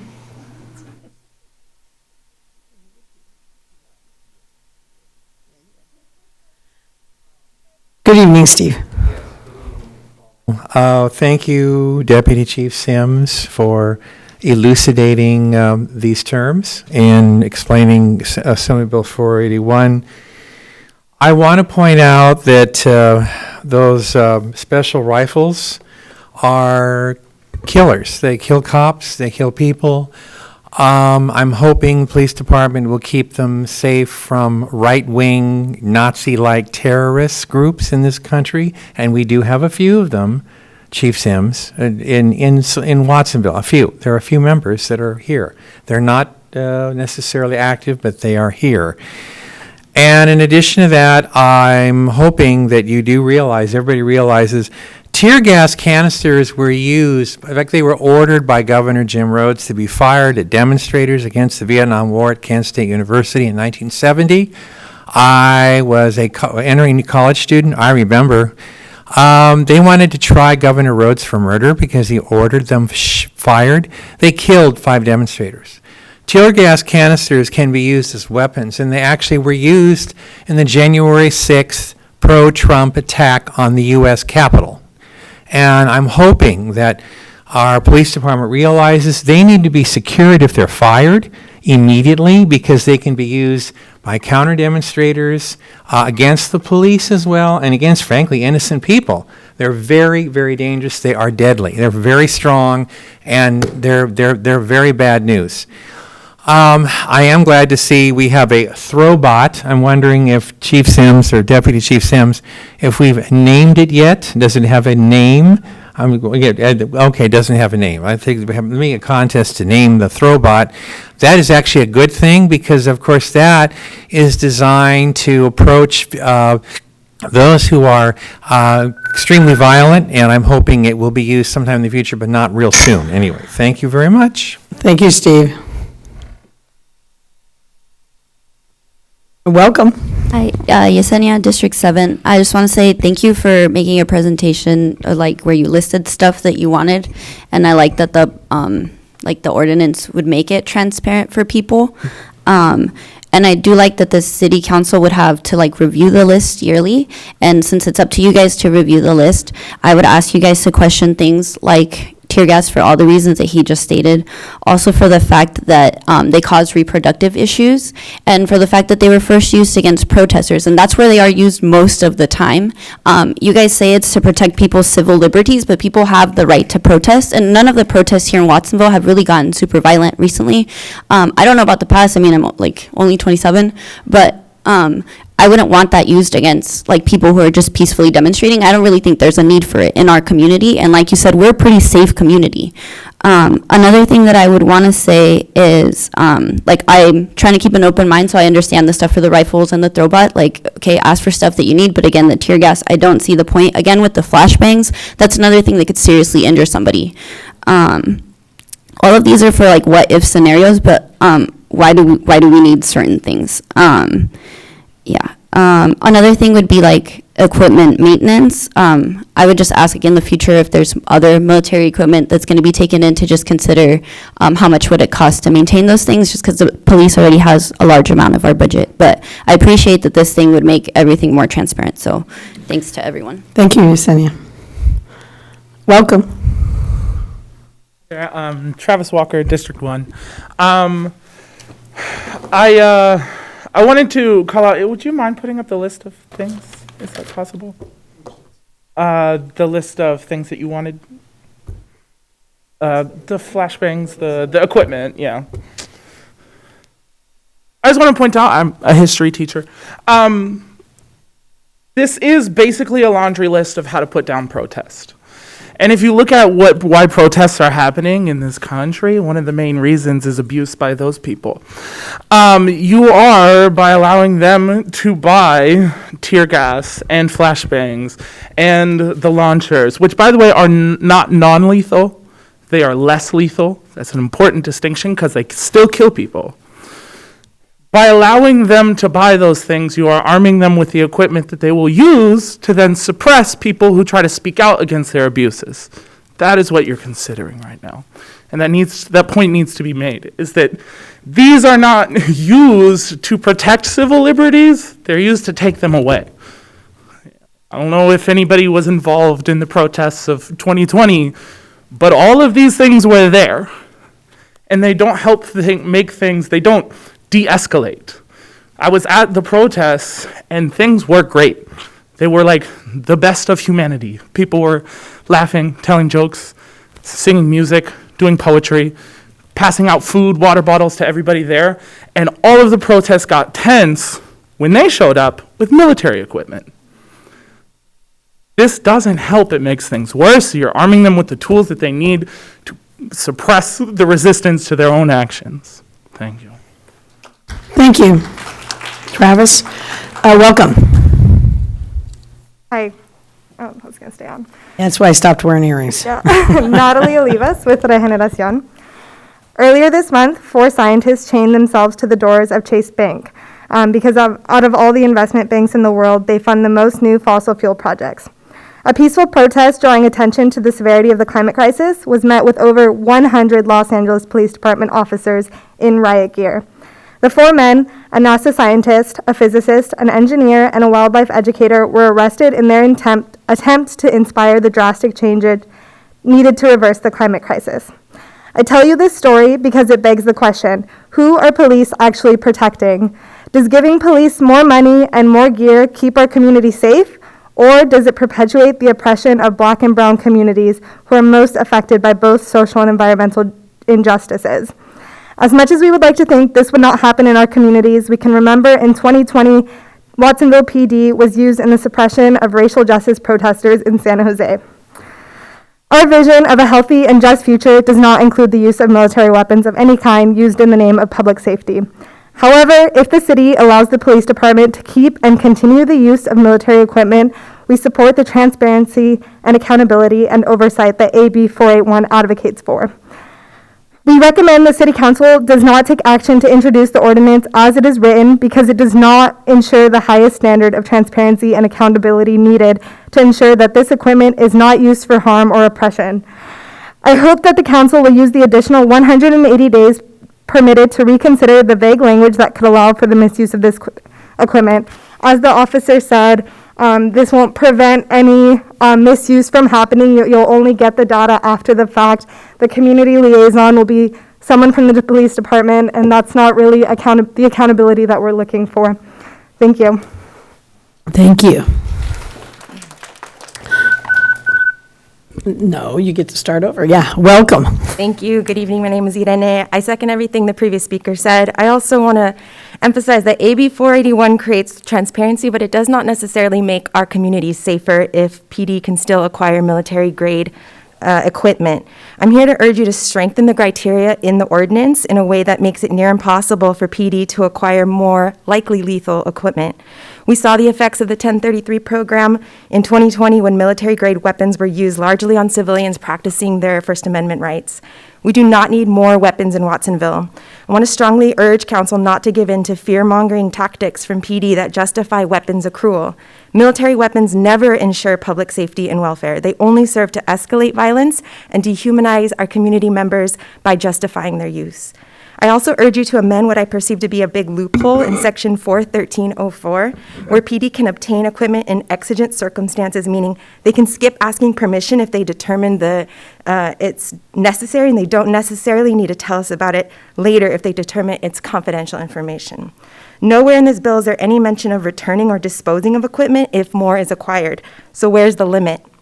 In the words of the lawmaker himself, our streets are not war zones, and we need to see stronger policy here that ensures a demilitarized future for Watsonville. Thank you. Thank you.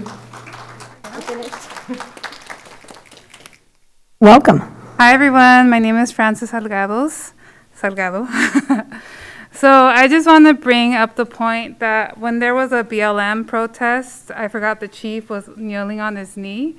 I'm not sure why at that point we were about community and having safe spaces, and now we're talking about having militarized weapons or weapons to be used against the community. When I see a cop or when a young person sees a cop, they don't feel comfortable, they don't feel safe. And if you're gonna, like they were just talking about earlier, right, with Dia de los Niños, they didn't feel safe when they saw a cop there. So I definitely don't feel that you should adopt this ordinance because it's not going to protect or help the community itself. And I keep hearing from each one of you, community this, community that, we have affordable housing. But every time we come up here, it's always to try to defend the community and try to look out for the community. I never feel like when you talk about the community, you're including us in that conversation. Thank you. Thank you. Welcome. Good evening, Bernie Gomez with Milpa, District 1. First thing I'll say is that Watsonville needs to be demilitarized, right? Watsonville is not a war zone. A lot of these things that I see, you know, you find them in prisons, right? You find them in like, you know, just third world countries where the military, where the police are suppressing the people, you know? This ordinance actually gives you the opportunity to whether choose if you want your police department to have military grade weapons. Transparency, yes, but it gives you the choice to make the choice whether you want that equipment in your city, in my home, in your home. They already carry sidearms, vest, bulletproof vests, right? They're trained to use these weapons. They're trained in tactics to apprehend, to take down or defuse situations, right? Quote unquote. So these weapons, one, it's just, they're military grade weapons, you know? Like, then, like, what's the whole point of them having all this training?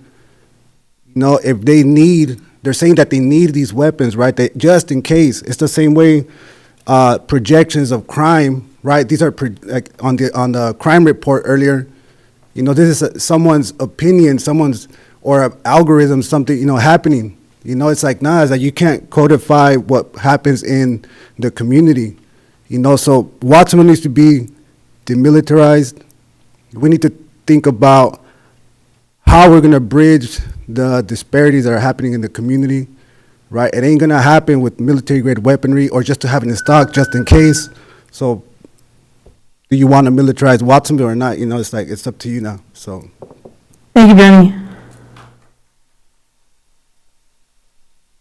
Welcome. Thank you. I'm Eileen Clark Nagoka. I'm a resident of District 6, and I wanted to start by saying, as you probably all know, it's not easy to get up here as people who are not usually, you know, public speakers. And I was really disappointed earlier when talking about the housing ordinance that I felt that many of you showed so much anger to people who are just trying to understand a complicated issue. And I know you don't get paid much, but you chose to take this job on, and I felt like it was very unprofessional. So I wanted to say, first of all, that the purpose of AB 481 was to reduce the use of military equipment. It's not just to codify what's already there. And it may be what was here before and not classified as military equipment, but it is military equipment. It was given to cities in the 90s as part of the war on drugs. So, we have the most militarized, the most armed country in the world. And we need to decide, are we going to continue this arms race? I understand that the police are in very difficult positions because there are so many guns in this country, but if we just keep upping the ante, it just gets worse and worse. You have 180 days after this ordinance is presented, I think, if I read the law correctly. And I'd really like you to look at each piece of equipment carefully and think about what situation are they going to be used in? Do you really need all of those things? What was the last time anything like that was used here? And just think about the irony of the Salvation Army having to come here and beg for money to take care of the homeless. Thank you, Amy. While we're buying military equipment.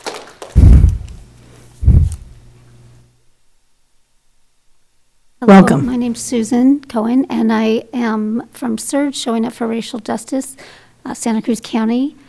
And first, we believe strongly that military equipment does not belong in city law enforcement departments and in the hands of law enforcement officers. Because the Watsonville Police Department does currently own military equipment, I'd like to read a couple paragraphs from Section 1 of AB 481, the bill that is calling for more oversight and transparency of this equipment. Section 1, again, this language comes straight from the bill that became law in September 2021. The acquisition of military equipment and its deployment in our communities adversely impacts the public safety and welfare, including increased risk of civilian deaths, significant risks to civil rights, civil liberties, and physical and psychological well-being, incurment of significant financial costs. Military equipment is more frequently deployed in low-income Black and brown communities, meaning the risks and impacts of police militarization are experienced most acutely in marginalized communities. Next part B, quote, the public has a right to know about any funding, acquisition, or use of military equipment by state or local government officials, as well as the right to participate in any government's agency's decision to fund, acquire, or use such equipment.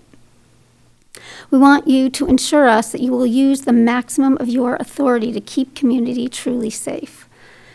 And keeping folks safe means offering services to increasing numbers of folks who are facing mental health crises. COVID has caused an increase in feelings of desperation, hopelessness. We need trained professionals and programs such as MERDI and CAHOOTS.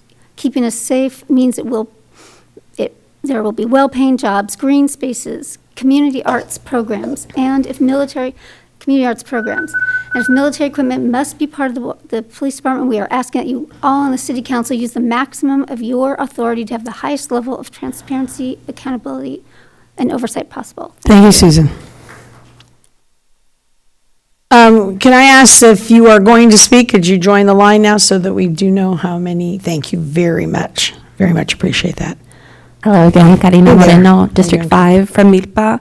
And I just want to say that I really hope that you are truly listening to our concerns, because we are concerned community members who are really fearful for what the future would look like if this reinvestment in military equipment passes as is, because a lot of us grew up here and have lived through and been impacted by the over-policing in our neighborhoods and throughout our communities. The truth is that our community continues to suffer the impacts of the war on drugs, which made these weapons accessible to the police in the first place to use on our brown and Black communities and to feed the greed and business that created mass incarceration. Continuing to allow the police to carry military weapons will not do anything to address the real root causes of the violence in our community, which are products of poverty, scarcity of food, shelter, and resources. I have read the Watsonville Police Department's proposed policy manual, and I want to point out to the council that this proposed ordinance is very vague about how it plans to use these weapons, with their includes but is not limited to clauses that are everywhere in this policy. That clause does not hold them accountable, that clause does not hold them accountable, excuse me.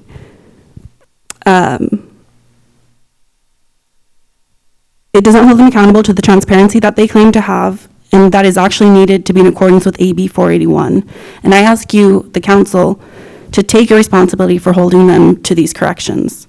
Also, after going over the equipment list, I'm terrified that the military weapons that you've reduced to tools that you plan to use in your community, and I quote, create impressive soft tissue expansion, an increase in penetration, and cause physiological and psychological effects, and tear gas and chemical agent projectiles, which are actually lethal. So I please question how you see these military weapons positively impacting our community, because the way we have seen this play out in our communities and throughout American history is that there are going to be more deaths, more destruction and trauma, and PTSD to our community members already suffering access to healing. Thank you. Thank you, Karina. Welcome. Hi, Pam Sexton. And earlier I mentioned that experience in the City Plaza during Earth Day. And so these things weren't even there, right? But honestly, I really felt like it was this military like presence in the middle of this family event. But these weren't even there. So when this is talking about military equipment. It's not just tools. And what Karina just spoke to, like impressive soft tissue expansion, that's written in the description of some of this equipment. So that's part of the reaction to the question, are they legal or are they lethal? Like, they're super lethal, yeah? This is, they're, like, okay, there's less lethal and like, but they're lethal, and it scares a lot of your community that this is being considered. The ordinance, as it's proposed, so the ordinance is not, it has loads of problems in it. I mean, one, I don't support any militarization in our community, but two, this ordinance is not okay. It has, as mentioned, these clauses that make the uses very, very vague. It also has, it doesn't include new state limitations that are included in that law. So I spent the weekend kind of studying, and the use of chemical agents, tear gas and rubber bullets, there's tighter language around the use of those in this AB 481, and that's not included in the Watsonville policy that was presented. Thank you, Pam. Appreciate your time. Yeah, so Pam is right. There are Welcome. Hi, welcome. And your name? Cesar Norayo, District 7. Thank you. Pam is right. There are so many loopholes. Everything is very vague. It says that it's for transparency, but if you look at it, it's not.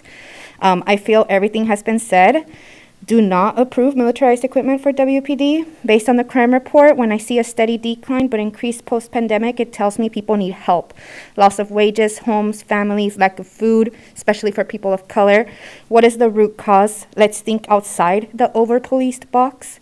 In reality, in our small town, we do not need militarized equipment. We need a funded youth center. We need art spaces, community-led events. That is what our small town needs. I don't need to hear about their training. I need to hear the need, and I didn't hear any in their presentation. Approving this lets WPD use these military equipments how they see fit and can deny transparency. It's listed in the ordinance. They have to be transparent on what they have, but not how they use it. We need accountability and transparency, and there are too many loopholes in this ordinance. Sims said that he thinks most of us would agree that they need this. No, we don't. Section 41303, item D states, the city council shall only approve a military equipment use policy pursuant to this chapter if it determines all of the following. Reading items 1 and 2 stating that there are no alternatives. Alternatives are endless. We have to work together to reimagine public safety. With crime rate down and lowest in the county, it's obvious D1 and 2 do not suffice approval of this ordinance. We continue to pour into this department that continues to take from our community. This is not the first time this year that we're here because WPD is requesting more. I'd like to request a public forum with extensive data and budgeting for PD specifically. We look at the general fund and it's so unbalanced. WPD gets paid so much, and anytime they have a request, it feels you just agree to it. I ask you to look at the bigger picture when you're saying yes to WPD. Who are you saying no to? Thank you. You cut me off right away, but you let other people go for 10, No, 20 seconds. thank you very much. So that speaks to your manner, right? Thank you very much. Appreciate you coming tonight. Hi everyone, my name is Citlali, District 2. I think we can all agree that transparency is really important, but I think that the way that this is written also allows a lot of room for loopholes and does not allow, I just feel like as a city, we need to be very vigilant and very mindful about the equipment that we're bringing into our city, right? We just had a presentation on how we have seen crime decline over the last years. Yes, this year is different, but I think we can all agree that the pandemic is a result of that. There's a lot of trauma that happened. There were a lot of youth that did not have the exact, the same services that they had access to previously. The 70,000 was the number that was thrown out about the police budget going towards equipment like this. And I feel like a joke was made. It's only 0.1% of the police budget. Why is it 1.1%? Because their budget is so inflated, 70,000, our community could benefit so much from that money.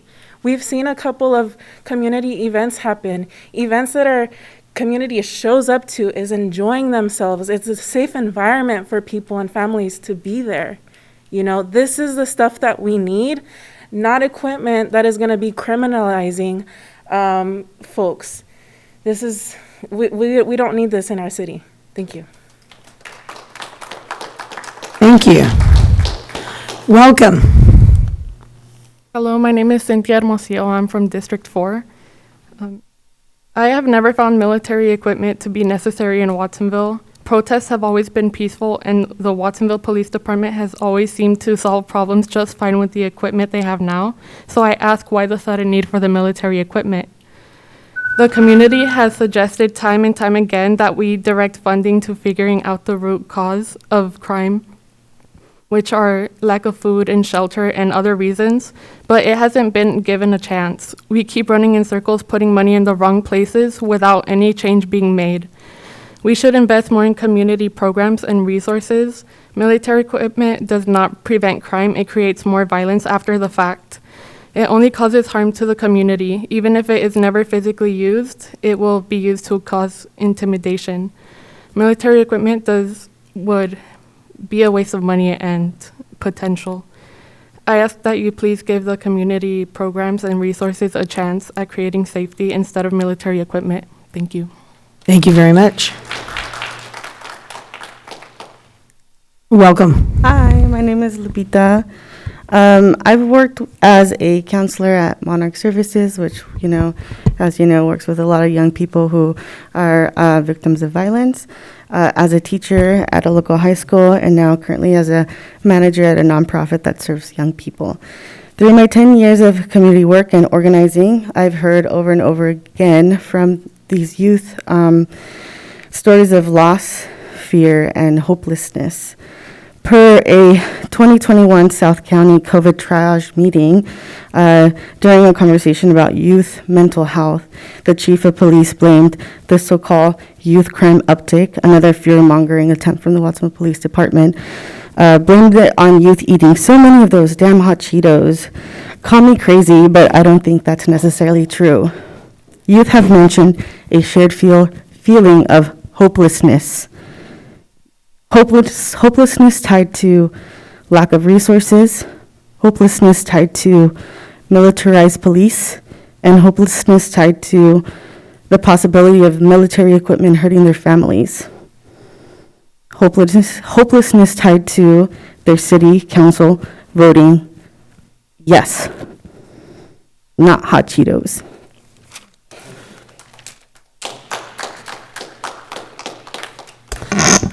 All right, thank you. Seeing no other public member at the podium, I'll come back to City Council for a motion.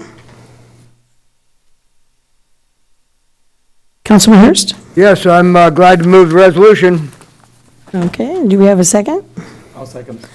And I'll second that. Mayor Pro Tem?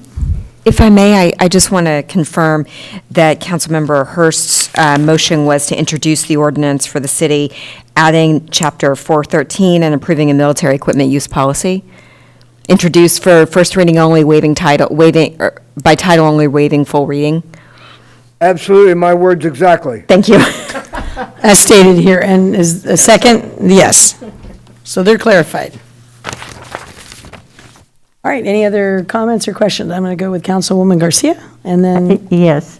My first question is, I don't remember because it's been Sunday since I read the ordinance, but does this ordinance contain specific language in regards to when each of these different equipments are going to be used? Thank you, Councilmember Garcia. No, it doesn't. This, we have other policies related to the use of how and why we use this particular equipment. This policy does not do that. And so I'm wondering, is it possible for our second reading that that information could come to us? If we, let me back up first and answer, let me add to Chief Sims' answer.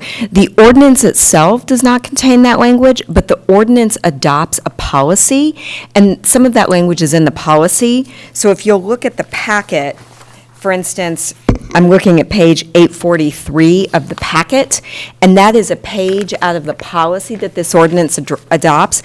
And for each piece of equipment that the ordinance is authorizing the use of, we've listed the description, quantity, capabilities, and cost, several things about the equipment, including the authorized use. So Okay. I think that some of the information that you're requesting is actually in the policy, if not necessarily the ordinance itself.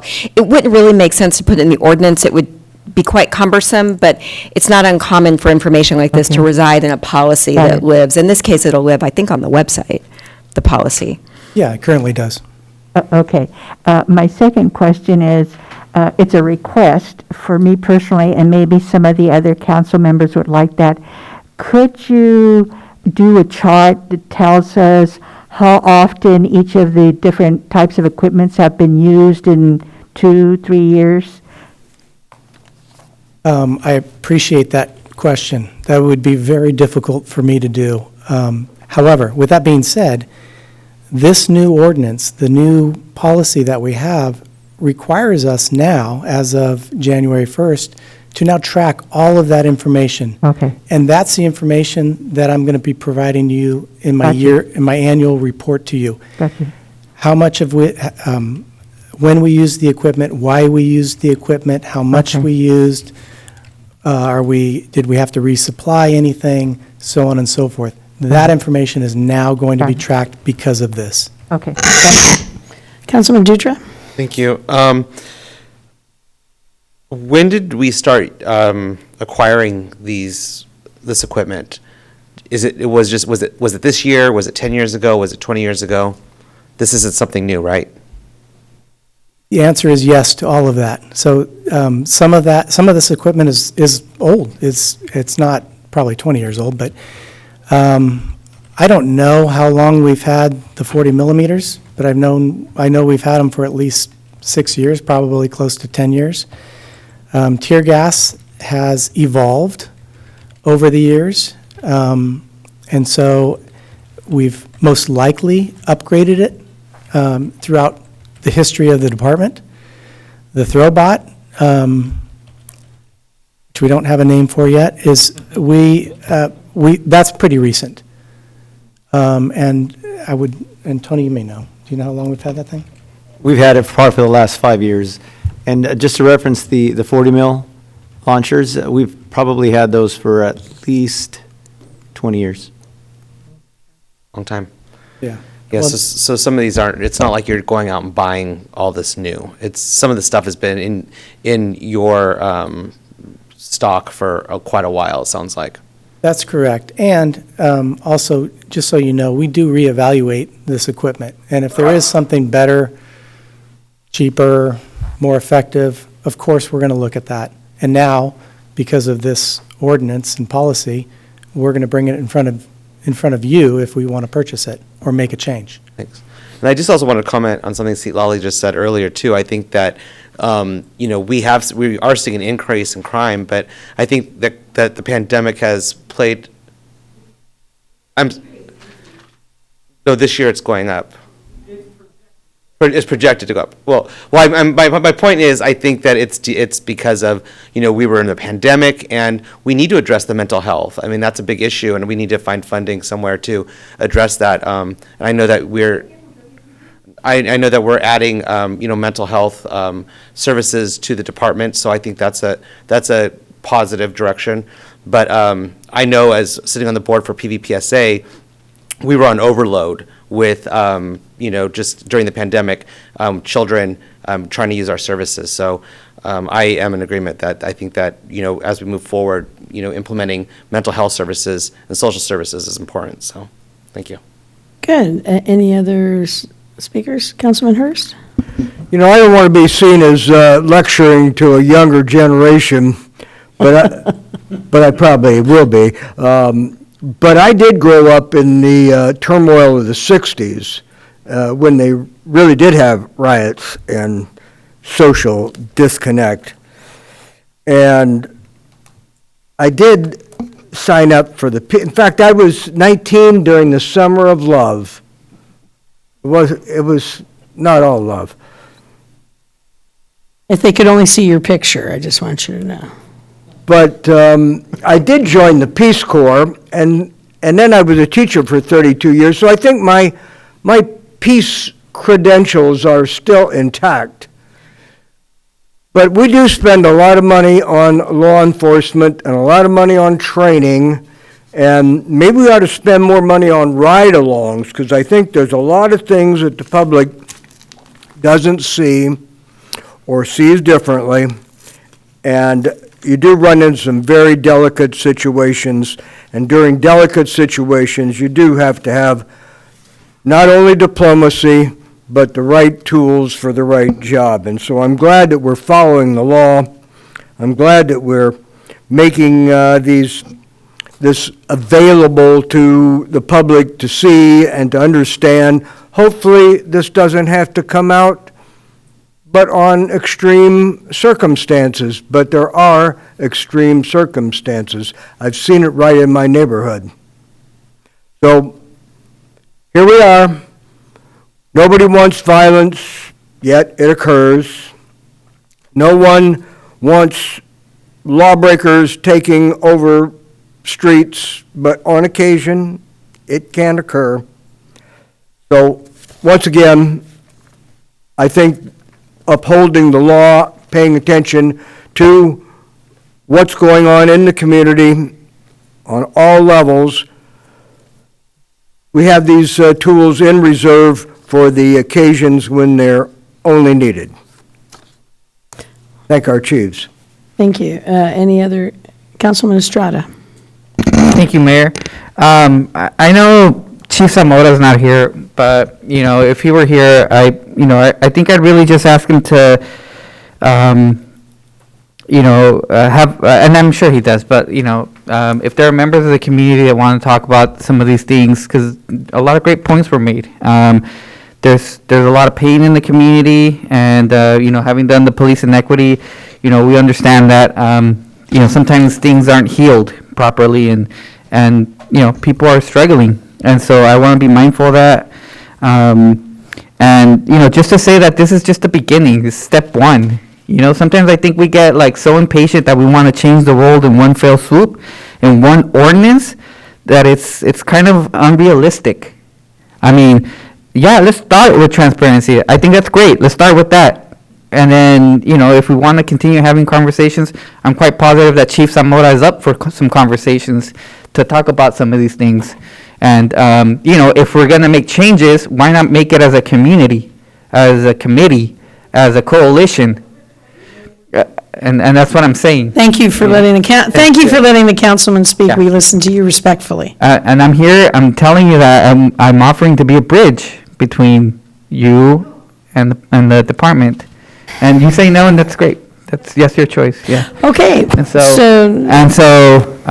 just to say that, that this could be a long-term process to not give up on it and not, just to not let it be a step one and done. There's a lot of work to be done. Nobody's saying that this is going to solve all the issues in the community, but like I said, I think we need to start somewhere. So, thank you. Thank you. Any other comments from council? Councilwoman Quiroz Cutter. Thank you, Mayor. So it was my understanding previously that AB 841 was designed for the purpose of transparency. And it was my understanding initially that this ordinance would also provide transparency. Having read it several times, having listened to the community, I do see several issues with this ordinance. I think this ordinance could be a lot stronger in its efforts for transparency. I have many concerns about the, what was the term that was used, tools. Weapons is what they are. Let's call things what they are. They're weapons. Specifically, I understand that when we have suspects, we need to use certain weapons to catch those suspects.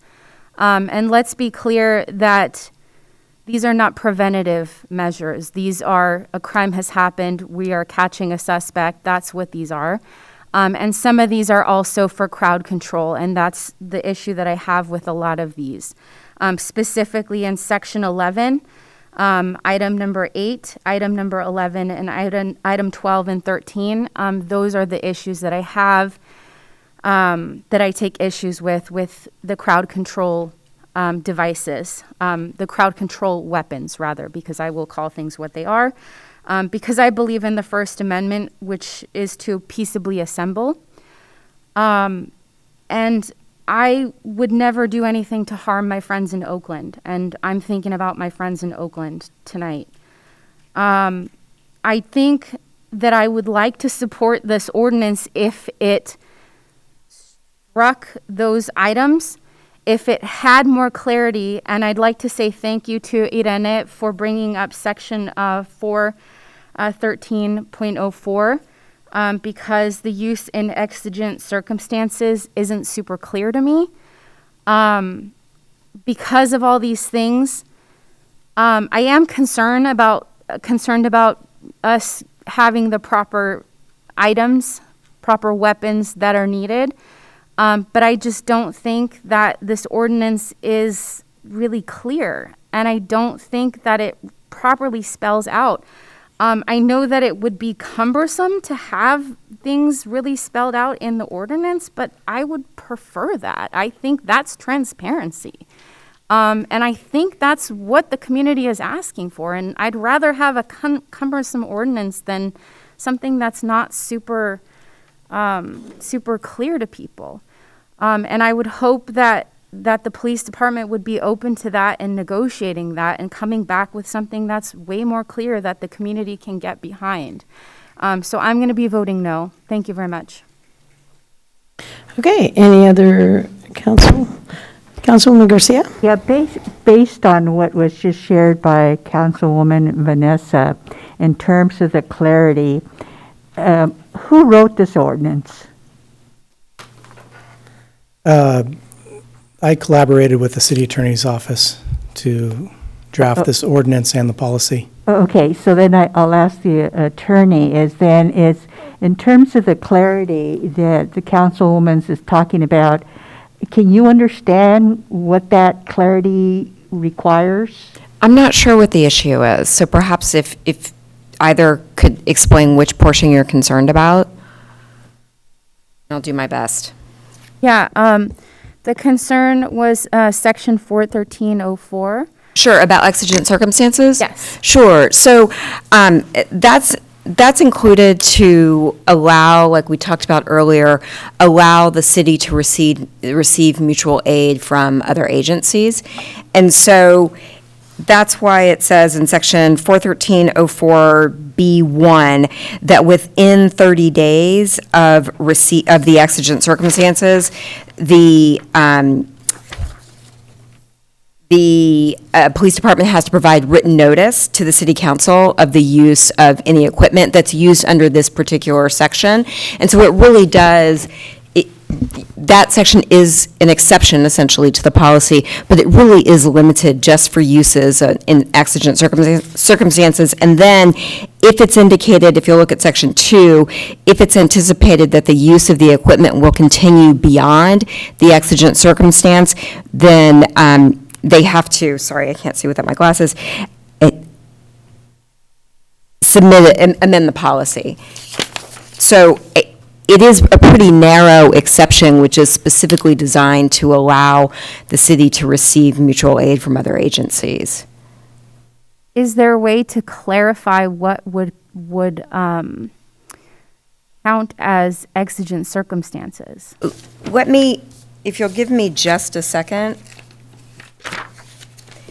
That's on page 6 of the ordinance. It's page 849 in the packet, and I'll just read the definition. Exigent circumstances shall mean a law enforcement agency's good faith belief that an emergency involving the danger of or imminent threat of death or serious physical injury to any person is occurring, has occurred, or is about to occur. That's still pretty vague. That could. So if the council would like to modify that definition, we certainly could. I'm not sure how the council would like to make it more clear, but certainly if the council would like to modify that definition, that would be an option. Part of the reason, that's a legal definition, is it? Well, it's in the ordinance. I'm actually checking to see if that was pulled verbatim from the statute. Okay, and I'm going to talk while you do that. Okay, so, and then we'll go back to it as soon as she finds it. So it's the evolution of AB 481, this is a start. This is what we talked about. It's the first time that they've done it.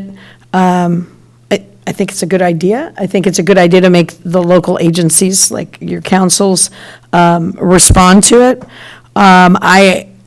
I have nothing but respect for Watsonville PD, and I know that they are not, there are other police departments that aren't as transparent as ours in their use of items and how they make their decisions, but ours has been very transparent. In this ordinance, the most current things that have been purchased, is that like the unnamed robot, the Throwbot? Yes. Right? And so that's, I'm not sure weaponized, that's a tool. I teach, so a pencil is a tool, a paper is a tool, these are things that we use to get from step A to step B. And so when you're looking at these things nowadays, and have you guys looked into any possible new, more efficient purchases? We're always looking in. Yeah, I'm just thinking as an example, because the Throwbot, and now it's in my head, Steve, I've got to have a name for it, but, We've looked at drones and other equipment like that. Okay. But part of it is cost. Right. Some of it's very expensive. Right, okay. You look like you have an answer. So that definition is not pulled from the statute, which doesn't mean, even if it were in the statute, the city could change it. If the council wanted to change that definition of exigent circumstances, I would want some more information from the council and how it would want to change it, and then I would need to defer to the police department. That's really, it's really the police department's determination about when they would call in mutual aid. Did you look at the state statute? Yes. That language sounds familiar as far as exigent circumstances, what I've seen in case law. But but I don't know. I would have to see what modifications you'd want to make, and then I'd have to do some research on it. So this, we have a motion on the floor, and we have a second. That's certainly something that they can put into, because this is going to be an every year thing. And it's something that we can, I'm sure just like anything, there will be an evolution of this as it continues forward. And maybe that's the first step in the evolution, is for maybe Councilwoman Quiroz Carter, you could meet with them and come up with something that you can bring back to us the next time. But as we look at this, we have a motion on the floor, we have a second. And if there's no other comments. Oh, one more comment from Councilman Dutra, and then we'll take roll call. Oh, thank you. I have to agree with a few of the other people. They're saying this is, a first step, and this is, to me, transparency, and you're going to require them to track the use of this equipment, why, how much, and I think that's what, the community wants, is transparency. And if other people want to get together and work to improve the language, they can, but I think that this is a good first step. Thank you. Yeah, and I see willingness on all sides. Okay, did you have your hand up? I'm sorry, Yeah. Rebecca. Just for clarity. Last one. Oh, go for it. For you. Oh, me. Okay. Just for clarity, you mentioned that if Councilwoman Vanessa wanted to have a conversation with the attorney and the police, does that, are you giving direction? Does it have to be part of the motion?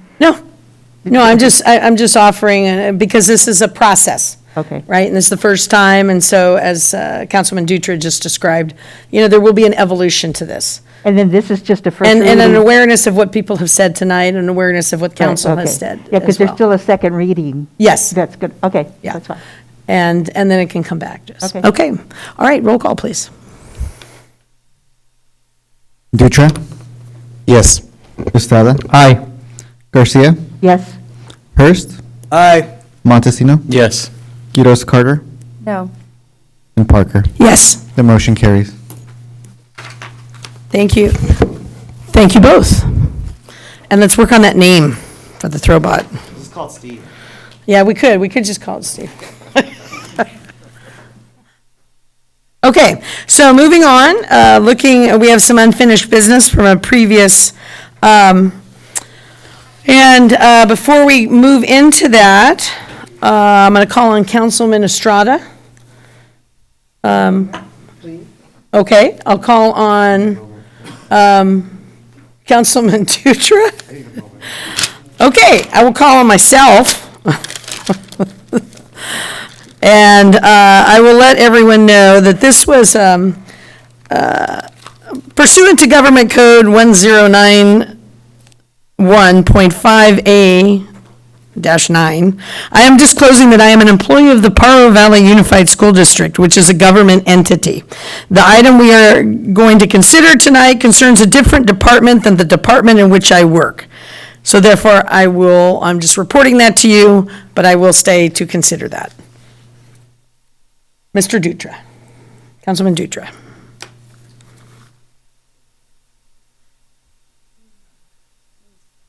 I don't work in. It means, correct, it means that Councilmember Dutra and Mayor Parker are disclosing their interest, and they do not need to recuse from this item. Pursuant to Government Code Section 1091.5A9, I am disclosing that I am an employee of the Paro Valley Unified School District, which is a government entity. The item that we are considering tonight concerns a different department than the department in which I work. All right.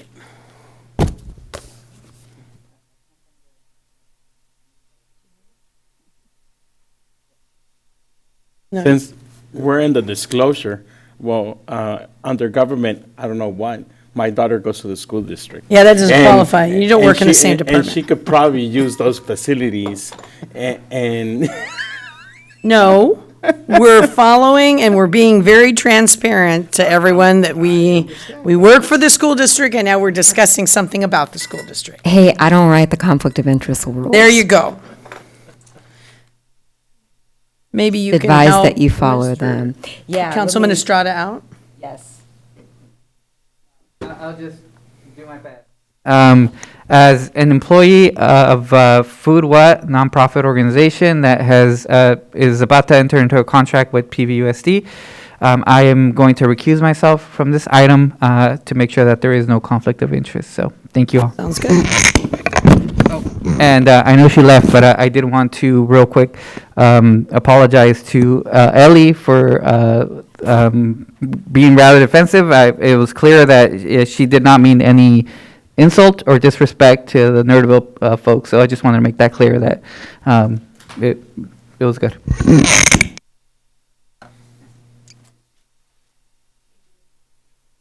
All right. We will patiently and transparently wait for your recusal.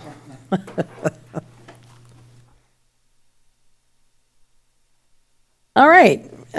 We previously, on our unfinished business, had a report from City Manager Pro Tem Vides on the support of the Starlight Elementary School Culinary Garden and Teaching Project. I will turn it over to her. All right, and I'll make it brief since you've already seen this presentation. Again, this is the Emery Lagasse Foundation funded Starlight Elementary School as one of their sites to establish a culinary garden and teaching kitchen project. And tonight, I am bringing for the council consideration adopting a resolution in which you could select an donor category and a naming opportunity authorizing the city to fund an element of this project for Starlight Elementary.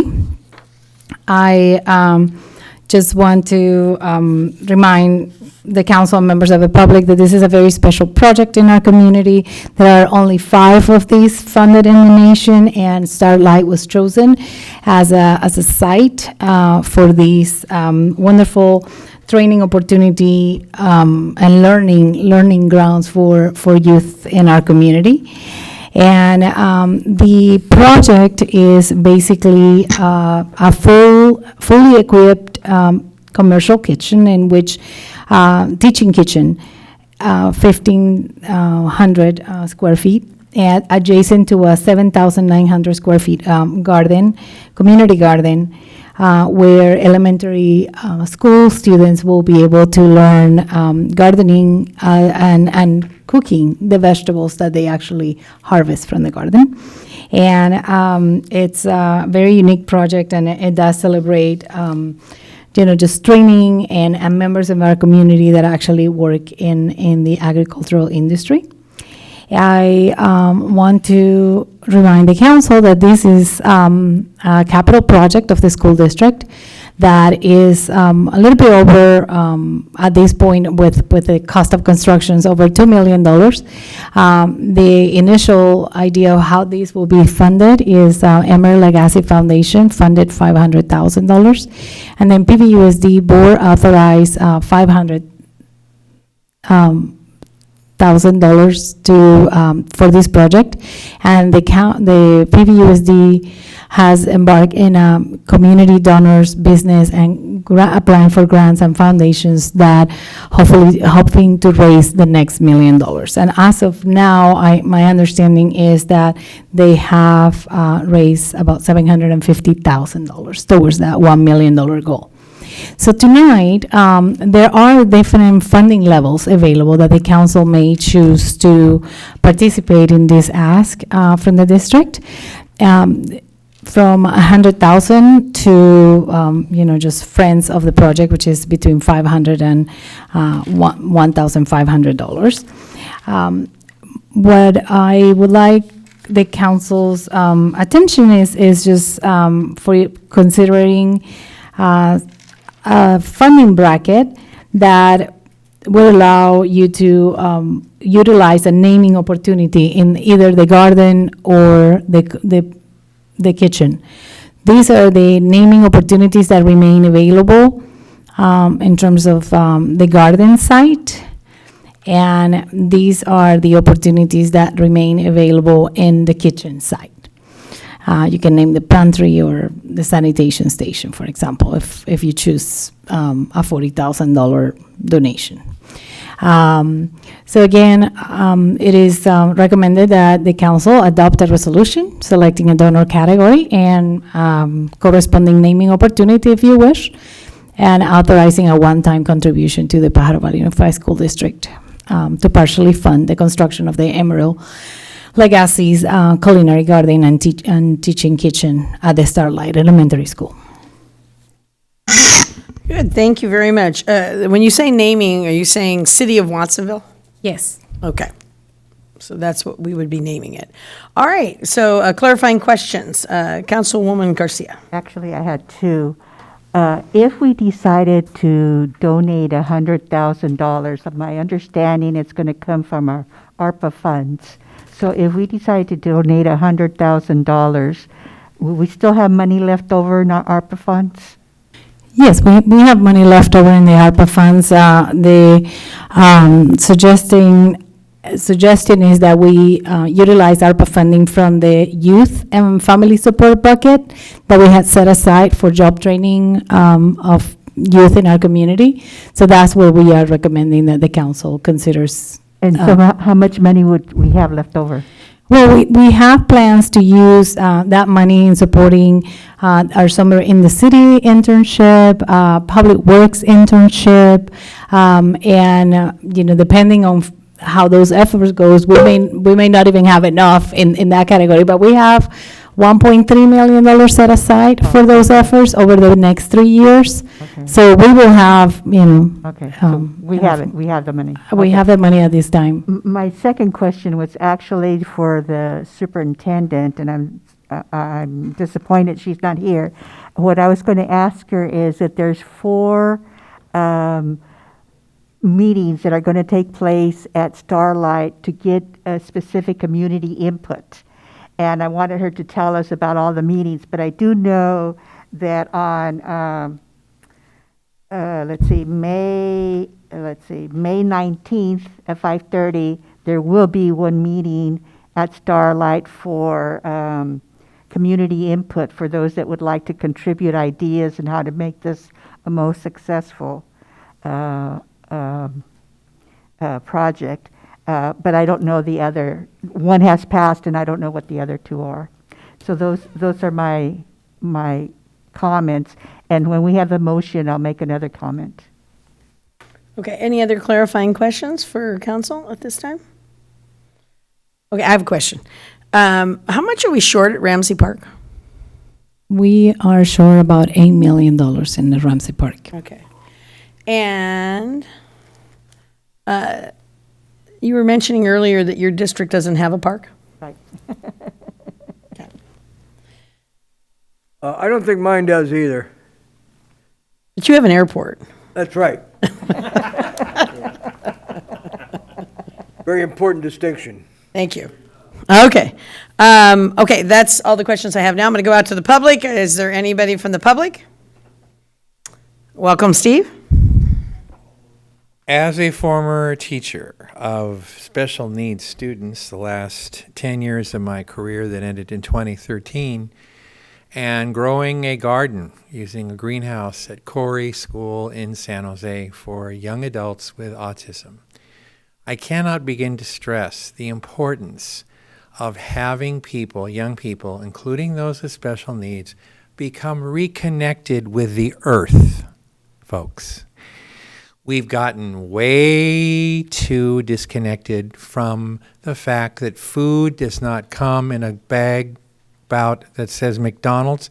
It's grown. It comes from the earth. And the best food that comes from the earth is organically grown. Yes, thank you, Staff of Life. Thank you, Dharmas. And other places here. The farmer's market on Friday.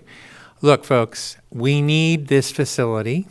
We need to educate young people that French fries are not a vegetable.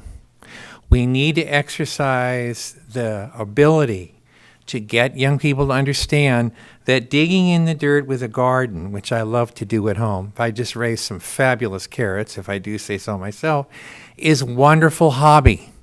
It's relaxing, it's soothing, it is therapeutic. I can't think of anything that's more educational. Students learn about weather, they learn about structure of vegetables and things that go in the ground, some biology, some plant biology, folks, and not to mention the science of cooking. And then, by the way, there's a lot of chemistry involved there, in case you didn't know. And I know most of you cook. Well, I'm sure Lowell, you don't cook. You have a maid.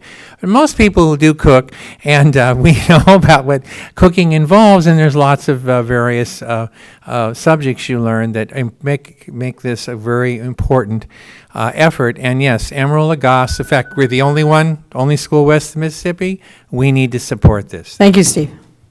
Any other comments from the public at this time? Seeing no comments from the public, I will come back to council. Councilman Hurst. You know, on a rare occasion, I have to agree with Steve. You know, I actually do the dishes at home and occasionally cook, but not very well.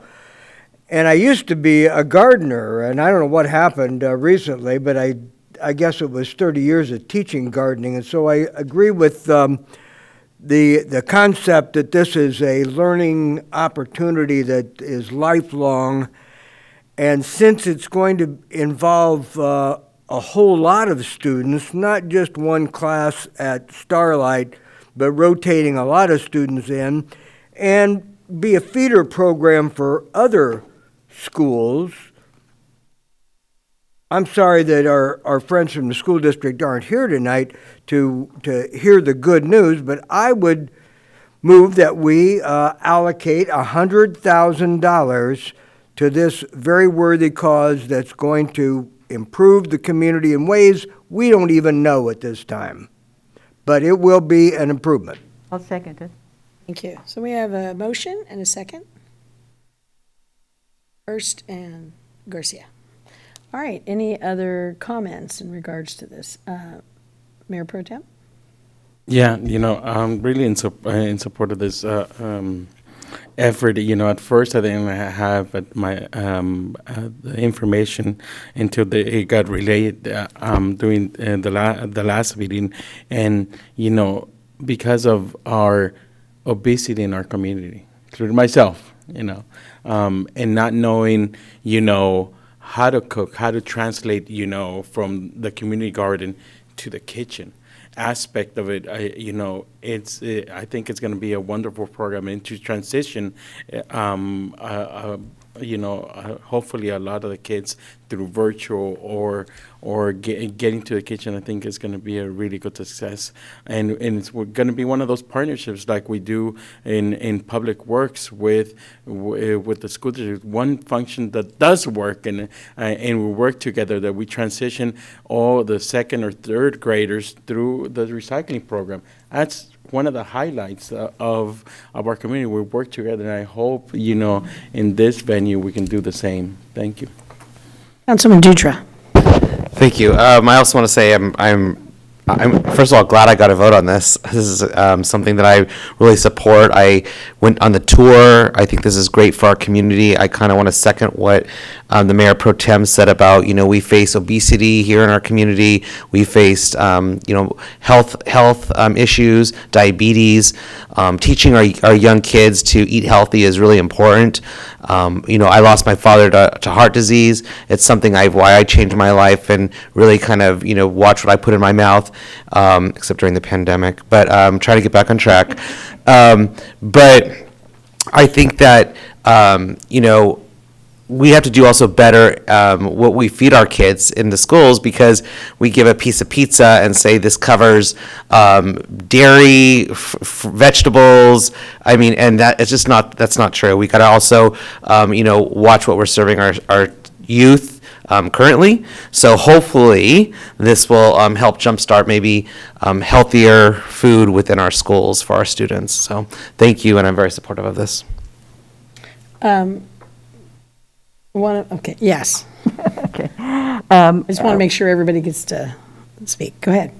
When we adopt this motion, we're going to become heroes. And I want to encourage each one of the council members to also donate and become amigos or friends like Lowell and I are. And so I would encourage each one of us to make that donation in addition to the $100,000 that we hopefully will pass. Councilwoman Quiroz Carter, would you like to make a comment? I'm an adjunct, so I have $40 in my bank account, but if I had the money, Rebecca, I would love to donate. I'm super Totally excited understand. about this. I think it's amazing. I won't speak to the health issues, but it's just really cool for little kids to be able to see, especially in an agricultural community, to see the process and how much hard work it takes to get food on the table. I think that's really, really important. There's also opportunities for science and just so many really cool opportunities for kids to learn. So as a teacher, I'm super excited. Well, technically a professor, adjunct professor, but I'm really excited about this project. I'm really excited to support it. And I think there's just so many great opportunities. And I'm excited that we get to help name it. And I hope we can meet Emerald. So that would be cool. I'm a product of the school district. I teach in the school district. I've taught here for 35 years. I want to support the program. I think it's a great program. I've had gardens with my class before. I just feel very uncomfortable spending $100,000 on a project that we have so much agricultural wealth in this area that should be contributing to this. And in the city of Watsonville, we're spending $100,000 on this. And I kind of feel better it's in your district, Councilwoman Garcia, because you don't have a park. So at least this counts as greenery in some fashion. But I feel like more people from the city of Watsonville could benefit from that $100,000, kids, parents, families, than just the amount that we're going to have access to. But I'm going to go back to it because Councilwoman Garcia does not have a park in her area, then this will count as green for her. Okay. And if there are no other comments or questions? Mayor Pro Tem? So which naming opportunities are going to go towards? We're heroes, so. Heart of the Garden? Heart of the, go back. Heart of the Garden, Teaching Center, and Community Gathering Space. I like that community, wait a second. We should let Councilwoman Garcia pick, since it's her garden, and it's your green space. And what you would like from me? Which one you want the city of Watsonville to name? Oh, I want to be a hero. Yes, we're heroes. Yeah, Heroes, we're but here. what- But The which- Heart of the Garden, the Teaching Center, or the Community Gathering Space with shade structure. Are they both together? Do you have any idea? I believe the heart of the garden is the shade structure in the middle. Okay, so since we did that, that's it? They have multiple namings? Because I'd feel uncomfortable with that. You don't want to be the heart? No, I don't want to be, we want the only one. We want to be the only one there. Community Health Trust contributed $150,000. They probably chose something else to name after them. Okay, so Yeah. these are open, is This that was what you're left. saying? Yeah, okay, last time I did the presentation, these were open. Okay. Okay? So it'd be the shade structure. It could be the shade structure, it could be That's the roots of learning and herbs garden. Then you get to name two things. All of those. No. Oh, we could, So we have $100,000. so we could do, oh, that's interesting. Buying two. But I would say just go with the Heart of the Garden. We're the heart. Yeah, we're the heart of the garden. That's a nice place, because that's where people are going to sit when they have their presentations and. Right. About Hearst Heart of the Garden. No, Garcia. I think, okay, so we're all going to agree it's City of Watsonville. Thank you very much. And if no other comments let's move for roll call, please. Dutra? Aye. Garcia? Yes. Hurst? Aye. Montesino? Yes. Quiroz Carter? Yes. And Parker? For Rebecca Garcia's green space, yes. I owe you. Motion carries. Green Heart. Garcia's Green Heart. Before I turn off my, so we have no other unfinished business at this time, and thank you all for coming. The request for scheduling? Yes, I'm gonna. Oh, I'm sorry. But thanks. I'm sorry. We move to emergency items added to the agenda where there are none. So we move to requests and scheduling future agenda items for our city clerk. Councilwoman Garcia. Yeah, this evening, we were asked by the Salvation Army to put them on the agenda. Okay. And if we could do that. All right. Good, we take note? That was my- yours? Yeah. Okay. Hearing no other, we are adjourned for the evening. Thank you, everyone.